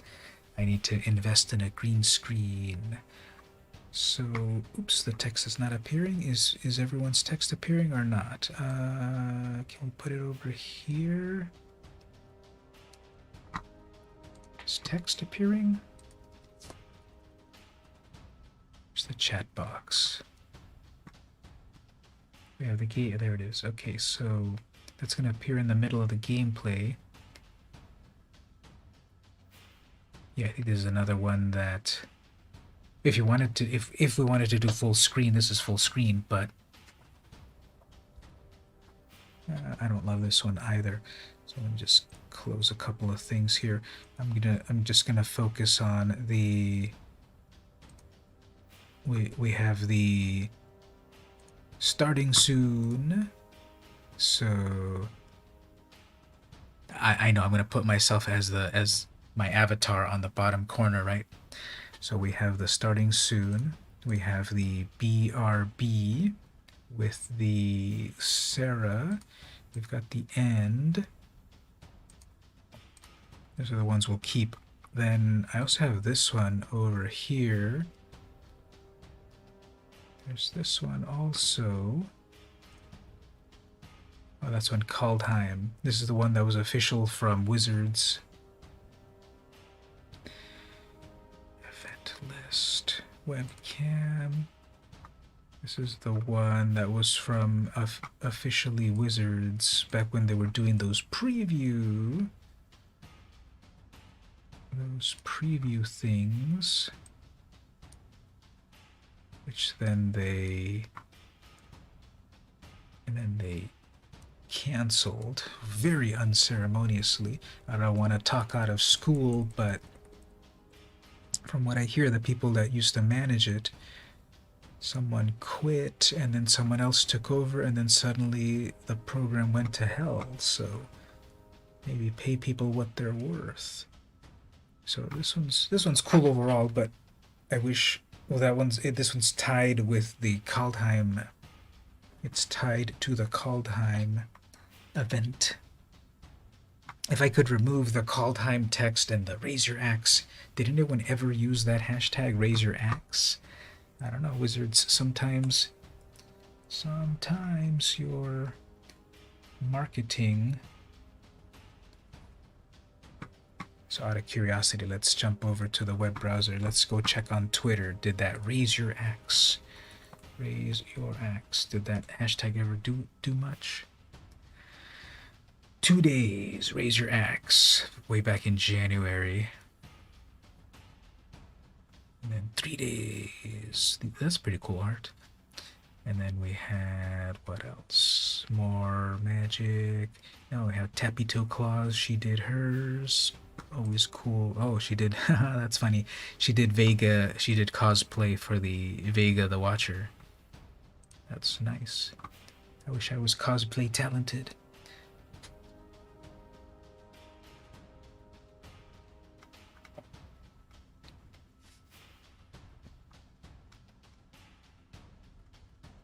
Those were the good old days. Hey, Pixie Kitten. She was on the podcast. So, okay. Anyway,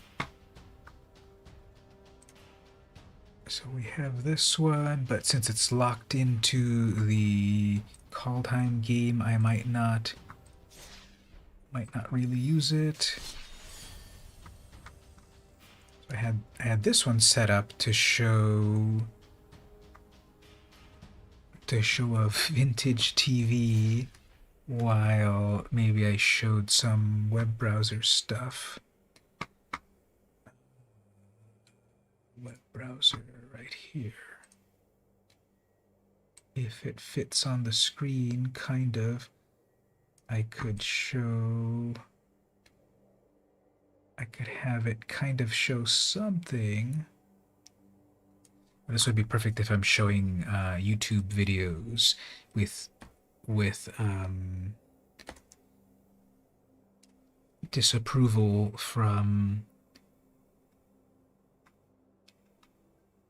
Wizards of the Coast.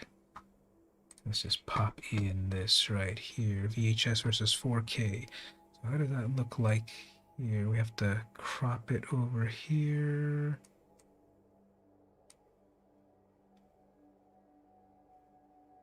But then up here.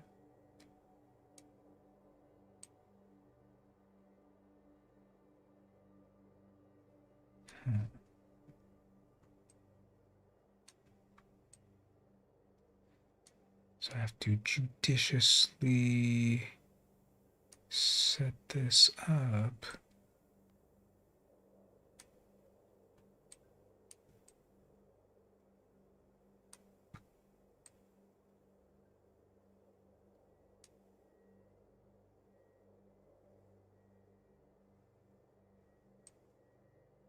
Starting a TikTok?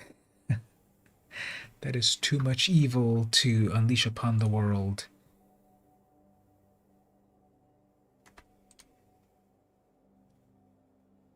So here we have. So if I ever use this overlay here, this needs a bunch of tweaking for it to look good.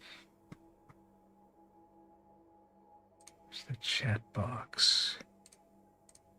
Chat box is missing. Oh well. Okay, so there's that overlay. We have that one that I was using for Halloween, the starting soon, the be right back, those new intro, those new ones in OnlyFans.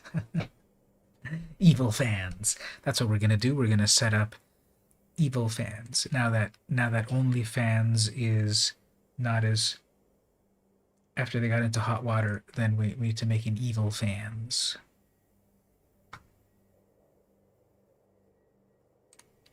All right, so on the card cam, let me show what the so there's too many commons, but here are some of the pulls. Got these foil Drug Skull Armament, Rending Flame, Wolf Strike. So foil looks nice. They haven't even curled yet. Amazing. So nice foils there. I got 2 of the new special borders, Belligerent Guest and the Markov Purifier. Very nice art. The borders are cool.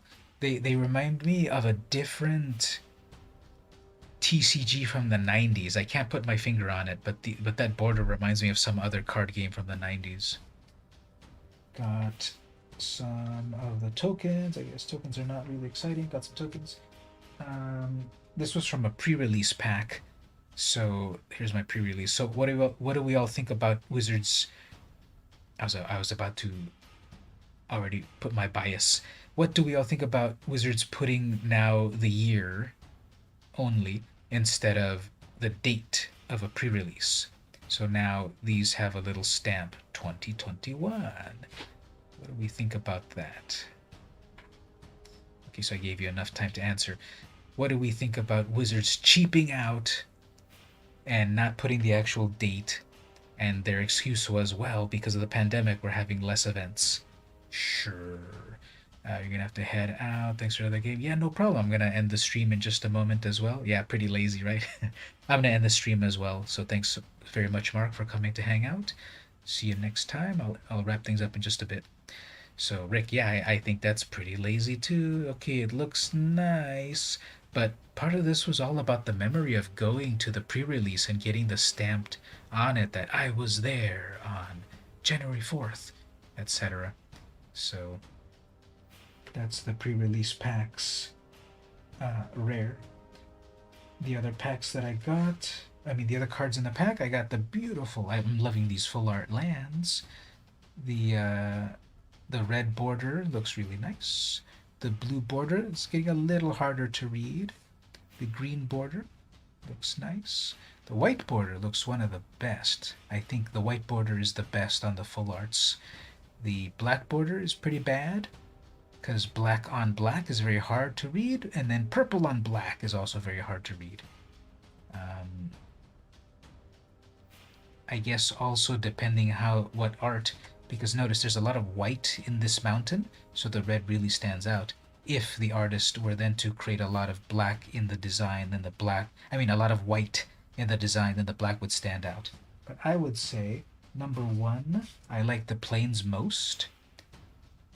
I'm just talking about the border. So on the plains, so number one, I like the plains the most. I think it stands out the most. Number two, I like the mountain second best.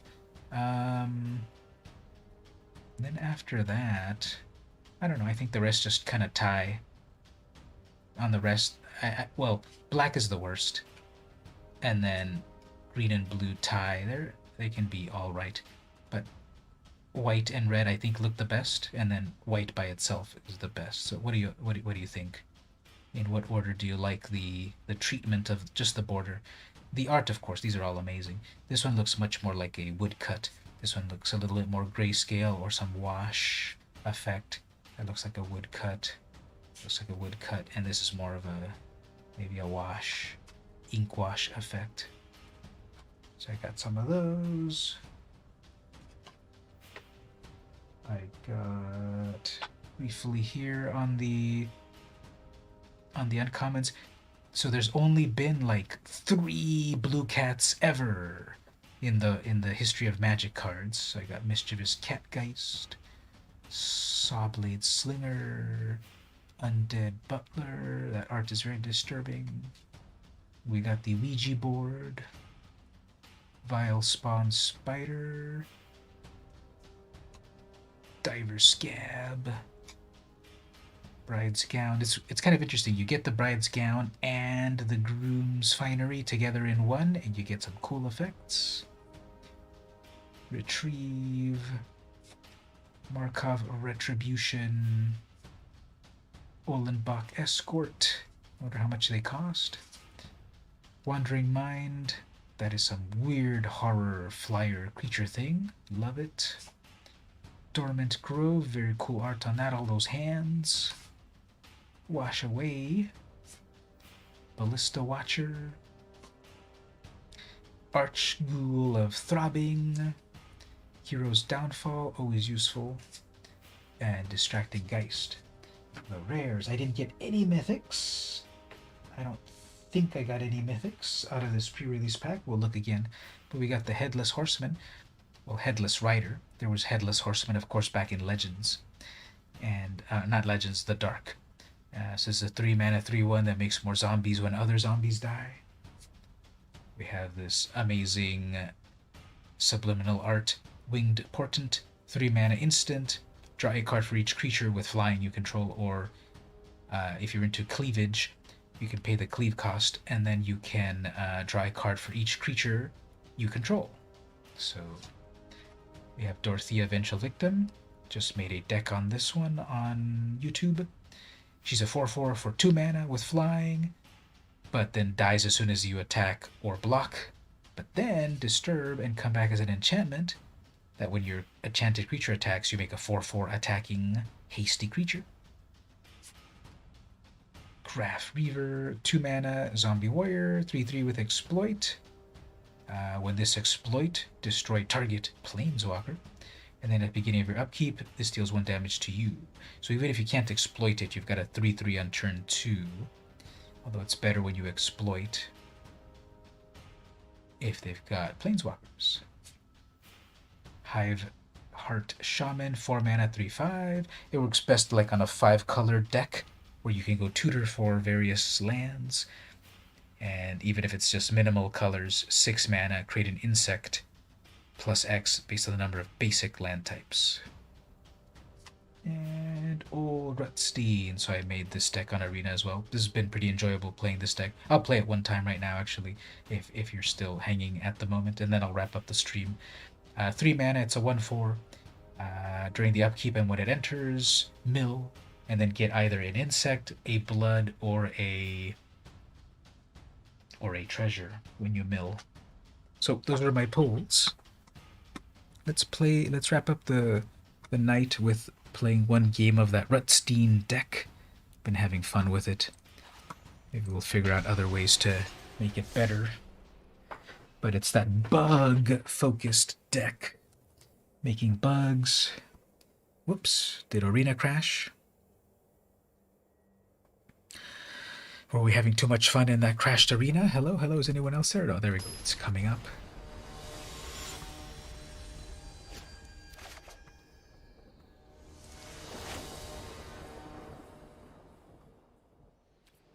Alright, so they're doing the turn 1, Reese the Redeemed. Wow, people love that card.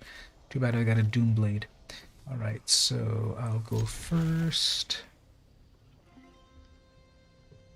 I guess I'll hold on to the Doomblade a bit. I should just Doomblade it right away, but to send a message. Nope, okay. Fine. Next turn, summon old Rutstein. They've made a couple of cards recently with old Gnawbone. Okay, that's what I'm Doomblading. I hate that card. Impossible. So anyway, old Gnawbone, old Rutstein, old Sticky Finger, whatever its name is.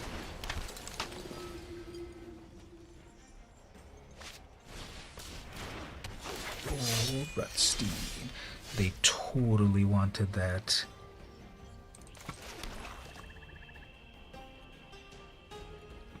That Johnny's Scrymate, as they call it. Make some blood.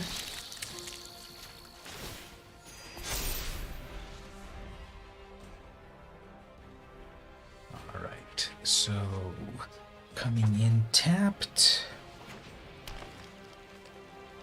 They're gonna want to make a bunch of tokens with their Reese. Got some answers for that. They're foretelling something. Okay, they're foretelling something in green and white. Well, that's gonna be a that is of course going to be a Doomscar.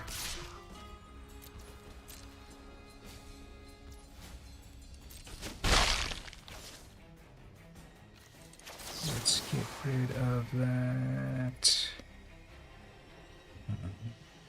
Let's get rid of it now to force them to cast it. Recast it. They'll probably Doomscar next turn. Just have them burn it, who cares? I can recast my commander, no big deal. Oh, Felidar Retreat, that's bad. Where's our disenchants?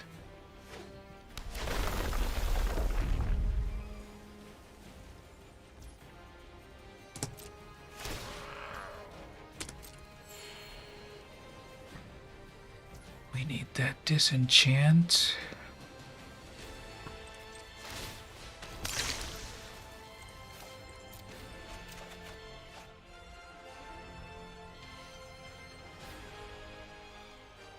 If they attack with that Ceratops, who cares? Alright, so I definitely need that disenchant for that Felidar Retreat. That is big trouble. That's not what I wanted. Okay, let's, guess attack. They're down to one card. They're down to one card, and the foretold card, which is, I'm sure it's Doomscar, that they will use at the right time. We'll hold on to that Cultivate in case we get a blood token.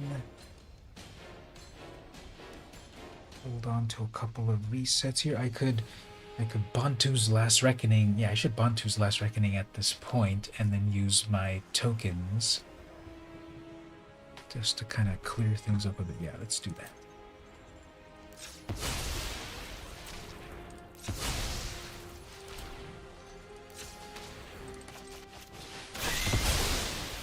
So now they have very little on their side of the board. I can resummon Redstein, but no, they've got Doomscar, so we'll just pass.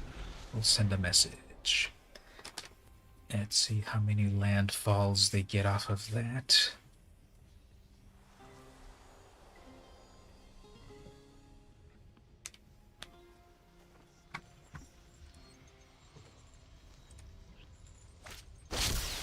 Oh, Starnheim. Okay. That's what they foretold. Okay, that's fine.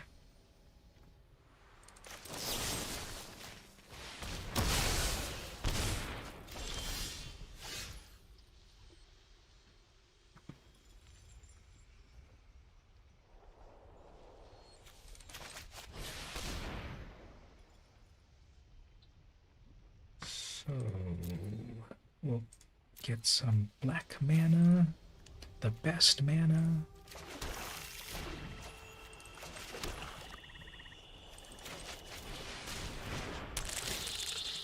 Okay, so that Starnheim Unleashed is one of the ones that I forget that people can foretell.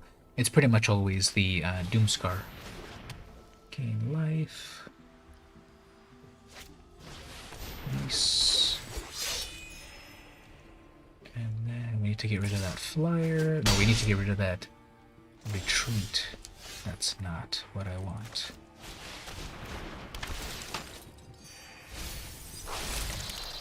Hornet Queen would have been good. Maybe I should have kept that Cold Steel Heart for... See, here's the thing. They're at a point where they have that Felidar retreat and they just need to play lands and they can +1 that flyer.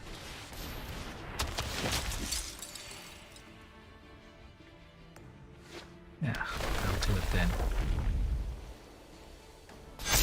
So this is obviously game over if I don't get at Disenchant.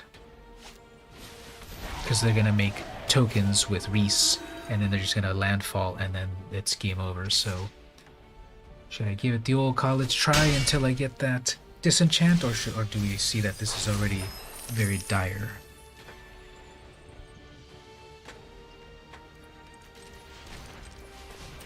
I would vote for...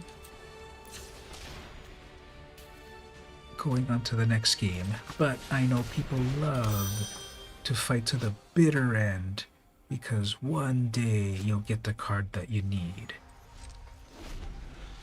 But here they're at this point of inevitability. They just play a land, and even if I eventually get that Disenchant, these creatures are already Titanic. So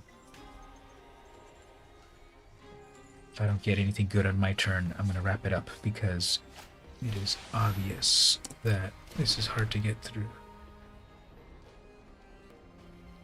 Let them earn it. Well, are they going to earn it better through my mental anguish? Because, you know, this is completely out of my hands now, so is that going to be earning it? And then that doesn't really do anything. I guess I could just show exile your thing for no reason. Yeah, let's exile Ajani's Scrymate.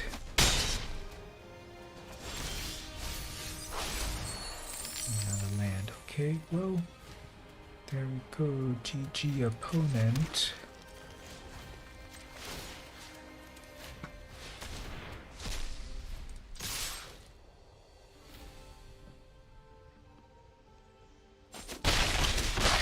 They thought, you're so dead, I'll just let you swing in with everything.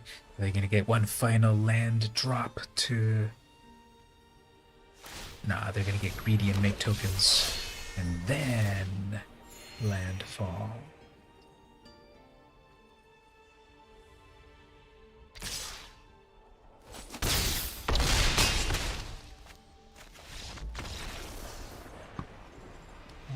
Fate. So if I just had that Disenchant, the game wouldn't have flipped so easily. But okay, so I've been streaming for 4 hours already. So I guess it's time to wind things up. It's 12:44 a.m. Pacific time, the best time zone. And I will switch over here.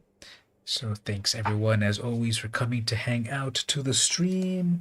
Don't be a stranger next time where we're gonna open more packs. And oh, we also did a snack chat earlier where I tried out this beverage, Poppy. It is a strawberry lemon cola type of thing. So we try those things. We try out various snacks and such. So thanks everyone for coming to hang out. Don't forget to thumbs up on the various YouTube. You're welcome. Don't forget to thumbs up on the various YouTube things coming out. And don't be a stranger on the Discord. This has been... Oh yeah, and I was also showing this earlier to the stream. I took out my old Polaroid cameras because I just wanted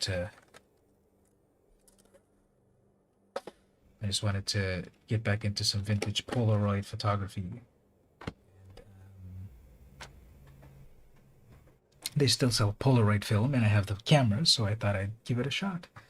So you're going to see some cool Polaroids on the Twitter, I guess. Have a good rest of the day, everyone. See you next time on our various streams.